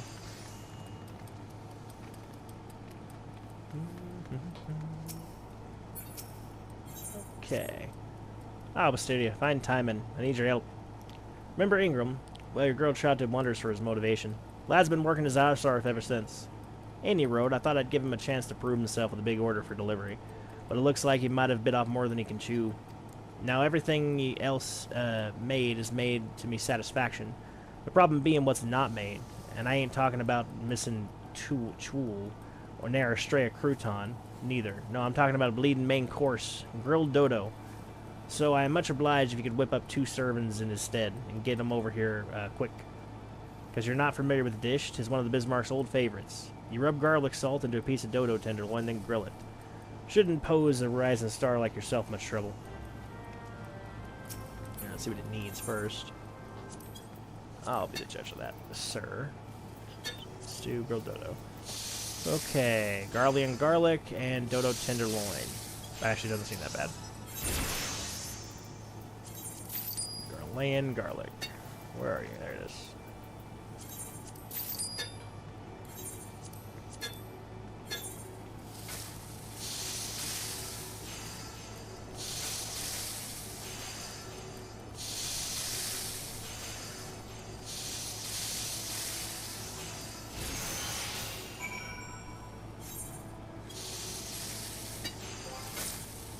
Okay, let's turn this in real quick. Is this the 5 or the 10? Oh, I need to turn into this guy. What is it now? The guildmaster entrusted me with the preparation of a sizable order, so if you don't mind, I shall get back to work.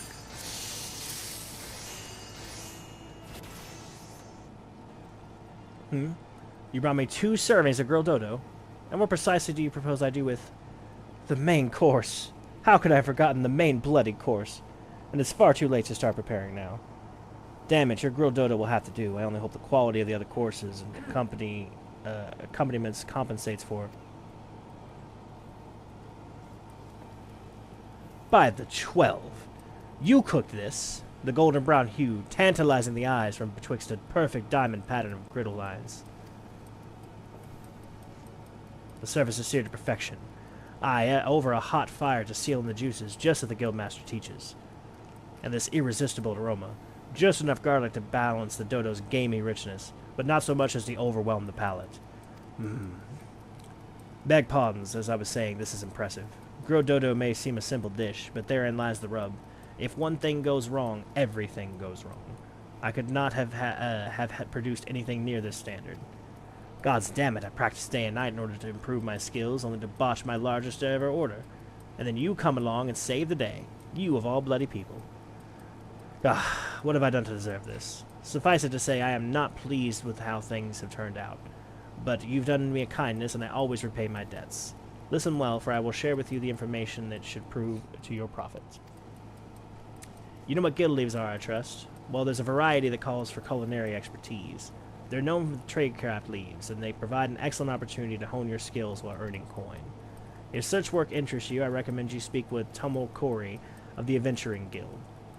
And on that note, away with you. So rude, this guy. So rude.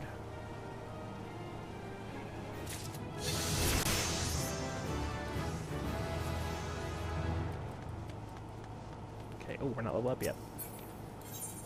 What can I make? Do you sell Korokoro beans? You do, in fact, sell Korokoro beans. Grab 2 of those.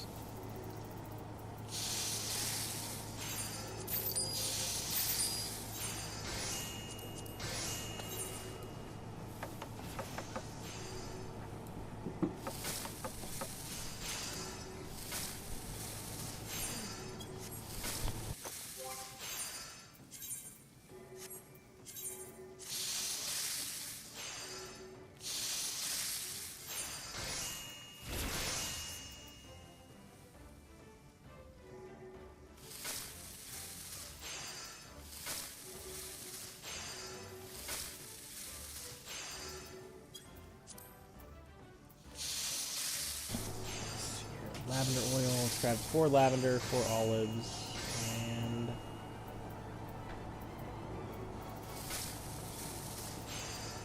try to anticipate what the next one's going to be based on my memory. Let's grab stuff for this: dodo tenderloin, ruby tomato, and paprika.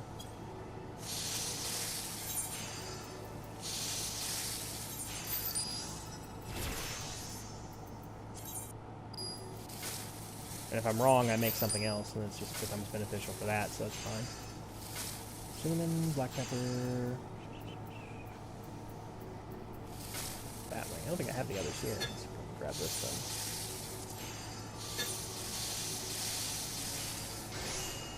then. Everybody cooking over here. Everybody in the flame gets cooking.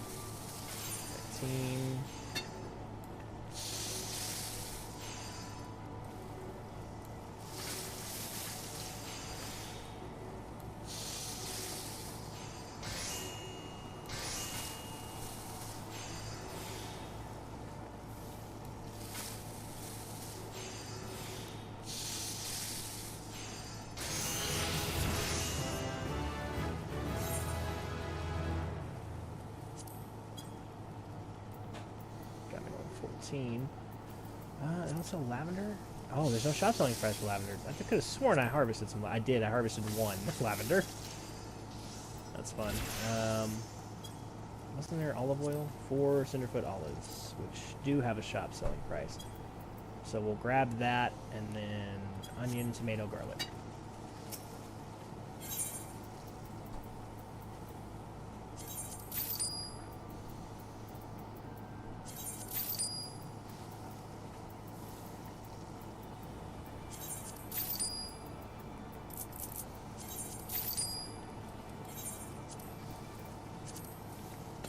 Like I said, this is a lot more busy work because you have to do a lot more research into each and every. It's not just like, hey, I need to make a bat necklace. Let me grab the bat wing. Right? It's a little bit more complicated and annoying, to be honest. But I honestly, doing it at a slower pace like this, when I'm not just rushing to get it to level, I do almost find it kind of rhythmic and soothing. Which I think is sort of the point. Like, it's meant to be something that you take slowly. Most things in this game are. I feel like we sacrifice a lot by way of, like, quality of our experience. Just a breakneck run to the end, you know? Well, young Wisteria, judging by the burns on your hands, you've been working hard at your cooking. Good on you. Your inspection to your peers lasts. You're an inspiration to your peers lasts. Especially Ingham. He's been working like a man possessed since that business with the girl Dodo. Not that it's made much difference. Truth be told, I'm convinced he's made a pig's ear of the things again. He hasn't told me as much, mind, but it's writ plain on his face. I've tried to prise the story out of him, see if there's aught I can do. But he bites his tongue when I'm around, stubborn sod. Any road, I was thinking might be as he'd open up to one of his peers. It's all the apostrophes. And dyslexia and apostrophes are not good friends. And seeing as how you add such an effect on him, I reckon you might be just the last for the job. So do us a favor and coax the story out of him, would you? Oh, and lend him a hand if he needs it. I could rather talk like a caveman. It's just so difficult for me to read that. You again.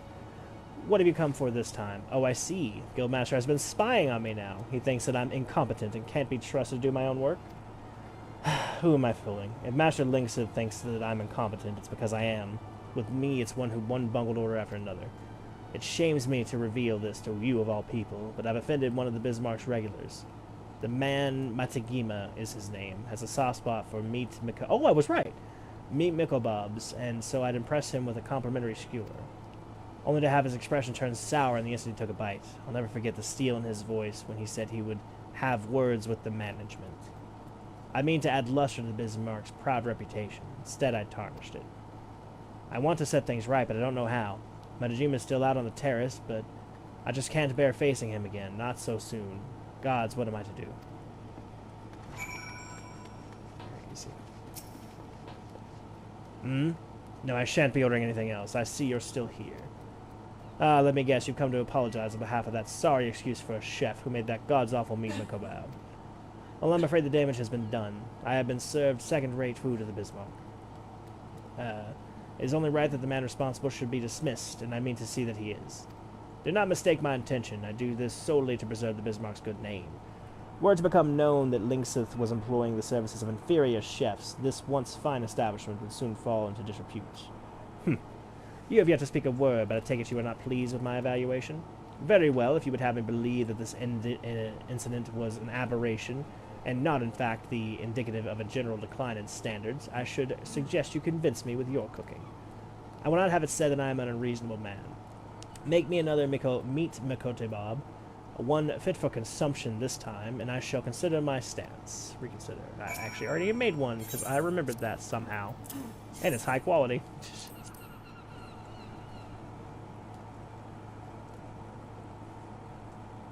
Here it is. Finally, unless you have any objections, I shall sample it in your kitchen. That way, I can treat Linksith to my opinion with the flavors still fresh upon my palate. Well, well, it would seem you have made amends for your fellow chef's failure. This is moist and flavorsome of meat of mikote bob as I've ever tasted, and I've tasted more than I can count. As a matter of fact, I consider myself something of a connoisseur of the dish, and I know more than a little about its preparation.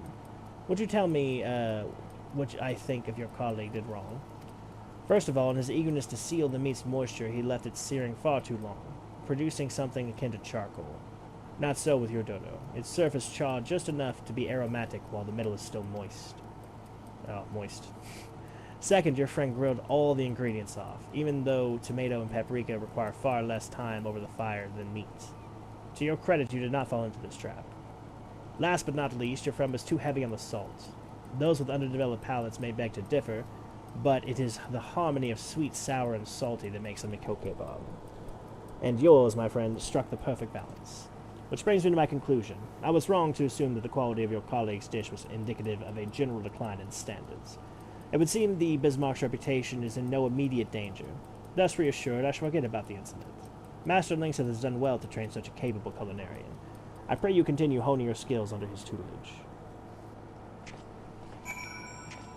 That was 15, yeah? Yeah, look at us go.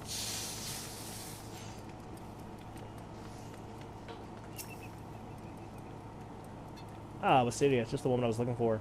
Words already reached my ears that you, got up while I was away. To hear him tell it, you single-handedly restored old Mitamagia's faith in the Bismarck. For that you have me gratitude, lass, and Ingham's too.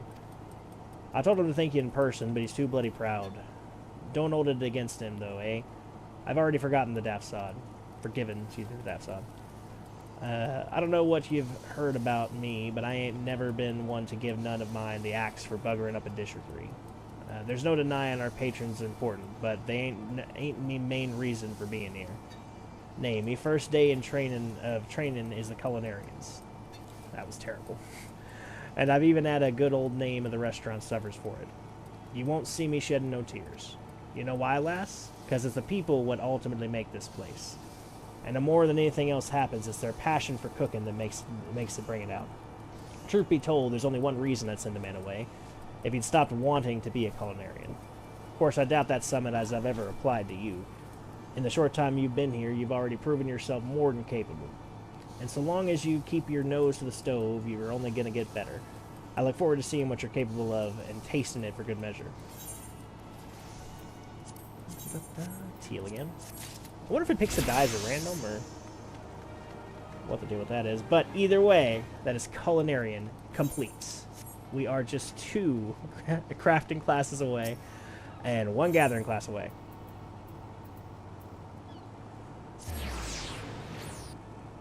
Well, we do also have a brief little thing to turn in. Might as well do that now. This is a brief little distraction, if you'll give me a moment.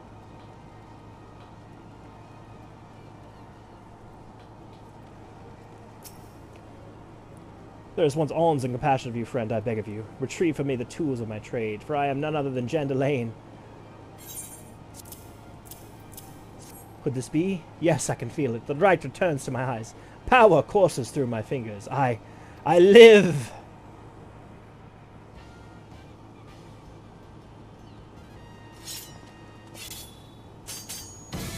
And as I live, this unspeakable embodiment of ugliness must die. Begone, foul demon!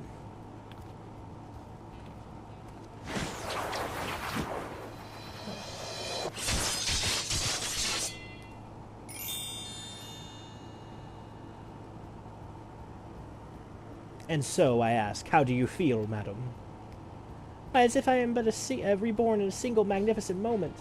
I traveled beyond the void and returned to life as the embodiment of all that is beautiful in this world. Could it be? Yes, it must be. How else to explain such power? You are the one who is coming, whose coming was foretold. Yes, you are the assistician. In the flesh, madam, I am Jan Delane, crafter of coiffures, and so divine that Menfina herself doth begrudge my clientele their beauty. But let us speak of you, madam, for what moments ago stood a fashion challenge frump, now there stands a beauty reborn.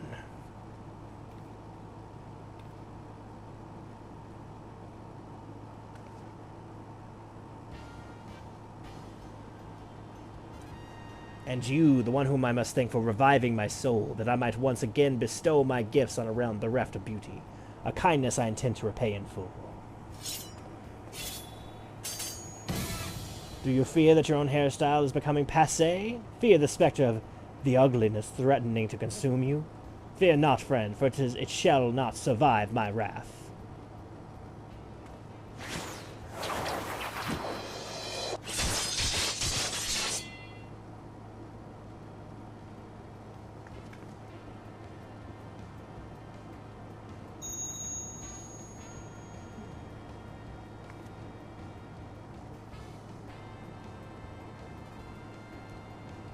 As the madam before you, as this very realm we call home, from the abyss of an unfathomable drabness you shall rise anew.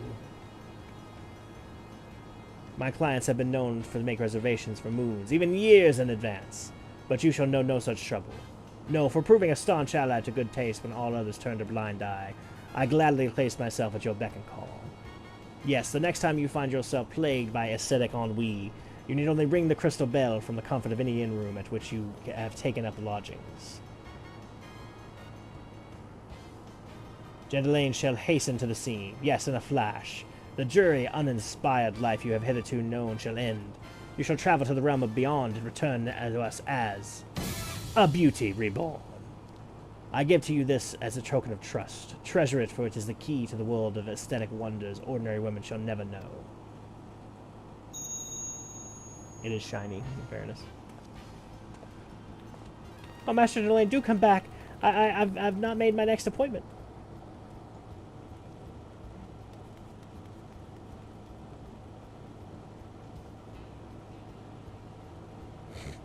So walking off like that is crazy. Okay, so that's that one quest that we started in, I believe, stream 1. Honestly, it's been a while. So we got that out of the way. Which does give us access to the esthetician. I can't ever say his damn name. Jandalane. Call him Jandalane. Call him Janny. Janny Phantom. Alright. Really. Non-functional doors over here. Okay, so there are two, count them, two here that you can join, right next to each other. Sounds a hammering bringing you from in the street, did it, lass? It's well that you find yourself find the din inviting. The Armorer's Guild is not the place for the quiet revelry. If the clangor metal striking metal as music here is, mayhap you've the spirit of a shipwright. Or are you a mind to join our guild? Take it from me, lass, there's no greater joy than working a shapeless lump of iron into a shining breastplate with your own hands. What say you, then? Indeed. Oh, well said, lass. Now we shall cover a bit of the guild's history afore forging ahead with the formalities. The armorer's craft is an offshoot of blacksmithing. Time was when armorers and smithies were one and the same. But as the years trickled by, the techniques for working sheet metal into armor plates became a specialized trade. And the smithies who showed uncommon skill and passion for this trade earned themselves the title of armorer. Now, as you can probably imagine, the skills necessary for making armor are also needed for shipbuilding, but building ships is a bit harder than knocking out simple helms, which led those armorers who were good enough to work on boats claim the title of shipwright. Of course, it was one thing calling armorers blacksmiths and shipwrights armorers, but it was quite another calling shipwrights blacksmiths. Because building the ship and making a hatchet couldn't be more different. It seemed as though a line had been drawn, and seeing as Limsa was built on the strength of her navy, you can imagine why the armorers chose to cut their ties with the smithies and establish a guild of their own. As for the smithies, well, the whole notion of an independent armorers guild never did sit well with them, and there's been a fair bit of rivalry between the two factions ever since. Always trying to outdo each other, we are. Which is why we're ever on the lookout for new talent to help us keep the smithy bastards in their place. Wow. They're right next to you. He's looking at you right now. Look out for new talent to help keep the smithy bastards in place, blah, blah, blah. All you need to do is impress the Forge Master, and we can start on your training. Be forewarned, Forge Master Hannes' tongue could strip the scales off a fish back at 40 paces. Saying that, you won't find a fairer mistress on this side of the Strait of Merlthor. Let me know when you've mustered the courage to speak with her, and I'll see to the rest. Oops. There we go. It's time you made yourself known to the Forge Master. There's no empty title, by the way. Hans is a renowned shipwright and one of the finest crafters in Limsa Lominsa. Head outside and find her blistering the skins off of the newest initiates.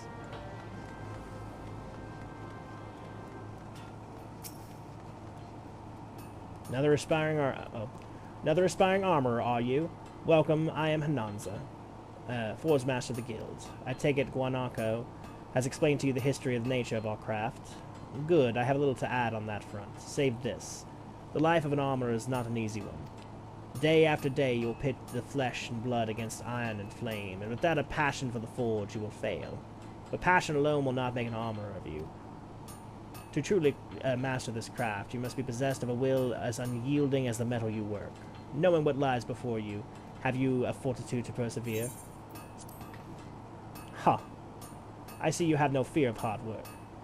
That is well. Consider your request to join the guild approved. But if you ever give me aught less than your best, you will be out the door before you realize my boot has connected with your backside. Are we clear on that?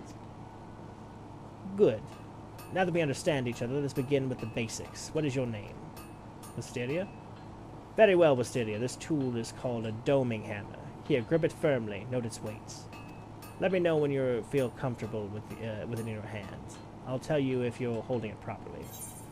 A lot of hammers in this, by the way. I mentioned before that each and every individual class is essentially a weapon. You put the weapon on, you become the class. Well, 3 of them are hammers. So you got the goldsmith hammer, the armorer hammer, and the blacksmith hammer. All hammers.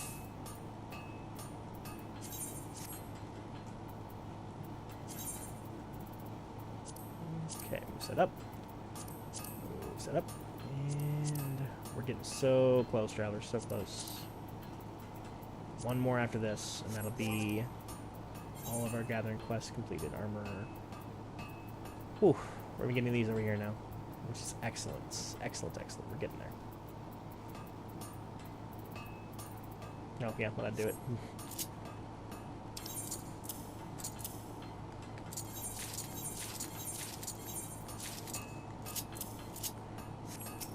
Okay, let's do this real quick. Oh yes, if I didn't know any better, I'd say you were already an armorer. I think you were an armorer, Wisteria. Of course, I do know better.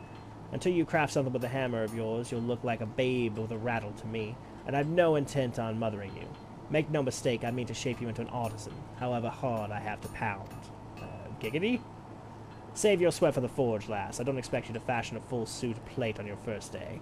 Just pay close attention to my instructions, be diligent in your work, and skill will come to you in due time. Now let's be about your first lesson, shall we? I want you to take up the hammer and make me a bronze ingot. A mundane task, I grant you, but one which every armorer must master. Bronze, you see, is the basic material of the craft, and bronze ingots are its building blocks. 'Tis not the strongest of alloys, of course, but it is the very quality that makes bronze so easy to shape, the metal of choice for a novice armorer. To forge your ingot, you'll need to procure 2 chunks of copper ore, and a chunk of tin ore, and an ice shard. The ore can be purchased from Somgrib here at the guild. The ice shard you'll have to find on your own. Well, are you waiting for me to swing an arm for you, or mayhap you think mayhap you would have me swing my boot?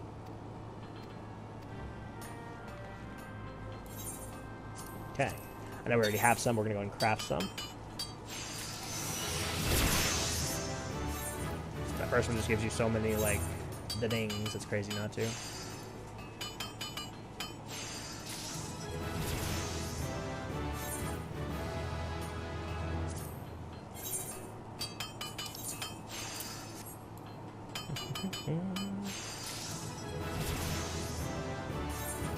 I don't want to go too hog wild on this because I know for a fact that the weaponsmith are going to have me craft very similar things, so...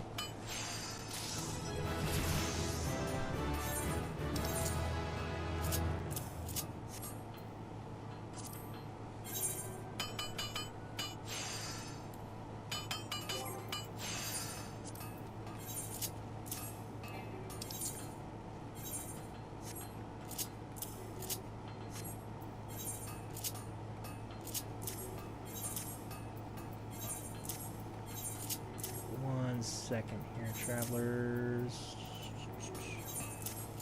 Shouldn't take. It should get easier to do this with every time, which is sort of the goal, right?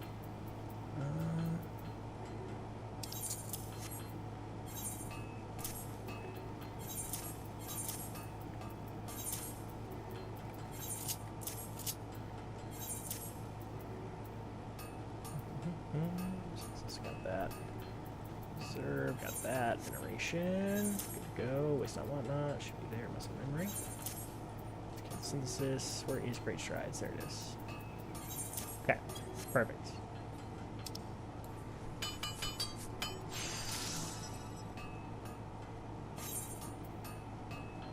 Okay, 3 more bronze plates.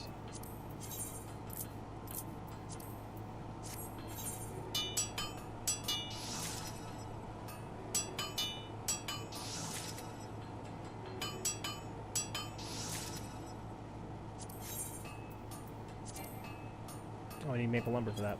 And this. Interesting. We can't switch to carpenter that way. Let's just make some maple lumber real quick. We'll right back over. Elm, maple lumber. So it's about 8 of these.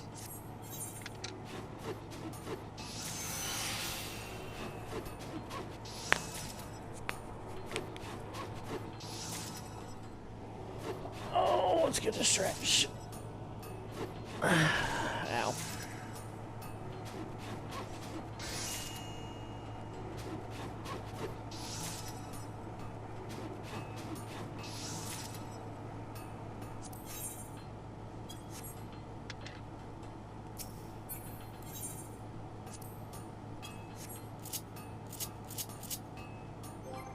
Should be able to change the armor this way.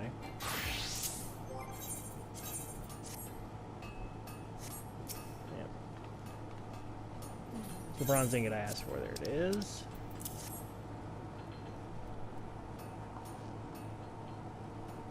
Completed your first task, have you? Well then, let's have a look at this ingot. This is the sort of quality I can expect from you, is it? For a novice armorer, this is excellent work. Well done, Wisteria. The key to making good bronze is judging the ratio of copper and tin. With too much tin, it becomes harder and more brittle. Not the sort of material you want protecting your vital organs. Lest you forget, quality is a matter of life and death in our craft.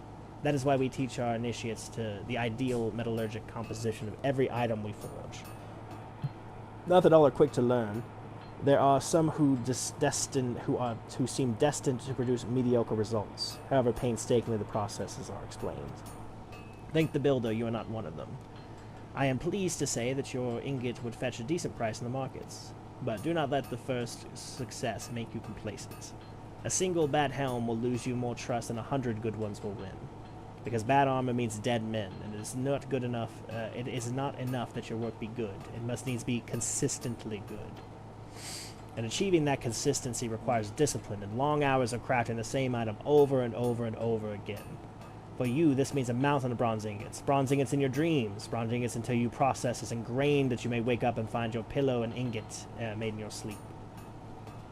When you feel you have learned all you can from forging bronze ingots, seek me out and I will find you something else to craft. May the builder guide your hand, Wisteria.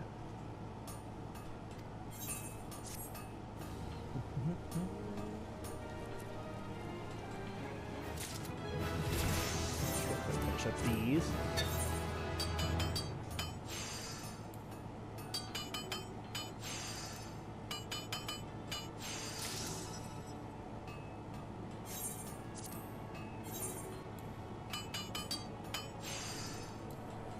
Are so close, travelers. Like a 5.5 hour stream, it'll be worth it.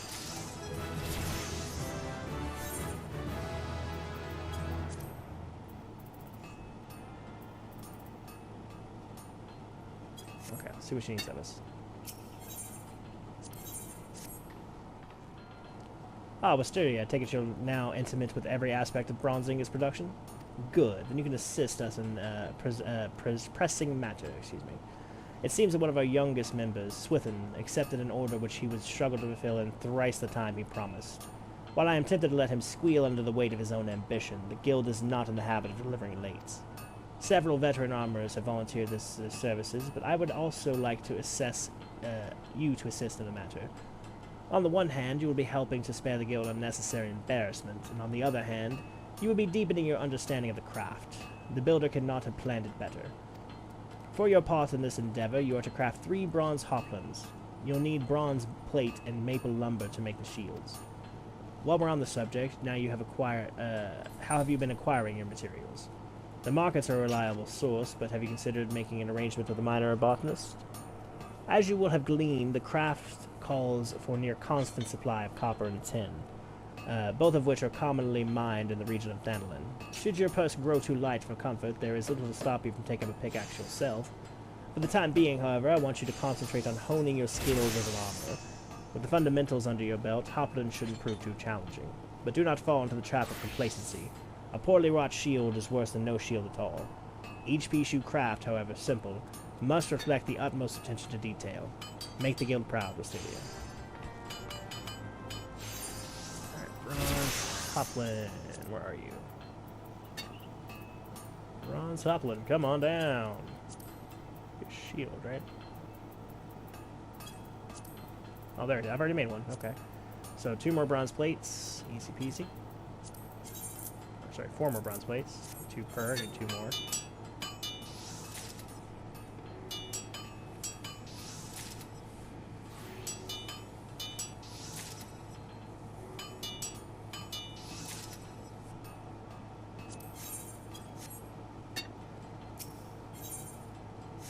They make hobbles themselves. Size 2.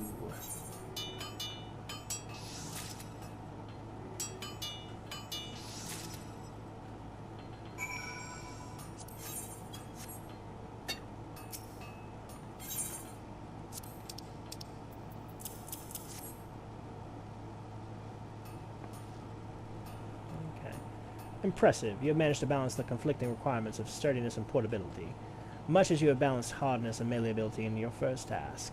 The bronze plate is securely fitted and should weather the most vicious blows without being dislodged. And importantly, your work was swift and sure. Many an armor are lost in a sale due to late delivery. Has lost a sale. And rightly so. Customer need for armor is invariably pressing, and its absence likely to be sorely felt. Given the stakes, a reputation for reliability can mean a handsome profit, especially at times when the Maelstrom is seeking armorers to outfit its ever-expanding ranks. It is all that we can do to keep pace with the Grand Company orders for equipment, and that is why every member of our guild supports the next, much as the warriors of Eld supported their fellows in the Phalanx with their shields. Though you have been recently begun your training, a woman of your natural talents belongs on the front line. I think it is time that you learn to use another weapon in the armor's arsenal, specifically pliers. Take these pliers and try using them in combination with your hammer. It will feel strange at first, but persist and you will find your work proceeds a damn sight more smoothly. When you think you've mastered the pliers, I'll want to see your results to your dedication. Until then, Mysteria. Should have given me level 10. Level 10's my next outline.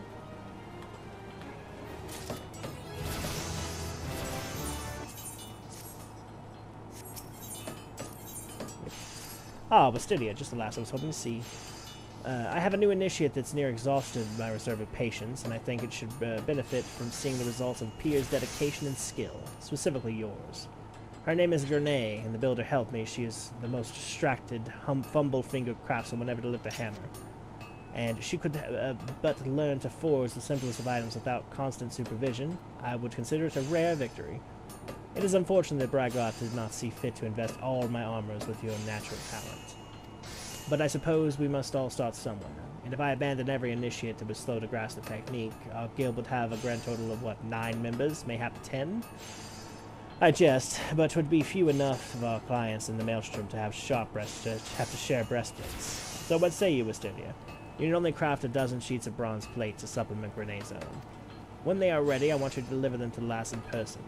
Mayhap the example of you will inspire her to work more. It's actually super easy.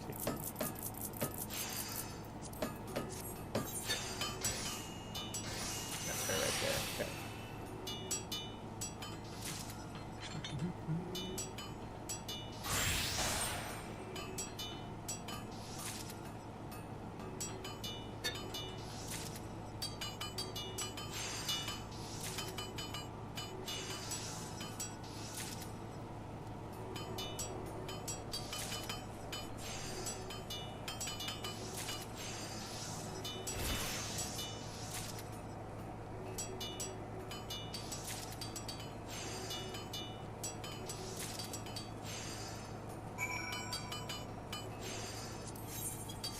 Turn that in real quick. Oh, you must be Wisteria. The guildmaster told me you'd be... Wait, where did I put my hammer? Ah, there it is. Sorry, what were you saying? Right, yes, I would be grateful for the extra sheets of bronze plate.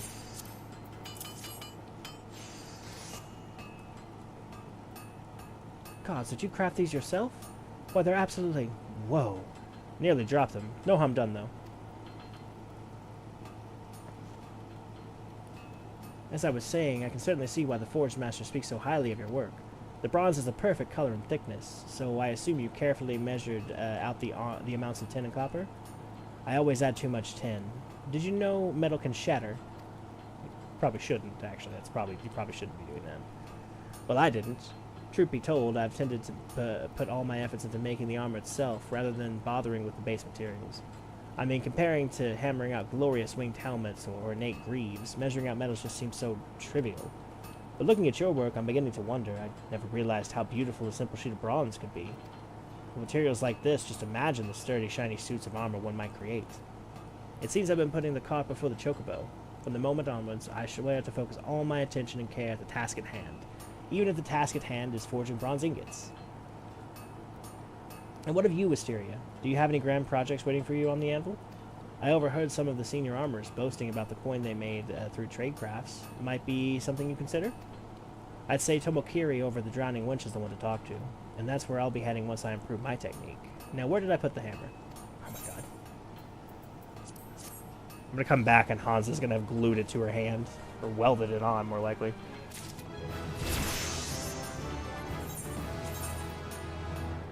Okay, so that's level 12. We're gonna need to be level 15 to finish.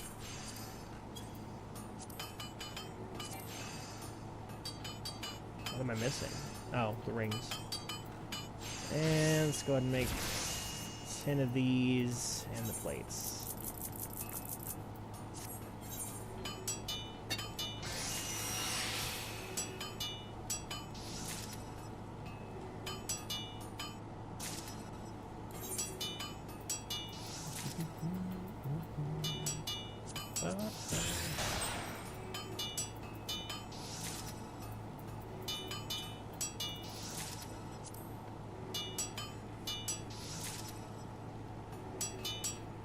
One more challenge and I get like 10,000 gold, which that'll be very helpful for me because I could use the gold.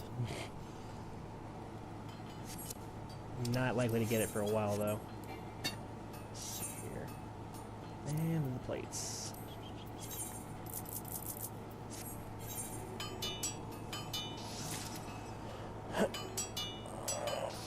That's a good stretch.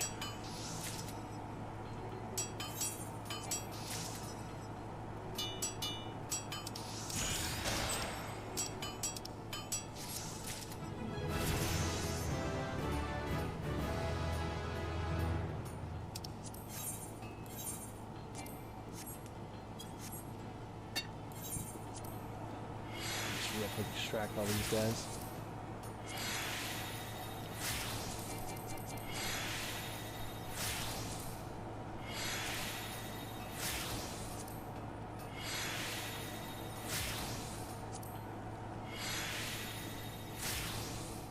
Okay, so let's go ahead and start making down the list here.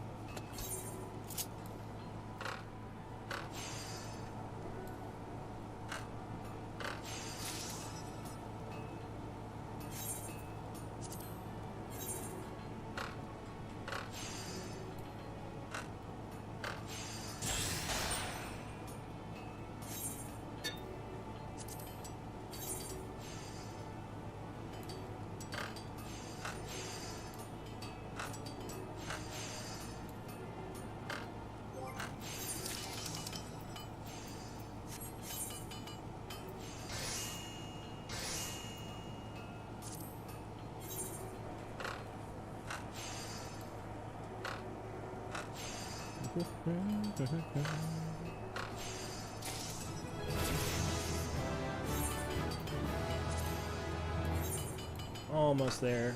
Traveler's almost there.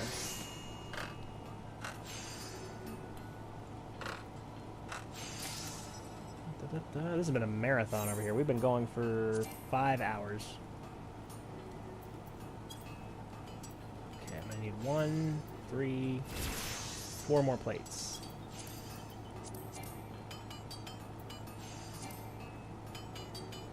Oh, inventory space, okay. I'll say, what do you mean I have enough material? What are you talking about? Oh, not you.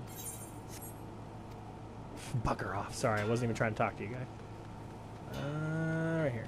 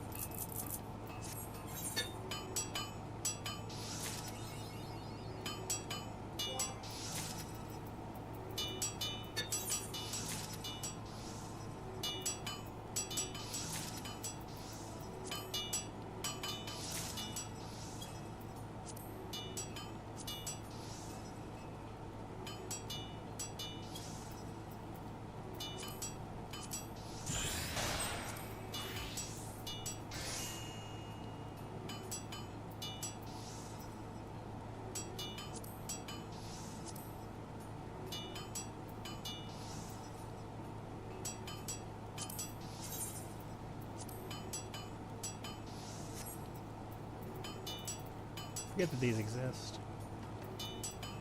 Quite like to have these. It'd be pretty cool. I think some of them are glowy too, like the specials. You can see those though. Okay. They're sort of like your relic weapons, but if you were a crafter, which is pretty neat that they included, to be honest.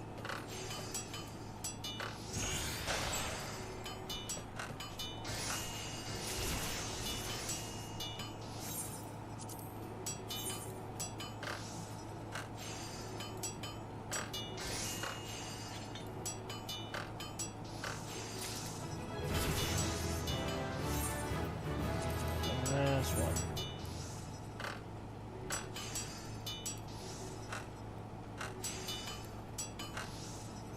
Is that trait? I keep unlocking it. I don't know what it means.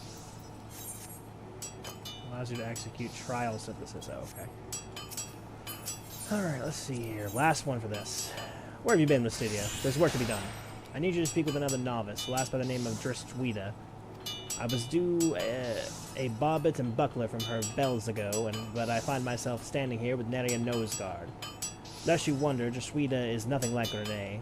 She's as dedicated to the craft as you are, and I've never known her to miss a delivery. Something must be amiss, and I need to find out what. I'd go and ask her myself, but I fear my usual approach would do more harm than good. The lass might be built like a stack of anvils, but she flinches at the merest hint of criticism.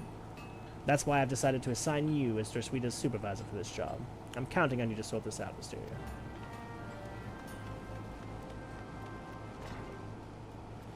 There you are. A pleasure to meet you, miss. I'm sorry the Forge Master had interrupted your work so that you might assist me with mine. I do hope you're not angry. I don't know if I could endure another dressing down. As pathetic as it sounds, it's actually the reason my delivery is late. I just can't bring myself to work. I'm sorry, I shouldn't start from the beginning. A short while ago, I received a visit from an armorer by the name of Brainsweer. He is one of the old guard, a true veteran of the guild. After a single glance at the armor I made, he yelled at my work wasn't fit to cover kobold's arse. And now I cannot banish the scene from my mind. His face twisted in anger, and those scornful words. Am I truly so talentless? The shame, it paralyzes me. If he had explained the flaws of my work, I might endeavor to correct them. But I couldn't bring myself to speak to him, or to anyone else, for that matter, not until now. Might you speak to Blacksmith on my behalf? I would know the reason behind this reprimand. Let me find him.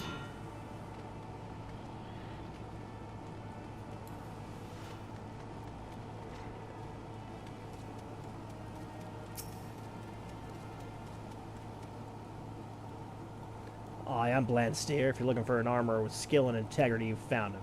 What are you after, then? You want to know what's amiss with Dristwida's work? One of the guild's newer faces, are you? All these whelps trained under Eorzea get their heads filled with daft, bloody notions of cooperation and camaraderie, when what they should be learning is how to use a pair of pliers. I've yet to meet one of her novices as could forge an ingot worth a damn, and as ain't got no skill ain't worth me time. Which means you, girl. Now bugger off. Not budging, eh? Worrisome wench. Alright then, tell you what. I'll give you a chance to prove yourself. Let's see you craft the same pieces as your friend made such a meal of. A decorated bronze barbet and a bronze buckler, if it were. And if they're half a decent, we'll have ourselves a nice little chat.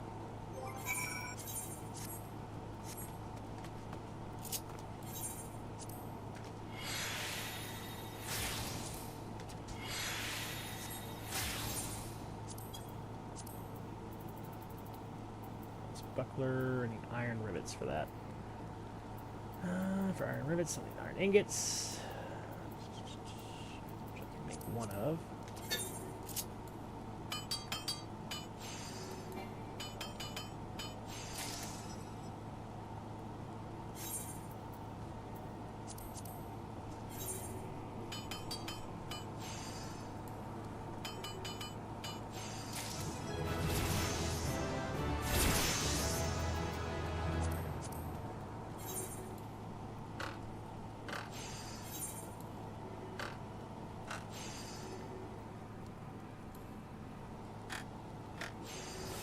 This will be one down, one to go. Oh. Victim again of my own inability to do math, but still got the high quality, so in the end, doesn't matter.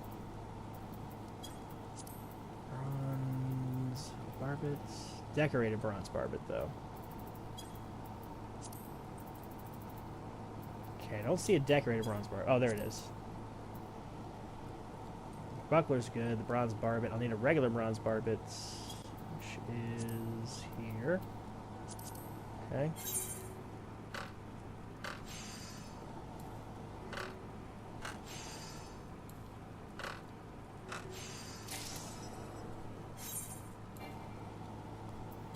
Okay, decorated bronze barbet. Oh, I had one already. Oh my god. Selected all the material. Oh. Yep. Aye. I did say this would be an issue.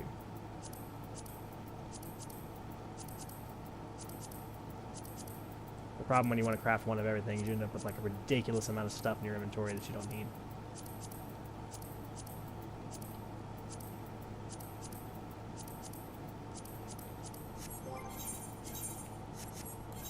Okay, decorated bronze barbet, take 2.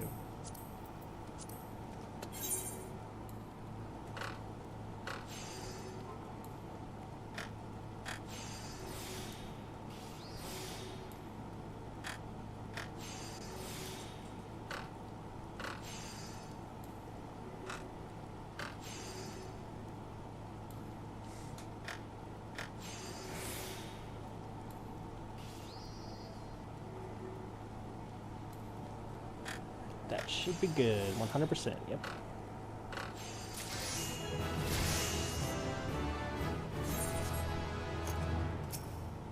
Bring me a decorated bronze barbet and bronze buckler, or you'll get naught out of me save curses, you weeping sack of sahag and shit. Damn.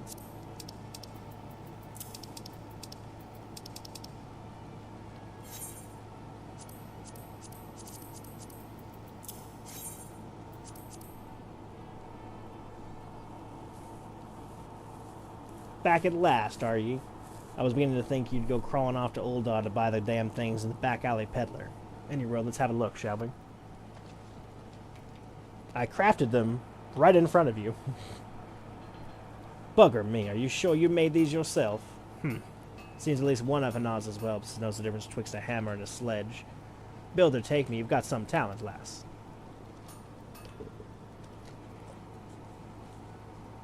The barbet well shows the character of your work, precise and uncompromising, as it should be. You've realized that forging a hammer ain't a matter of slapping a few molded sheets of bronze together. Nice. And your buckler's just as good. Small and light, but a damn sight sturdier than a shield twice the size. Didn't expect to be saying this, but I'm impressed. The level of quality and polish, you can make a tidy living for yourself as an artisan. But you're the exception that proves the rule, lass. In fact, the other officers ain't fit to lick your boots, Jerswita included. So you tell her this from me.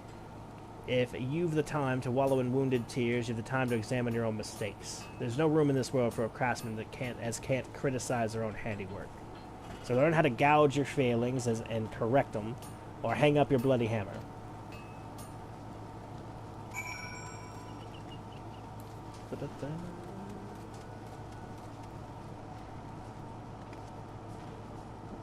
I suppose I shouldn't be jumping in the hot coals. That's a good idea. Alright. We're hanging my bloody hammer. Well, thank you for passing on Blacksmith's advice. I believe I understand what he means to say, but not everyone has the inner fortitude to endure such criticism, be it from oneself or from others. If such strength is required to master the armorer's craft, then mayhap I have mistaken my calling. I joined the guild with the dream of following Hanaz's footsteps, but I see now that that was folly. I shall have to think long and hard about my aspirations. Please convey my apologies to the Forge Master without delay.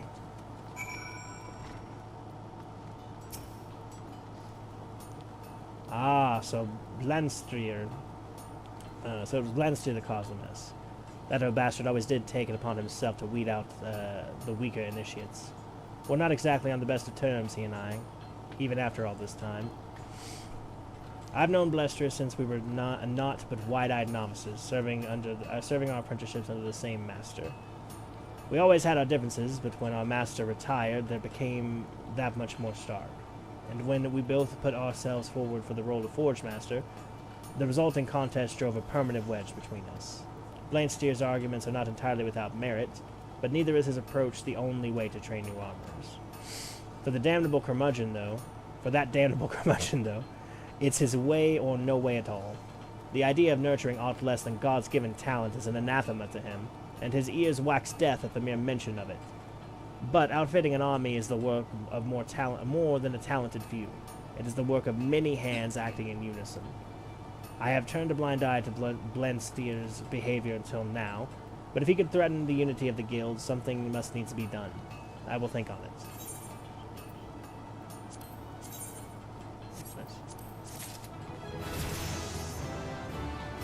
Okay, so that is the last of our Armorers Guild, which makes us to our last crafting quest line, the Smiths.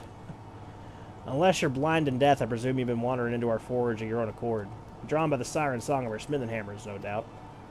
In these here hollowed halls, Limsa's finest pound metal into an all manner of tools and weapons. And when I say Limsa's, I mean the whole bloody realms. Make no mistake, you need more than a bigger arm to join our ranks. But if you got iron in your veins and the builder's blessing, speak up. Ha! Well, you're not short on confidence. But do you truly know what you're getting yourself into here, lass? Ours is a trade born of blood and brine. For as long as pirates have sailed the Rotado, smithies have forged their weapons and fitted our ships with their keel to cannon. Of course, till sea swallows all ain't just an idle saying. Brine will eat through even the stoutest iron given time. And our forebears long struggled to forge more rust-resistant alloys.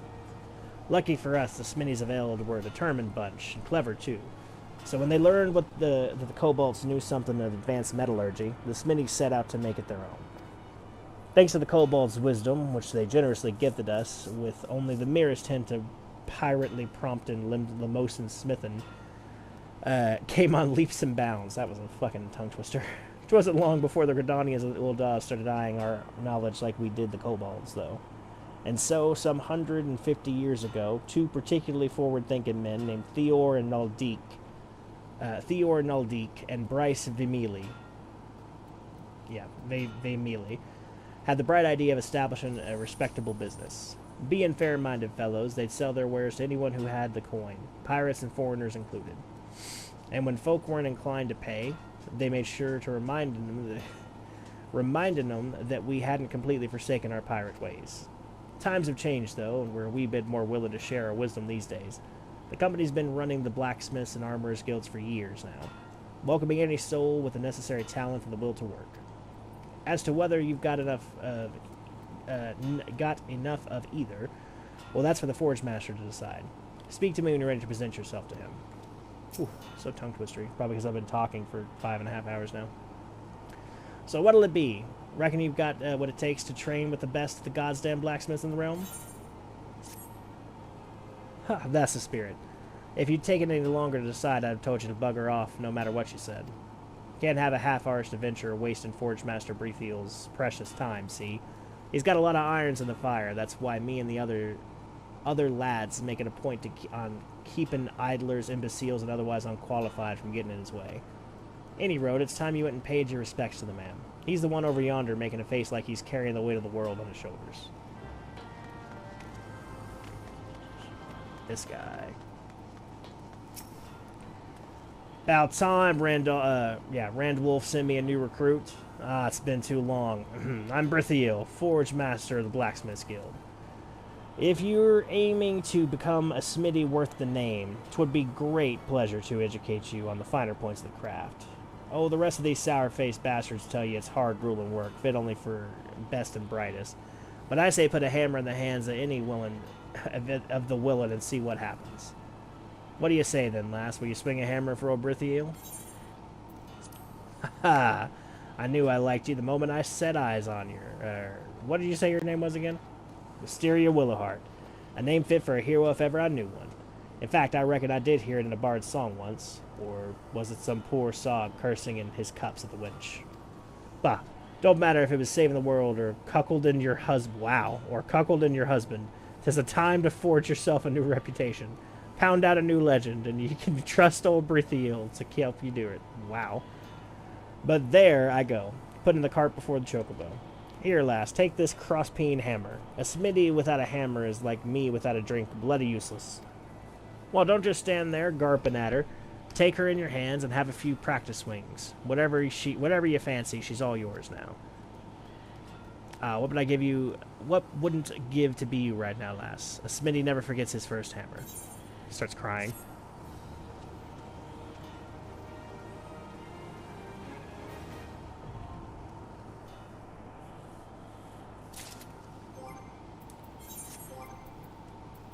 Character. There we go.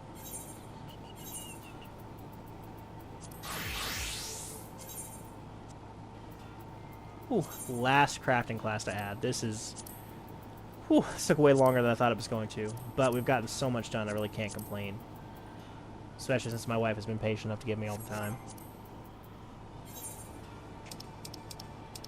Armor, blacksmith, carpenter. So those are all set. So miner and botanist. So botanist is 9, miner's 10, fisher's 11. Alright, I can fix that. All it takes is...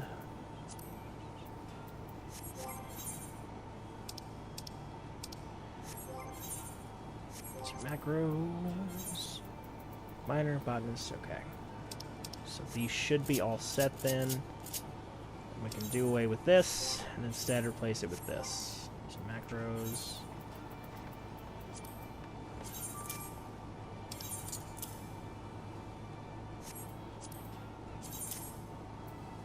This will be Fisher, it's not right now, but it will be. Where Astro White Mage is gear set 19. So, little tricksy you can do here, but I'm not going to do it yet, is just keep increasing, like, out into the thing, and it'll be fine. But for right now, this is all we need to do. Whew.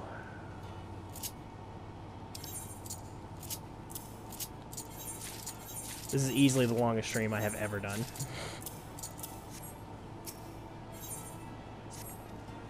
Now that there is a beautiful sight. Never forget a Smithy's hammer, and hammer is her one true love. Friends will betray ye, lovers will leave ye, but your hammer will never do ye wrong. God, seeing you standing there, reminds me of a less ale-sodden, more lady-shaped version of my younger self. But on to your task. We ain't a congregation of soft-minded scholarlies here. Smitty's learning by doing. Try your hand at making a bronze ingot. Any Smitty worth her salt's got to master the fundamentals, and you got more fundamental than that. Can't get more fundamental than that. It ain't complimented. It ain't complicated. Bronze is just copper and tin melted down and mixed together. So you'll be needing, that's it, copper and tin ore. And seeing as most folks don't carry stuff like that around with them, well, I have it actually. Smidhirms outside just can provide you with some for a price, that is. What the lad can't sell you, though, is the fire shards you'll need. It ain't complicated, but that don't make it easy. You need to melt the metals before all, and do what they need to get them hotter than a bombard's backside. So fucking difficult to read. I hate Libsa. And that's all there is to it. Think you can handle it, lass? I would encourage any of you who think that I am either putting on some sort of effect for that, or just think, oh, it can't be that hard. Please try it. I promise you it'll humble you pretty quickly. I need 10 ore.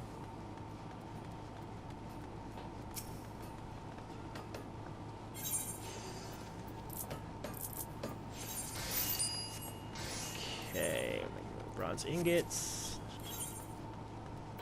There should be quite a few little levels.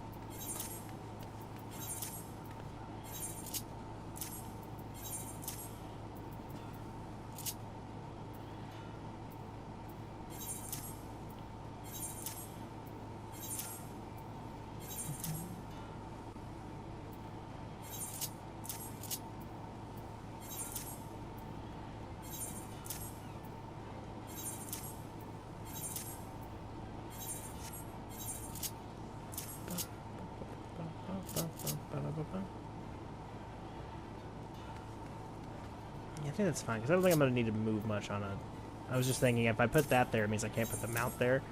But I don't really need a mount as a craftsman. They're mostly in town, so it's not like I'm going to be running around as a craftsman much. Okay.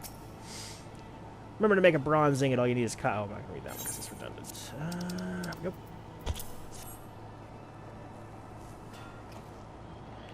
You're alright, lass.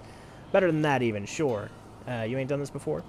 Because honestly, this ain't what you'd expect from a venturer fresh off the streets. I've actually crafted this exact item for both a armor and a goldsmith.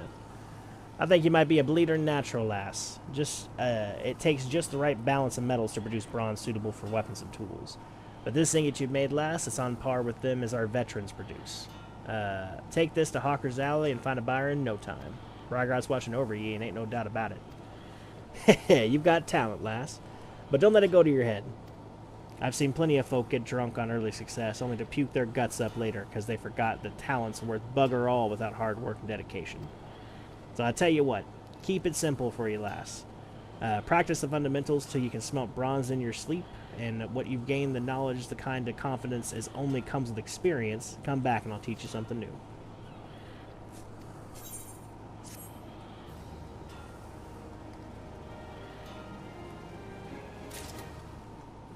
Okay. Hatchet.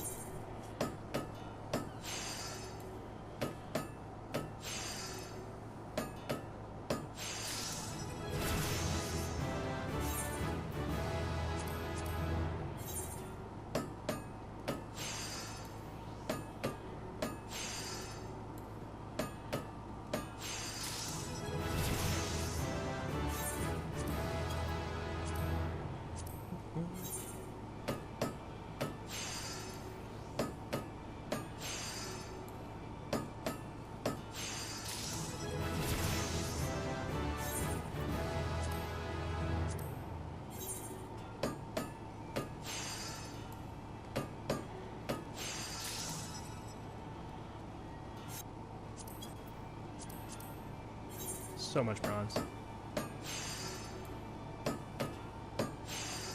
I mean, I know they're just doing it as a joke, but I think I might actually be seeing bronze in my sleep, like, in actual life now. So much bronze.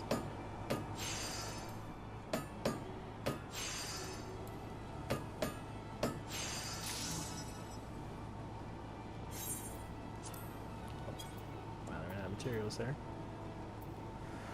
So, need a lot of lumber. 1, 2, 3, 4, 5, 6 maple lumber. Real quick then. Carpenter.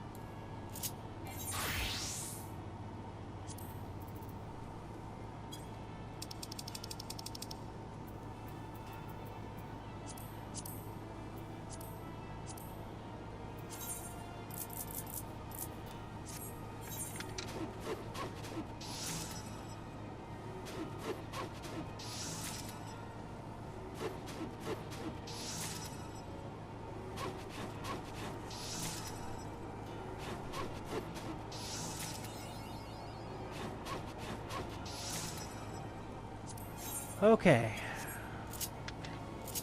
And then back to Blacksmith.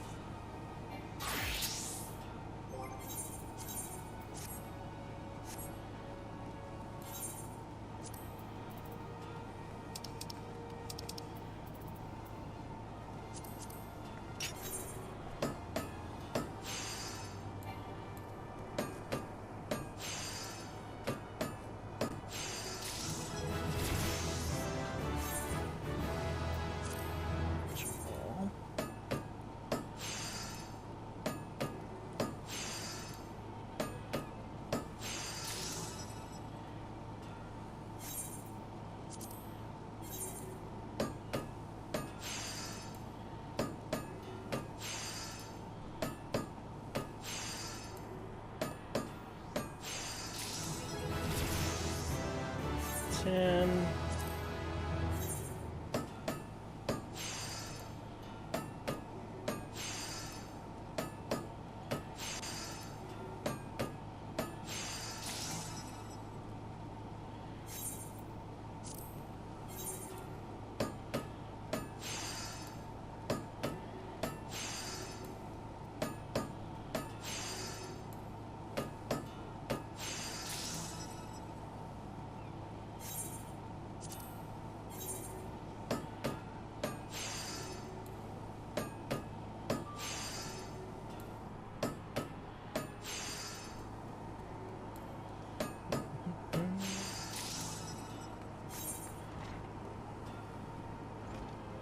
I just made 2 of each of these, or I already had them from a different recipe, actually, which is entirely possible.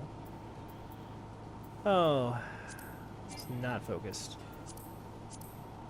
Looked over for a second to read the text. Yeah, I definitely made 2 crossbeam hammers. Yep, sure did. That's right, didn't waste much.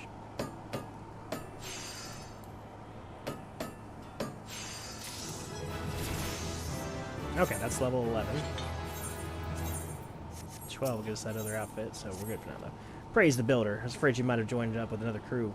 Thought of it pained me so much. I was down at the Drowning Winch till morning bells, I was. But here you are, still brimming with potential, and some extra meat on your smitten arm, if my eyes don't deceive me. So we're something new, of course. How could I forget? Wisteria Willowheart, I bid you craft 3 bronze crossbow. Oh, that was fortunate. Just like the ones all our apprentice smithies use. For this, you'll need bronze, maple lumber, and hempen cloth. Now, I know making the bronze won't pose you no trouble, but allow me to offer you a bit of advice regarding the materials. If you want to save yourself some coin, you might consider mining your own copper and tin out in the wilds. If that don't tickle your fancy, you might consider whacking the odd kobold until it stops moving. They lug ore around in them, see, and it ain't as easy as swinging a sword. All that differs from pounding a lump of metal into shape, is it? At the end of the day, though, how you go about getting the bits and pieces don't matter to me, just as long as you can make a decent hammer. Do what needs doing and come back when it's done. Oh, very, very fortunate. Okay, maple lumber. I need a 3rd one. I wish I'd made 3 by mistake by zoning out. That would have been useful.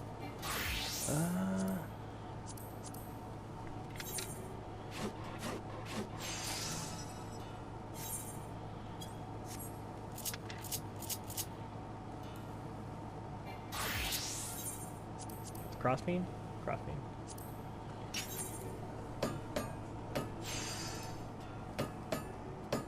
Sorry about that, Travis. I was getting hungry, so I think I'm just zoning out. But I only have 1 more after this. We are so close.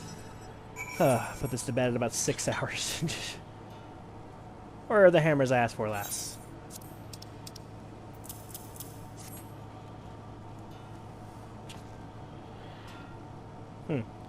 Seemed last time weren't no fluke. This here's impressive work, lass. Now, a layman might look at the thing and think you just stuck a piece of bronze on a maple stick, but you've done a damn sight more than that, whether you know it or not. A hammer's a tool, after all, and the head's got the grip the shaft for tens of thousands of strikes. What's more, when a smithy's pounding a red-hot piece of metal, her hammer takes up the heat and swells a touch. Which ain't a problem unless it's a poorly made piece of shite. Take it from me, Lars, there's few things more embarrassing than flinging a glowing hammerhead over your shoulder straight into the eye of your newest apprentice, even if he did eventually get his sight back. But I reckon your hammers won't lead to any instance like that. In short, I'm happy with what you've done. Now, I'll spare us both the don't rest on your laurels speech if it's all the same to you. Stating the bleeding obvious is best done with a drink in your hand, I find. But well done any road. Here, you'll be needing this. A hammer will suffice you for simple smithing, but complex jobs call for a more delicate touch, which is what the file gives you. Using one alongside your hammer will make your life a good deal easier, whatever you're crafting. Try smithing something simple. I guarantee you'll see the difference. And when you've done that, do it again. I want you to practice until you can wield the file as well as your hammer. Once you've got the hang of it, come back here for another task.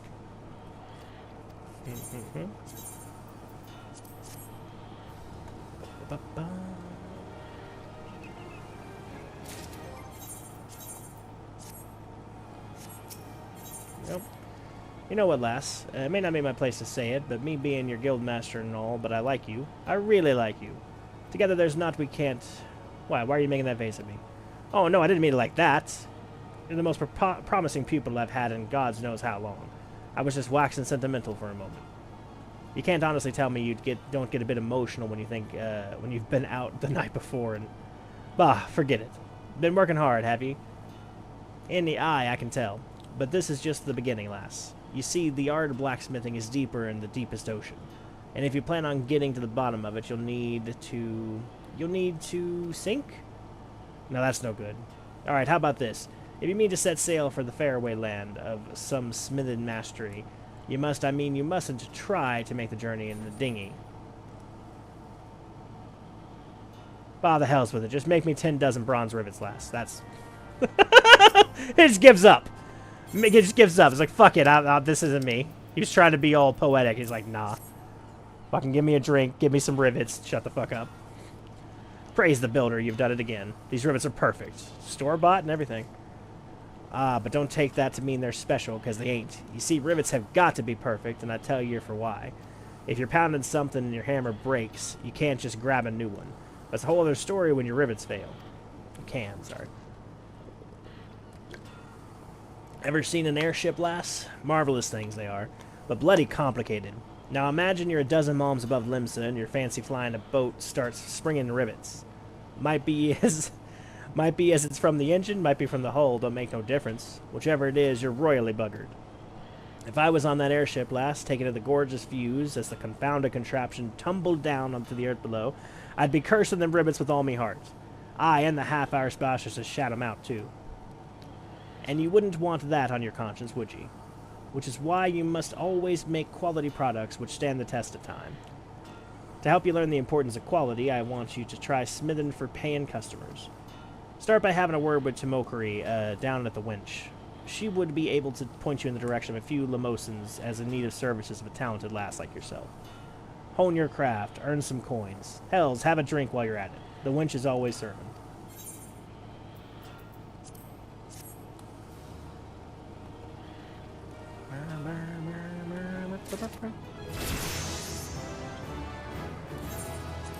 Okay. It's all these done. Let's go keep on. Oh my god, but the maple lumber though. Yeah, fucking hell.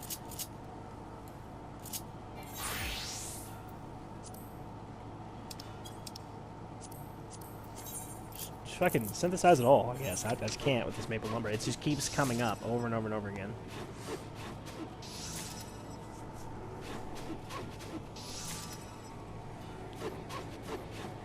I love this glam, by the way, beside me. They're very cute Lullafell. Lullafells are adorable.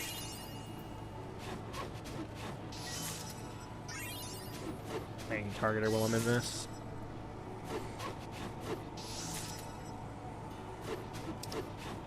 I know I said all of it, but 10 should do it.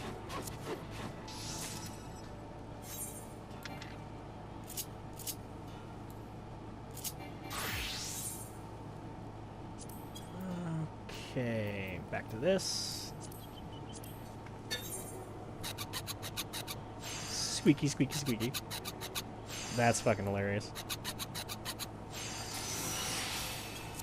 Real quick, just make it easier on myself. Let's just, whoops.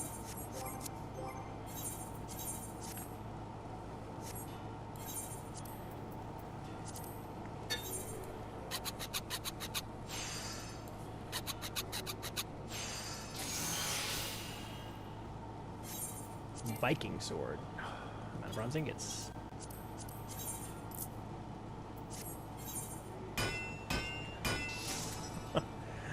Alright, well that's crafting away. I will be right back, travelers.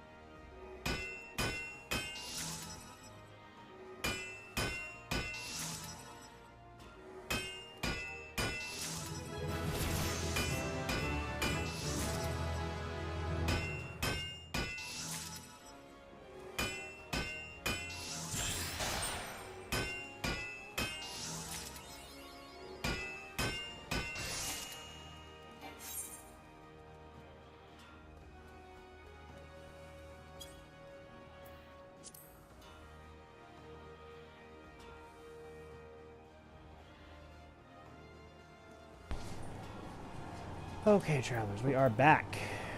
Now with more bronze. Oh my god, and no inventory space.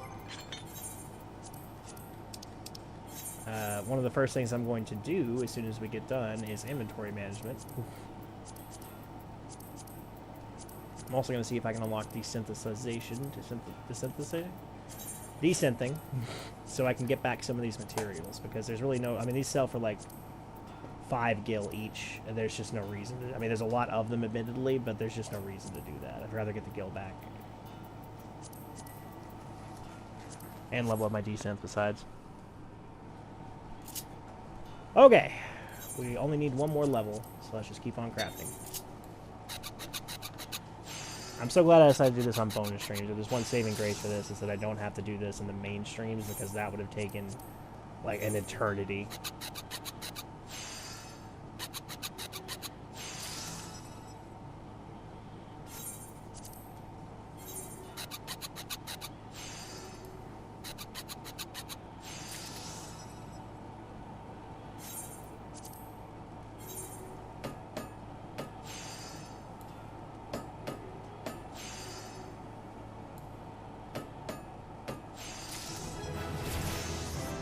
Okay, we are now 15.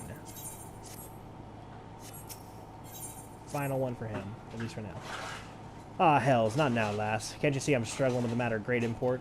Being Forge Master ain't all drinking and debauchery, especially when Hanaza's breaking down me neck. We're a business, she says, and it's our job to ensure Naldic and Vamilia's stays profitable or some such bollocks. To which I say, now look here, you greedy shrew. You're making a mint off our commission from the Maelstrom, ain't we? Well, I mustn't have said shrew, any road. The greedy shrew that starts yattering on about expanding into new bleeding markets. Says that we'll be selling more to the tree folk in Gridania. Says I should be the one to develop a plan of action. 7 hells, lass. I'm a smithy, not a merchant. I've never even been to bleeding Gridania. Aye, and it gets worse. See, we need a man with connections, don't we? Someone can make arrangement with the tree folks. So Hanaza's gone and goes and finds one. Right clever bastard by the sound of it, and then orders me to go meet him.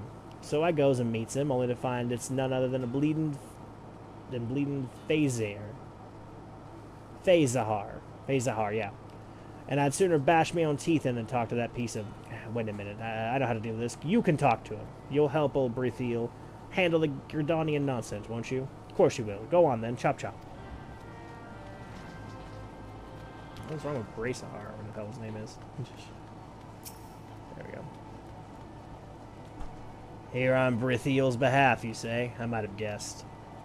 That horseman doesn't realize the trouble he's in. Well, it's his neck. I'll work with you, Smith, and I'll even keep my diction simple. Taking instructions from that drunkard wolf will dull your wits. Now listen. Dealing with Gridanians is no different from dealing with anyone else. Everyone has needs, it's just a matter of identifying and fulfilling them. Anyone with half a brain, which discounts your mentor, knows that the Forestborn do not want for wood or leather goods. You'd have more luck selling brine to a fishback. What they do lack is steel.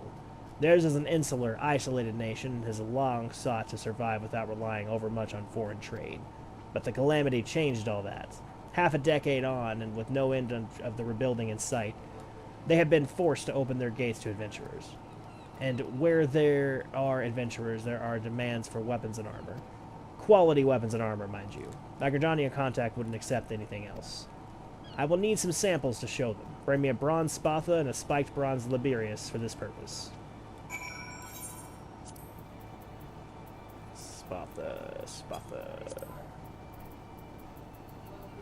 Spatha. Oh, I need hard leather. And spiked bronze Liberius, I can make that now. I love that noise. That is so funny that you're fucking rubber ducking this bullshit. Spiked bronze Liberius, crafted. We'll need some hard leather. For that, we'll switch to... Been on this in a while.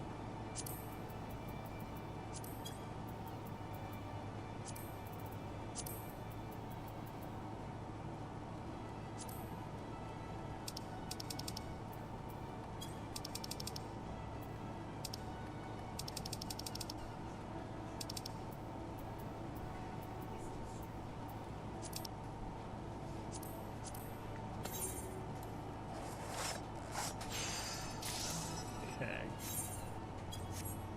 And then, what the hell? What are you missing? Oh.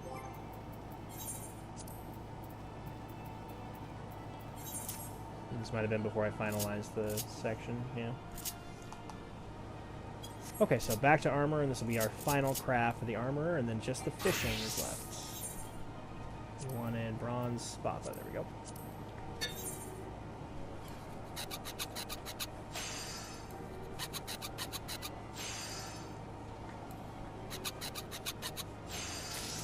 Perfect, okay. Remember bronze, oh, I said that already. I hate that they repeat that whenever you go over. I guess it'd be different if you were like gathering the quest and completing it days later, but this would require closer inspection. Inside, Smith.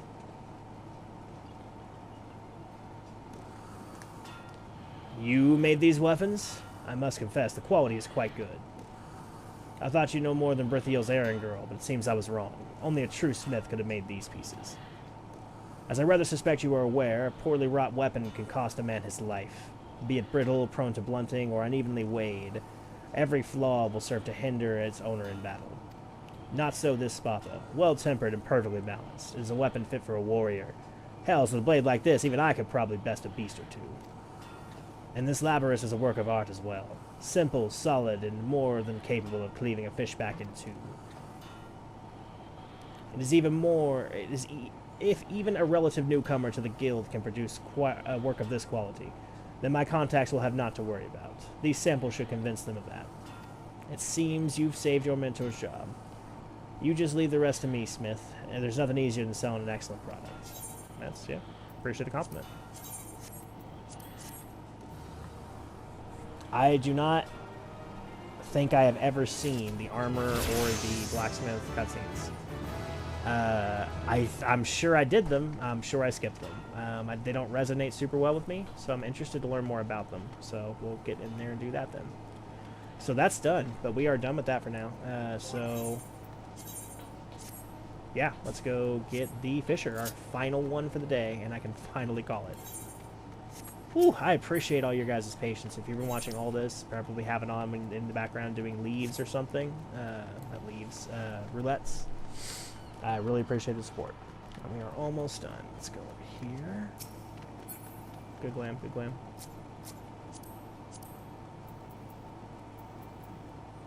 Yeah. Okay, Fisherman's Guild. Our final mission for the day.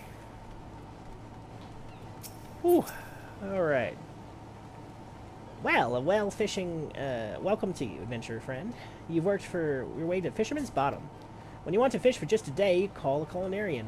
But we fishermen feast for life. I've set the bait, think you're ready to bite? Hooray, hooray.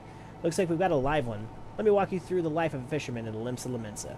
Since we're surrounded by the seas, the fishing sites are a fisherman's delight. If you can't fish it here, you can't fish it anywhere. Well, some of our rope our fish in the rods. Some of us rope our fish in with rods and reels. Others skim the seabed with nets for the creepy crawly critters. You might say we can cast a wide net. People prattle about our pullers just about everywhere in Limsa. And there's much more I haven't mentioned. We shepherd the ships, preside over the ports, manage the mongers, all while making sure not to leave an adventurer out to sea. I'll wager you prefer to work alone, so we'll start off with the rod and the reel. Now, you may not necessarily net the numbers net fishing yields. Oh my god, the fucking diction here. But pole fishing positively pulls prettier prizes. And that's the long and short of it. When you're ready for another bite of the bait, I'll reel you in before the guildmaster. Spoken like a true bespoke fisherwoman. Well then, it's time to meet the guildmaster. But unfortunately, unfortuitously, and somewhat ironically, our nefarious netmaster is out fishing at the moment. This moment and every moment, that is. So Sisipu tends to tend the tasks that require tending too, such as deciding whether you'll sink or swim with their guild. Sisipu's presiding over those pools. Whoever you decidedly decide to say hello, she might seem somewhat standoffish, but she's only keeping an eye out for sharks. Be yourself or Be yourself and you have nothing to worry about. I love alliteration, but goddamn, not after a long day. Yes, yes, save your breath. I heard every word between you and Knight Ninimi Luca, so I know she told you my role here. As she said, Wubilago's supposed to be our guildmaster, but apparently he has a bigger fish to fry, so all his work falls to me. That includes making sure our new fish aren't shellfish idiots or potential anemones. That's really cute, actually. You passed the first test by not oh, I did laugh. Sorry, Sisapoo. At that awful joke. Now you only need the right answer to this question. Are you prepared to fish like you've never fished before? I actually love fishing. Love it. And I enjoy fishing in real life, catch and release mostly. I enjoy fishing in Stardew Valley. If there's a game that has fishing in it, I will probably like it. Well, you're smarter than the majority of the bottom dwellers that find their way here. Welcome to our guild. Now, this wouldn't be much of a guild if we sent you out to sea with not only a pole and a prayer, so I suppose I can spare a few pearls of wisdom.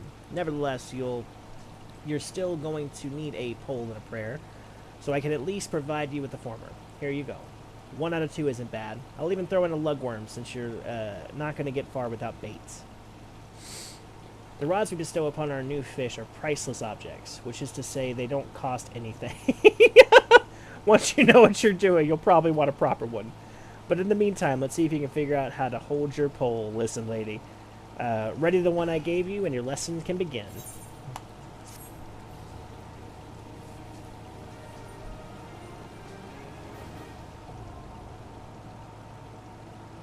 This is another one that I don't really recall ever seeing the questline for, so be interesting to do it. Oh, nope, nope, nope. Add new. Then we're going to put this above the other, and with that... finally. She is complete. And then we should be able to, real quick, 3 is going to be the one that I only really give a shit about right now.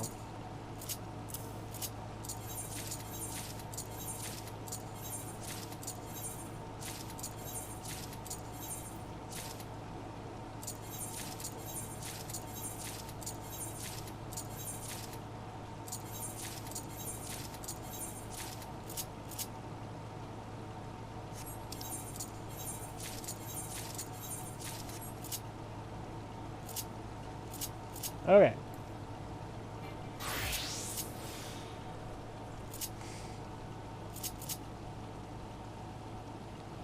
So we have far left of that one. I'll change that right now.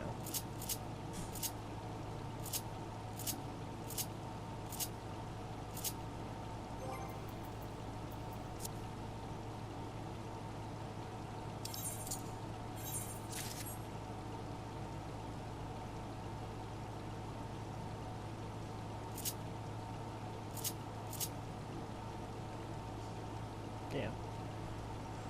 That'll be the cordial of the moment. Sorry there, Travelers. Just working some things out real quick. Adam should auto. I'm going to go over here for this. But I'll probably only ever need this.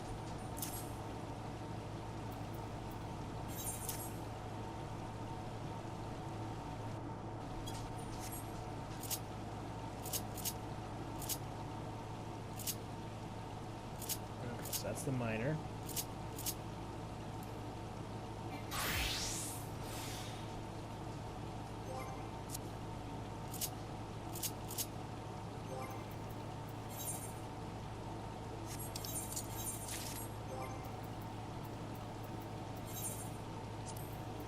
Okay.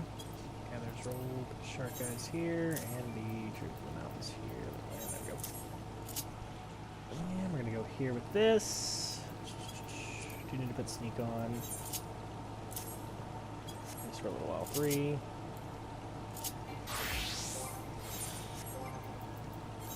So I can take this off because of it, like level 27, I think it is. You'll get access to auto sneak, and then you will never, ever, ever need that button, ever, ever.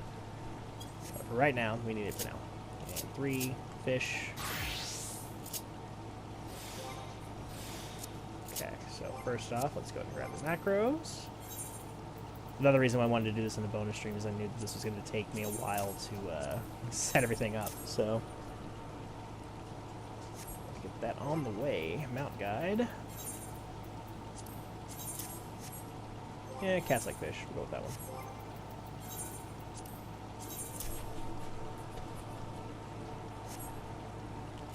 And actions and traits. Go eye, Eorzea, that should be automatic. Sneak also 137. Okay. Baits, cast, hook. I don't see the point of quits. So seem to recall doesn't really do anything. Cast light, I think used to do something. It doesn't anymore. I could be wrong about that, but I'm reasonably certain I'm not. Traits.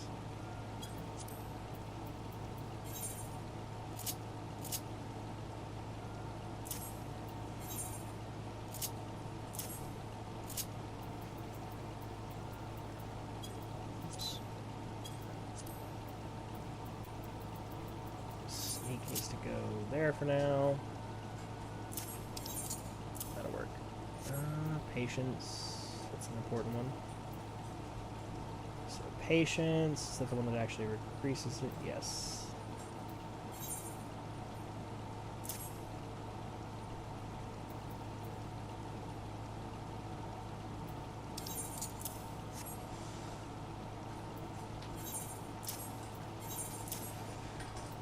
Next favor.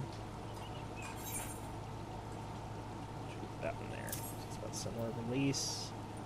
All fish, within the fish the same size, doesn't caught location, release it back to the wild. I haven't done this in a minute, so.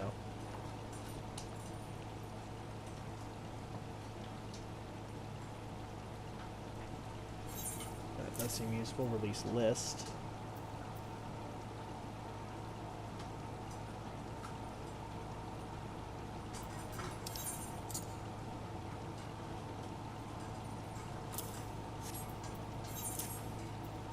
Mooch. Mooch is a big one.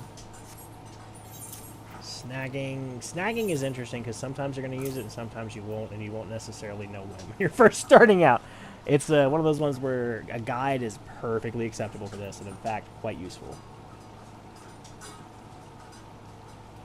Okay, Eorzea 5. What was that? You know, actually, I'd like to use that here. Over collect.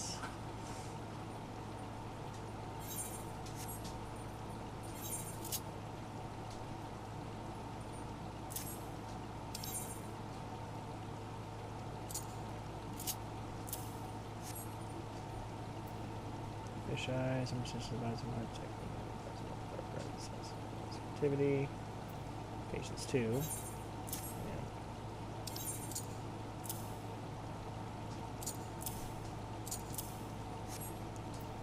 There's gig. So fish eyes. Opens your eyes 5 sentences without regarding their normal hours and activities. Okay.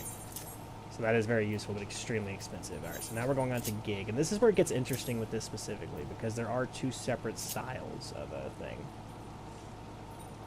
It's Mooch 2 evolve from Mooch. It does not, in fact, evolve from Mooch. That's unfortunate. So sneak is a thing.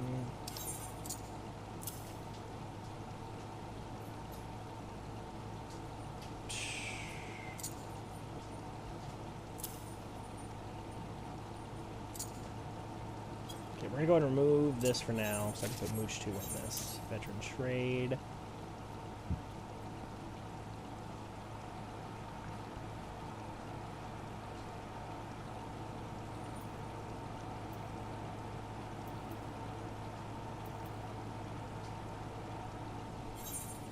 Pretty sure that's unique to this. Vital sight, charms are showing any fish you should catch. Present location. What do I have? Yeah, the fortune, that would be perfect. Double hook.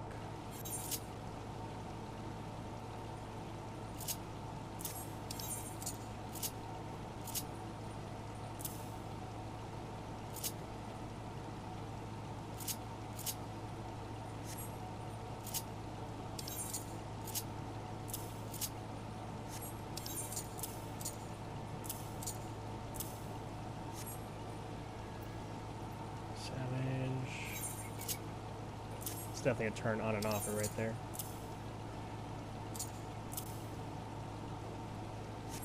Nature's Bounty.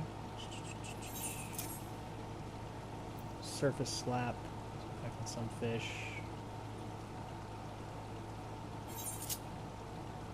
Sorry, I'm kind of going through all this as I go here. It's been a very long time since I've gone through this extensively like this. A lot to learn about fishing and go through it. So there's a lot of fishing in general. Like I said, I find it very relaxing. Eventually we'll unlock spearfishing, which is something kind of separate from this. But for right now, I'm just trying to get everything situated to where I have what I want here. Baited breath. I don't remember what that one does. Reduce the wariness of nearby fish. I believe this is for spearfishing. Identical cast. That's a useful one. We'll put that on here. Prize catch. Guarantees the next catch will be larger or higher. Cancels current mooching attempt. We're going to put that, say, here. Electric currents. Holy shit. Yeah, imagine the wariness of the fish would get worse with the fucking, you know, them being subjected to electrical therapy and all. That would make me weary.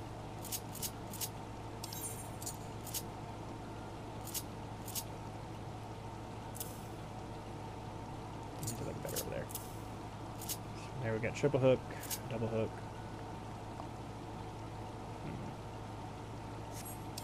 How do you do this? Let's do it this way. Yeah, I like that better, and then we'll go ahead and do that hook. This one over here, let's move this to that one. And so now we have 2 hooks. We're going to go ahead and put double hook there. Triple hook can go here. That'll be good. And this sort of like ridiculously expensive eyes one. And there is no reason, by the way, travelers, to get all this situated quite so early. I'm being extremely extra by going in here and doing this. I just like whenever I have something that it like stays and I don't have to keep resetting it, especially once I have the job. So like when we get White Mage in the main streams, we're going to be doing this exact same thing. Use swim bait may be bait as long as you remain your present fishing spot. Swim bait may also be used even after actions. Cancel mooching opportunities. These I know nothing about. We are actually going to stop at triple hook. Same way that we did sort of stop at the crafting. So now we have this. This is good enough. Alright. You're looking quite formidable. Let's hope you don't scare away all the fish. Now, the first rule of fishing is to hold on to your rod. Take care of your rod, and your rod will take care of you. Let me know if I'm going too fast for you. Since you're new here, you're going to start small. They don't come much smaller than anchovies. You'll find schools of anchovies swimming around outside in Galadian Bay, so you can catch your meager supper without ever walking 10 malms. Anchovies are hardly the most cunning in the sea, making them an ideal first assignment. Simply bait a hook with some of those lugworms I gave you, dip it in the water, and the fish will practically catch themselves. Okay, our first time catching a fish. Like I said, fishing, I love fishing. I don't know why. It's just always been one of my favorite things in gaming. It's just, I just really enjoy it. I think Animal Crossing is probably one of the first games I could recall fishing in. And it hooked me, you could say. But fishing in Final Fantasy is actually relatively easy. I know I just spent the past, like, 5 minutes staring at various traits and actions. But it's very straightforward. You really just cast and then hook. Cast, and it's that easy. Cast, hook. Could not be simpler.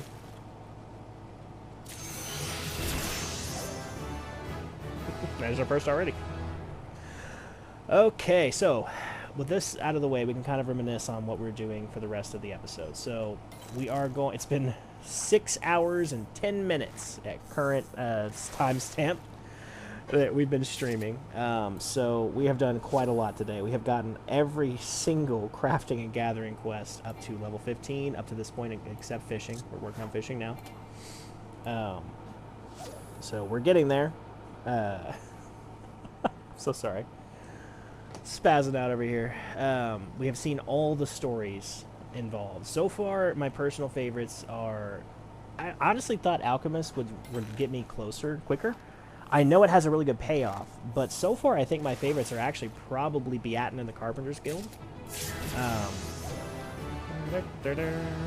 What else? What else has really sort of resonated with me? Beatin and the Carpenter's Guild was definitely a good one. I liked him a lot. Yeah, they've all had their pros and cons. The Weaver's Guild, Red Rose, is always really funny. That's going to have some really good payoff. Serenity and the Goldsmith Guild. I was really pleasantly... sorry. I was really pleasantly surprised. I did not remember that being so funny. So that was nice. Her whole interplay with the little construct guy. Very funny. So that was pretty cool to see.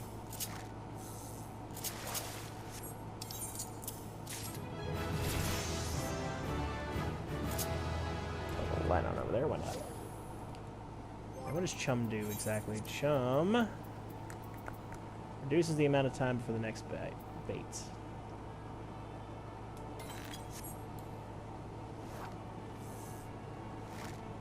Okay. Chum the waters over here then.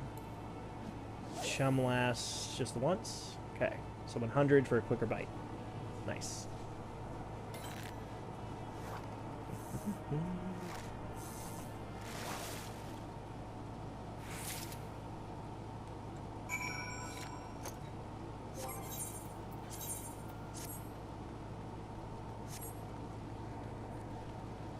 Alright. Let's go talk to Sisyphus. Anchovies swim off every shore of Limsa Lamensa, so you can bring them back from anywhere you like, so long as it's not the fishmongers. There's actually nothing that prevents you from getting them from the fishmongers, fun fact, but I did not this time. I did fish them. Here, Chovy, Chovy, here, Chovy, Chovy. Fair flock of feisty fishes you got, giddy guppy. Careful they don't slip out of sight. Bobbaligo, to what we owe the pleasure. Guildmaster's gotta get after the guppies, dividing up the daily drudgery, picking up the proper potable and some such support and service. And who gets after the Guildmaster? We have books to balance, you know. Books you should be balancing. I did my best to balance books, but the bilge keel bent the bow back, bouncing the whole batch off the boat. That's not what you know it's just an expression. But that's neither here nor there. So long as you keep at the bit, Wisteria, our books will balance themselves. Don't let that go to your head, of course. Any beginner can snag some anchovies. But you'll need to experiment with different lures and explore new waters if you wish to catch the big ones. Fundamentals are fine, but the fun in fishing for new finds. Like my uncle always said, fishing's like philandering. You never know what you'll catch. That is not a good slogan. And with those well-spoken words of wisdom, we will leave you to your wiles. Philandering would be, yeah. Just say he probably is catching more than fish out there in the bars. All right, we'll leave it at that.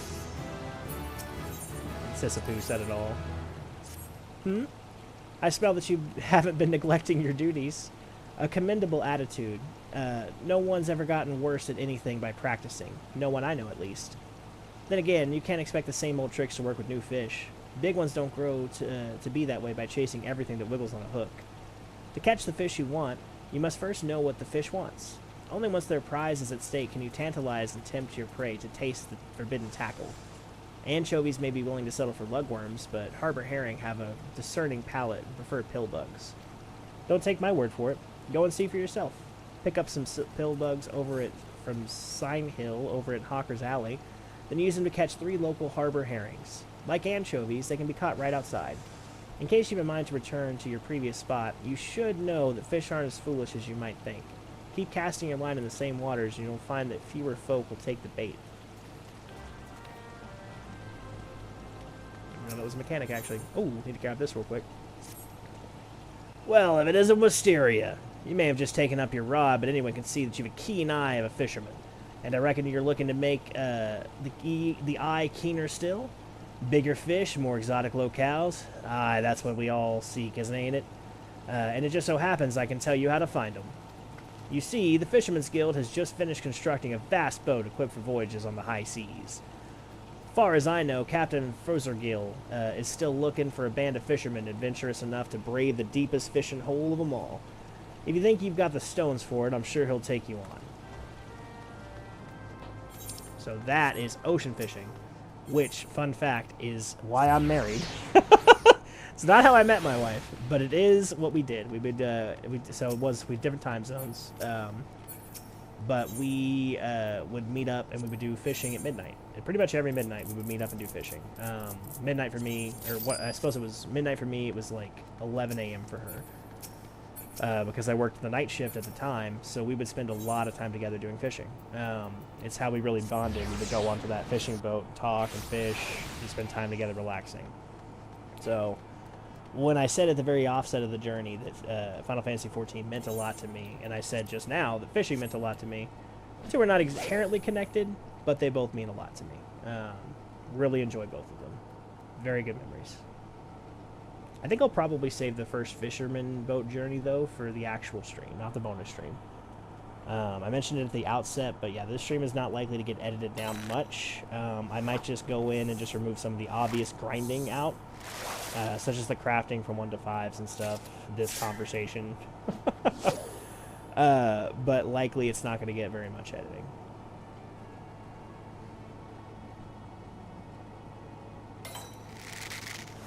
Got a big one here. Is it harbor herring?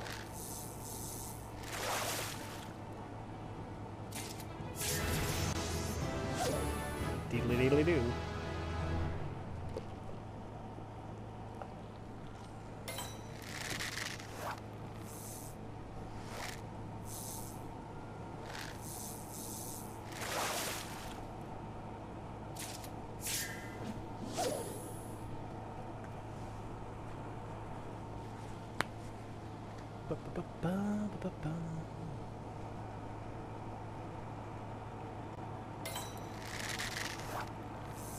One last harbor herring, come on. Harbor herring? Or butterfly is useful. I do need that for some various alchemical components, so that's nice.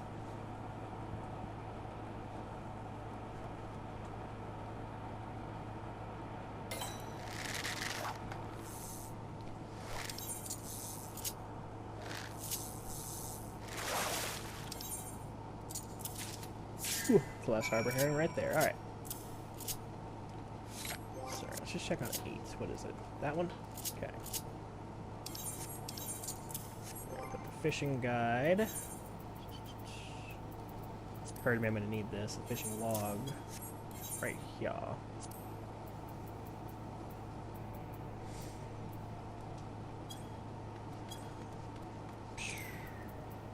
Man, there's a lot of fish.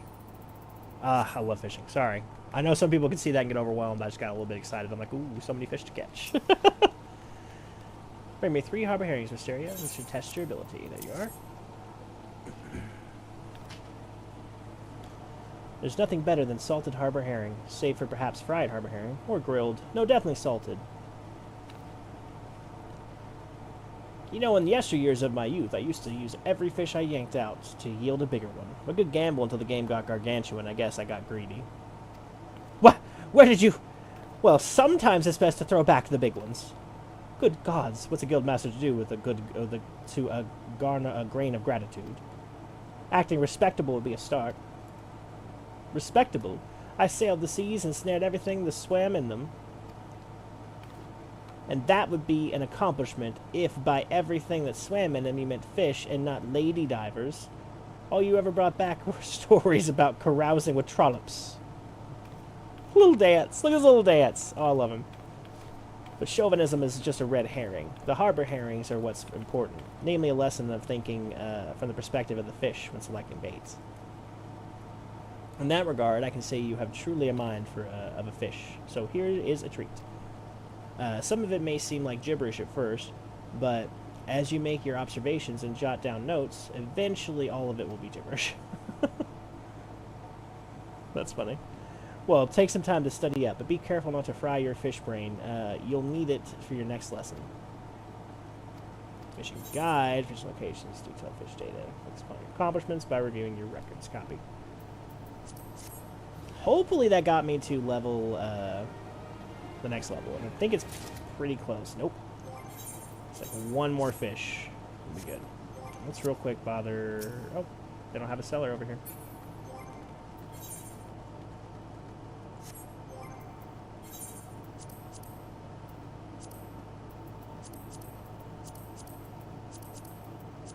Ooh, I can't wait to get that descent. It's going to save me so much time. Alright, level 10. Let's go put our bait in the water real quick. Try crayfish balls. I don't know where I got these, but I have a shitload of them.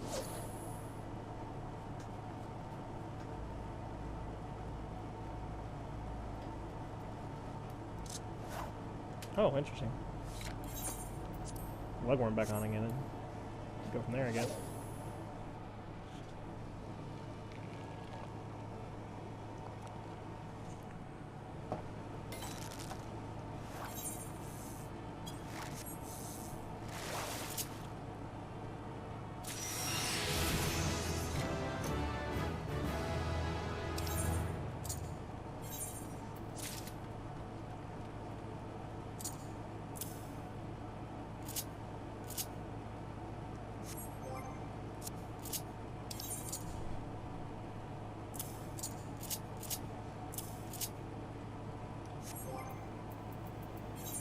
Sorry. Travelers, takes a while to refine what you want. Okay, let's see. Nothing to display. Let's see here. Does it say anything about preferred bait? So once you catch them, it'll tell you their preferred bait, which is useful, but not so much what I need. I do like that you get to see all of them, though. It's quite cool. Okay, Sisyphoo. What's that in your eye, Wisteria? I know that glimmer. It's the eye of the fisher. It's the thrill of the bites. Rising up to the challenge of a rival. Keep that spark alive, friend. You don't want to end up like Wallaligo. Not that I'm worried about you. Oh yes, I can see it. There is a fire inside you. Burning for fish. More fish. Bigger fish. It's time to feed that fire. Today is the day. The day you catch your first big one. No one ever forgets their first. Journey forward to the banks of Nim in Middle Eorzea. There you will find her, the Princess Trout. Take the princess and return here in triumph. Her Royal Highness is drawn to crawfish balls. Oh, I have loads of those. Sadly, I already have a Princess Trout, so easy doing. Depending on your perspective, you've either rescued or abducted the princess. A prim and proper princess she is. We'll ready her for royal roast, a feast fit for a king. The king can keep his fancy feast. Any fisherman worth her salt prefers the trout prepared simply. Said like a surly salt-mouthed sea hag, hand her over here and heed how the cultured classes cook.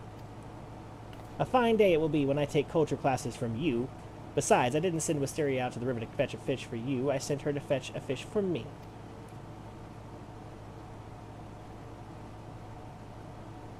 Ahem. For my lesson, that is. Yes, of course, that was the purpose of the expedition. Anyway, so you should have learned, catching a proper fish requires perseverance, plain and simple. And this plump princess trout can testify to that.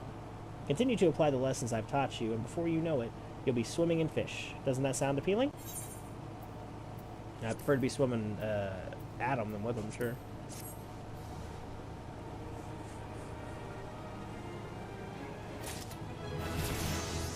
Put on a lot of things here. I didn't realize that came with free pants. So now we have gathering pants. Let's real quick go to the Arcanist Guild, do that, and then we're going to do some fishing. I think Middle Eorzea is where they suggested for the crawfish balls. So we'll go attempt to catch the Princess Trout. I did not catch the previous one. I just happen to have one in my inventory from the Culinarian Guild questline. So we'll go get a Princess Trout for sure. That way we can get up to the level that we need to be. Assuming this doesn't give us enough experience. Now, if I went on this boat, I would absolutely get enough experience. But as I said, I mainly just want to unlock the boat for now.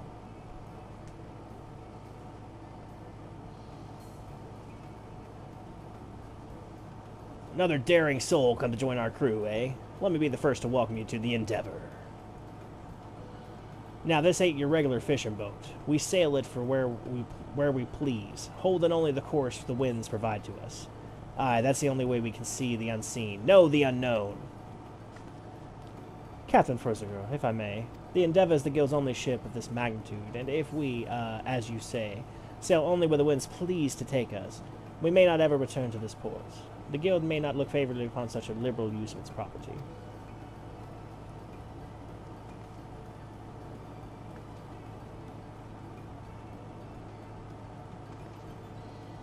My apologies. for forgetting the introduction. I am Gerstota, sent from the Fisherman's Guild to oversee the venture. Why am I here when the ship already has a captain, you ask? Well, as you may already know, members of our trade, Master Rodrigo and Captain Eorzea included, seem to have difficulties managing time. That's very fair. I suppose the concept became somewhat of an afterthought when one becomes so focused on water's surface. Regardless, I am here to ensure that the ship adheres to its schedule, both by managing its finances and ensuring new crew members board smoothly. The Endeavour shall embark upon any number of predetermined routes, each of which has a port at their final destination. Rest assured, if you fail to join in one voyage, the ship shall return before long. The route we travel will be determined by our departure time, and you may speak with me if you wish to know the route before boarding. Pray bear in mind that we must keep to a strict schedule. We cannot take on more crew members after we've begun boarding, and there are no exceptions to this rule, even for captains.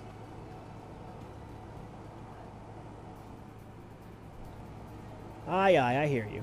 When we board the ship is when we get exciting part, fishing. Here, take these lures. They're certain to attract something worth displaying on your wall, or at least worth eating.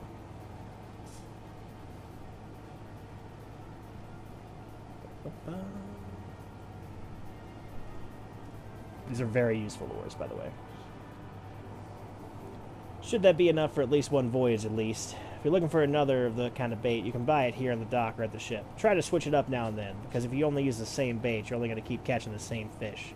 And that ain't what we do, is it? For one last thing, while Gerstota here might be in charge of the particulars on land, once we're on the ship, it's my word you'll heal. So when I say we're fishing here or we're sailing there, I won't hear no objections. As long as we're clear on that, I believe there'll be a bounty of fish for all. And with that, the Endeavours is yours to board. If you wish to enter the ship, or you would ask a more detailed explanation of what it is we do, you need only ask.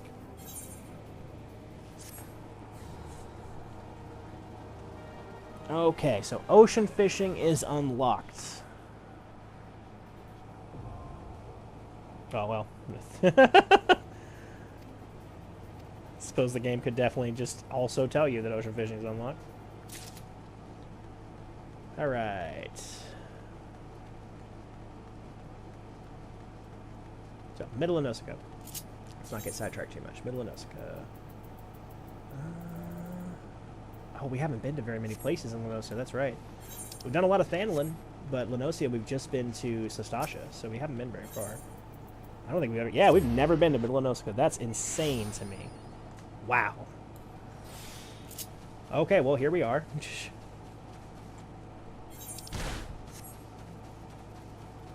go ahead and put on the crayfish balls. Okay, there you go.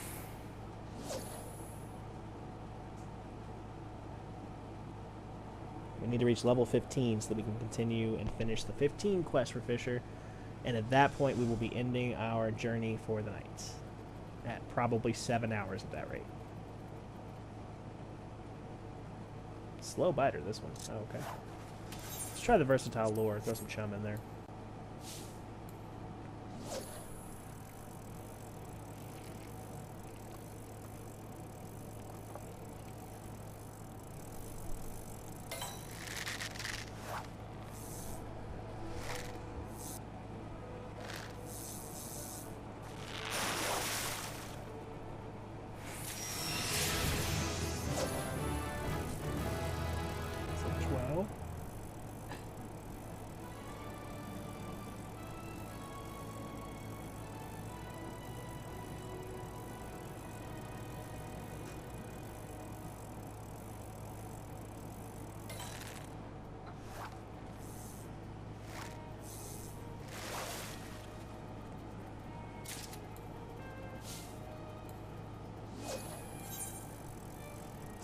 Fear drifts.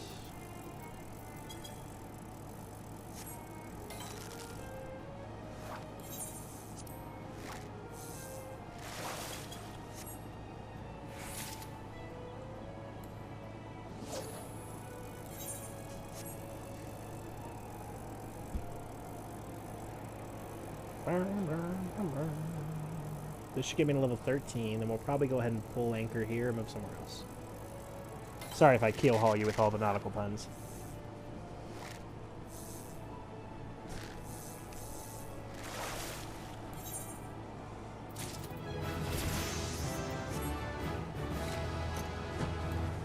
do that because I have a mount. Haha.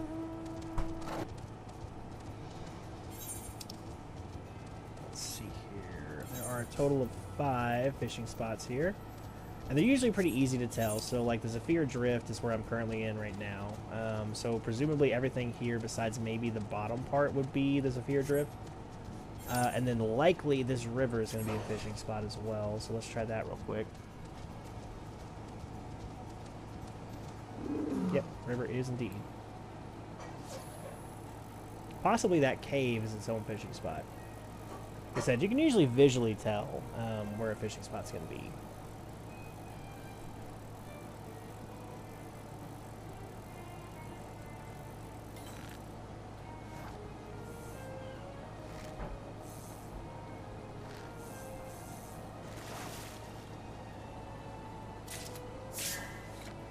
Princess Trout. Okay, the Rogue River. Let's see where the Rogue River... Yeah, Rogue River's kind of there, so it's possible that this little rock thing right here... Nope. It's possible that little rock thing was its own thing as well, but no. Okay, we've only caught 1 fish here so far that we've seen in this river, so there's got to be other types. We know that for certain, so let's see... We caught even a rare version. So there are 3 more common fish than that. Let's see if we can catch one of those.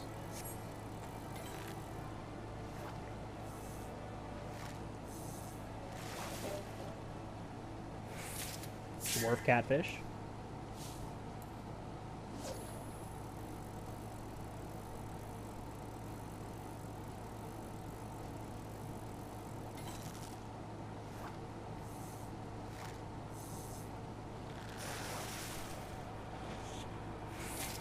Chub. What's that achievement?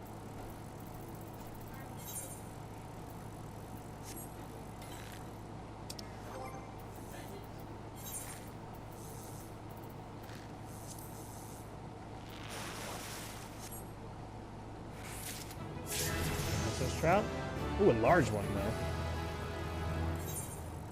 Exciting. We have 3 more fish total that we can catch here.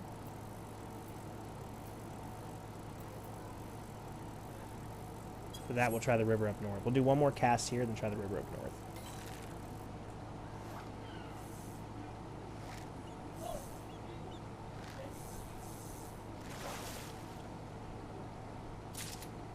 The Princess Trout. Sorry about the loud noises coming from the kitchen. In fairness to my family, they have been waiting a long time. I've been doing this for like 7 hours. So I can't even be mad at them.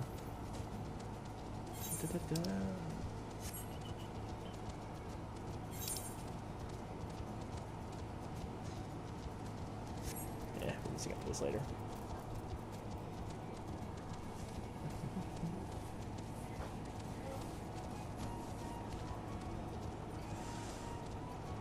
Okay, new waters. Let's chum it real quick. There should be a new fishing location if I'm not mistaken. Should be. So far, no broken rules.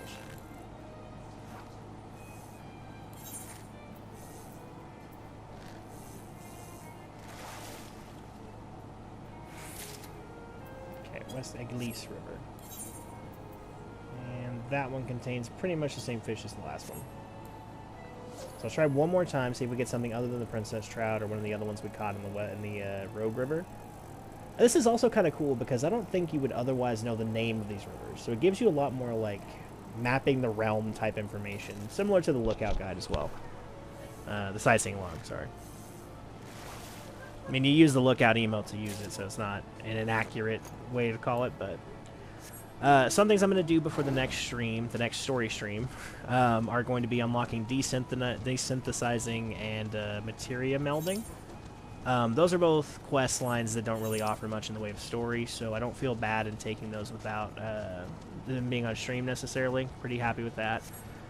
I'm also going to do a lot of inventory management and get retainers. There's a little bit of story for retainers, but it kind of goes against something that I'd like to do for my story, so I'd rather just kind of make my own. There's not enough of it that it warrants it anyway. So I feel pretty comfortable sort of rewriting my own canon for what retainers are. Oh, here we go.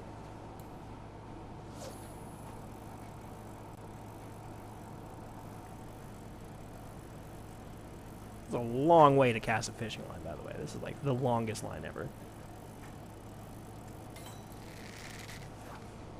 Summit big here. See what I got. Ooh, fish got away. Interesting.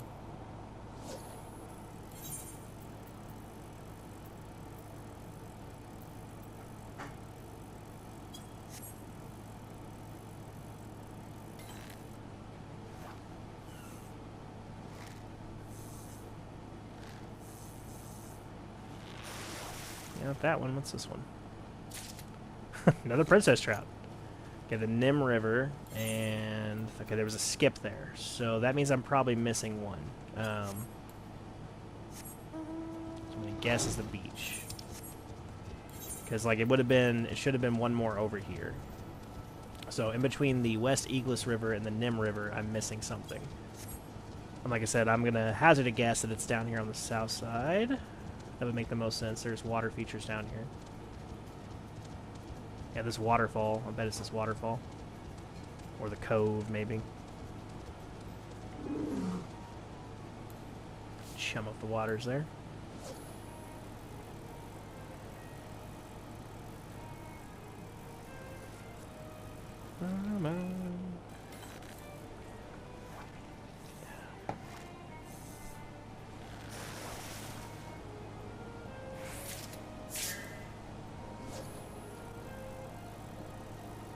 Okay, so that was one. That's the Summerford. Let me do this next hook and then I'll see what's over there. Okay,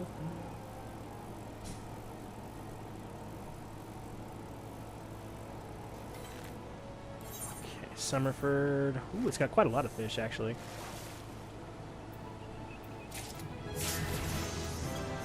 Coral, apparently.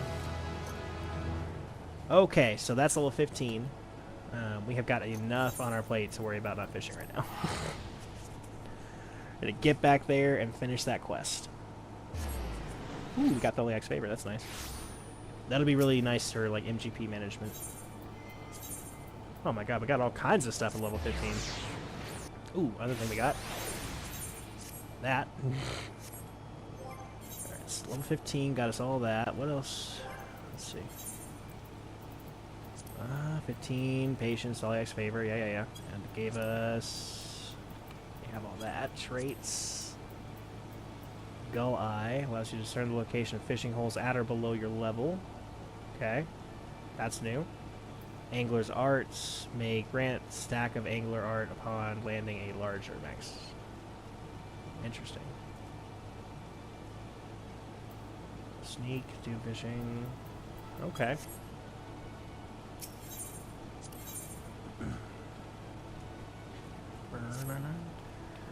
I've been thinking, Wisteria, now that you can catch more fish than you can eat, it's time you learned about the art of fishmongering.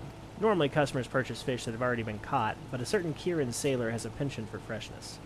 Unfortunately, the fishermen who usually fill his orders have all, somewhat ironically, gone fishing, and so I turn to you, Wisteria. I'm hoping you can talk to Choo Choo Rune over there, or at least listen to him.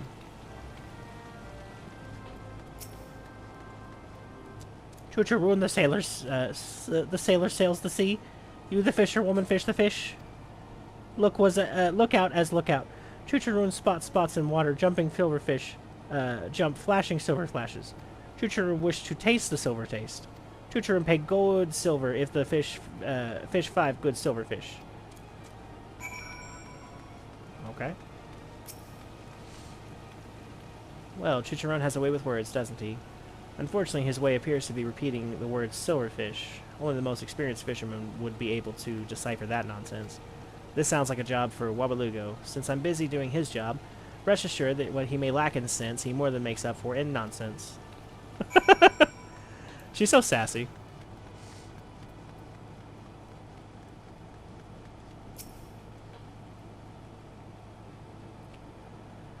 Since when is it civil to sneak up and scare your seniors? I suddenly suspect Sisyphus sent you to slit my stomach.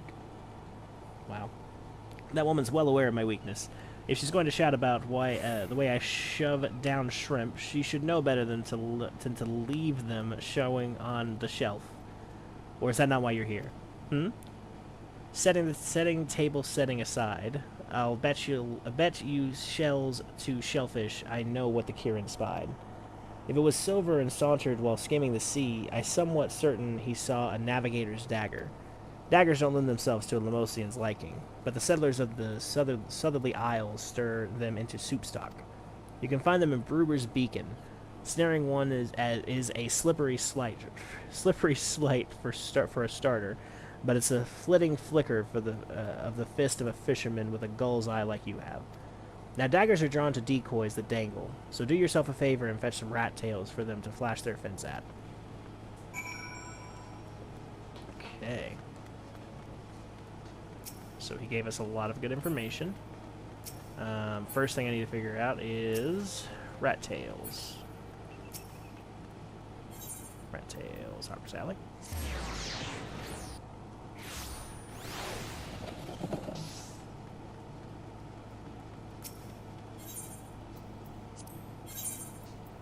Just tackle.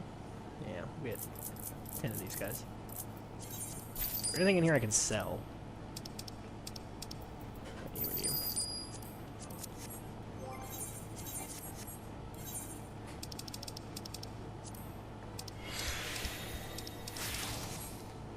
Alright, anybody can repair stuff? Yes, you. Thank you.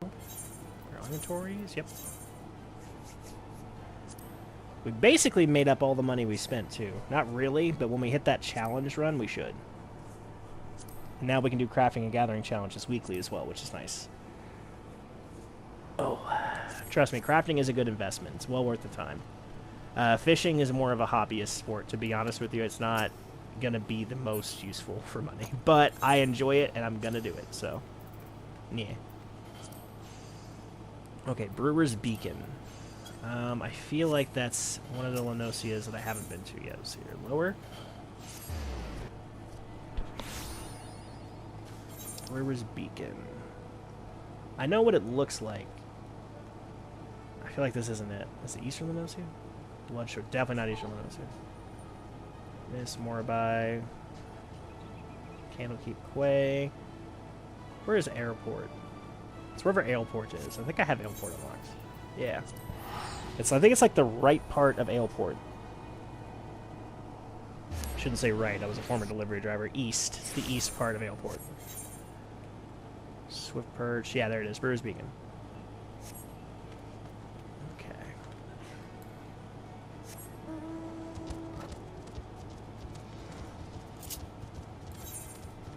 Rat tails real quick. Let's go on about our business. Oh. Turn that on. That would have been awkward. Alright, so we're going to catch the Navigator's Daggers. Lots of fishing points here. So what exactly does this triangulate move do, the Gull's Eye? Allows you to discern the location of fishing holes at or below your level. But it doesn't seem to do that, though. Because what does that mean? Okay, this has a special condition. Shows snagging or precision hook set. Okay. Okay, that's interesting. We're right past Brewer's Beacon. So if I'm able to discern that, then where is the ability to do so? I don't seem to have any new actives that I can do, so it's a passive. Might be worth Googling, because like I said, I should be able to see it unless there are more. Maybe it gives me the ability to determine more? But I could always look at that in the Fisher's Guild, or guide, so I don't understand what the difference for that was.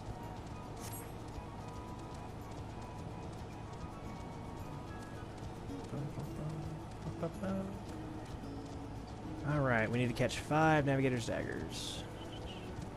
Oh. It's like, what's that shiny thing? I forgot I have Triangulate and the other thing on. So I'm level 15. These Arbor Buzzards should serve no problem. I should be able to just walk right by them. No issues.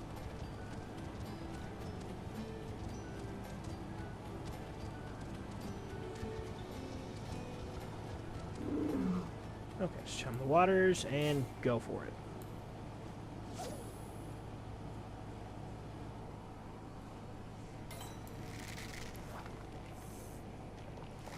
Hopefully not very many fish like rat's tails over here. Mainly I'm running out of inventory space. That's one.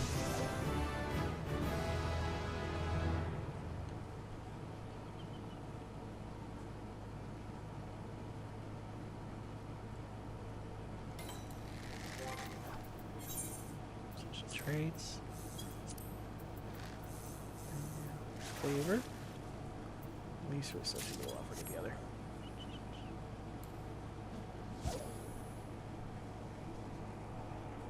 We've got this, travelers. 3 more. Navy Way's back there watching us. Do you know, and I've said it before, that La Limsa is my least favorite area, and it certainly is. I don't take that back. But it does definitely have beauty if you appreciate the ocean. I am not an ocean person, so not for me. But if you do, you are going to like it here.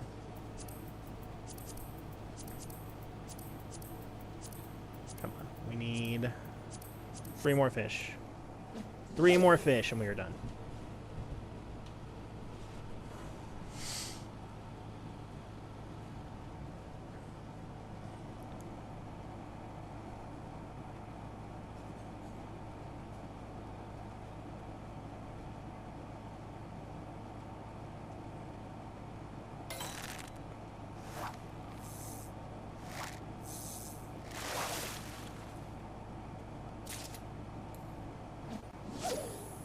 Catching some oysters. I don't actually like oysters. I had the opportunity, we did a road trip, me and my wife, to Maine. Maine was the furthest point. It wasn't the destination necessarily, but we drove clear across the country. When I was there, I got to try some really good clams. Like clams, like lobster, but oysters have never been for me. Just something about them. And a lot of people are like, oh, it's the texture. We can get past the texture, but it's not even the texture. I just don't like the taste. I like a lot of seafood. Just oysters, not so much. In fact, I think I pretty much like every other type of seafood I've ever had. I like caviar, calamari, squid ink is good if it's prepared well. So I'm not a super picky eater, but yeah, the oysters not for me.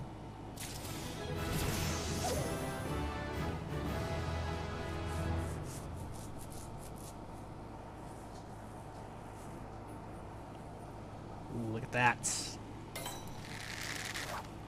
Managed to get that challenge complete, which means we now have 20,000 gold. So we're back up to pretty much where we were at the start of the episode, but we now have a lot more means of getting money, so that's nice. Let's try patience out. Why not?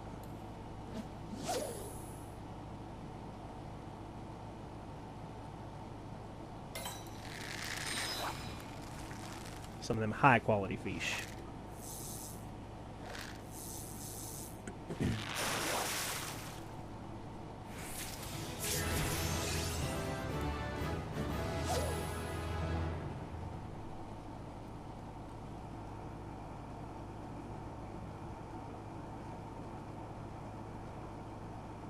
I should have chummed the waters.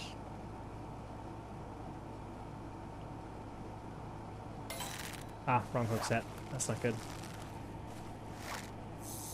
Got it anyway, though. Nice. Crab.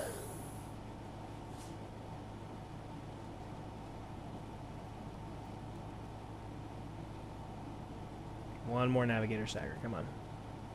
2 stars. 2 stars. Let's go. Let's go.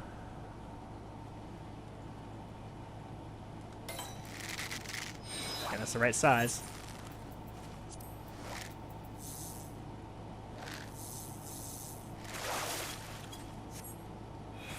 Ah, had a harbor herring. Damn it. No bait oh no. Ah, I ran out of rat's tails. That sucks, because now I'm going to catch everything. Although I was pretty much catching everything here anyway, to be honest, so I suppose it won't be that different.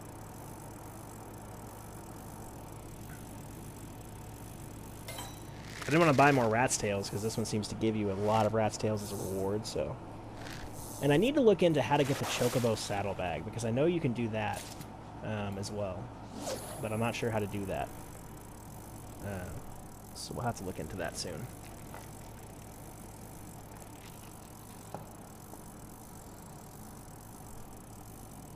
Love the noise. I just find this very relaxing. I've been streaming all day, which has been a lot of fun. Like I said, I really appreciate the support. But, yeah, it's nice to relax with fishing. Alright, that's the last one.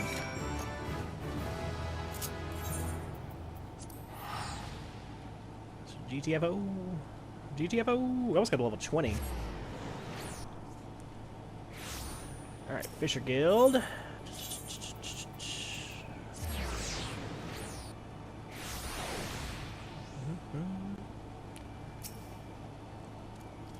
You fish and catch 5 fish for chicharron?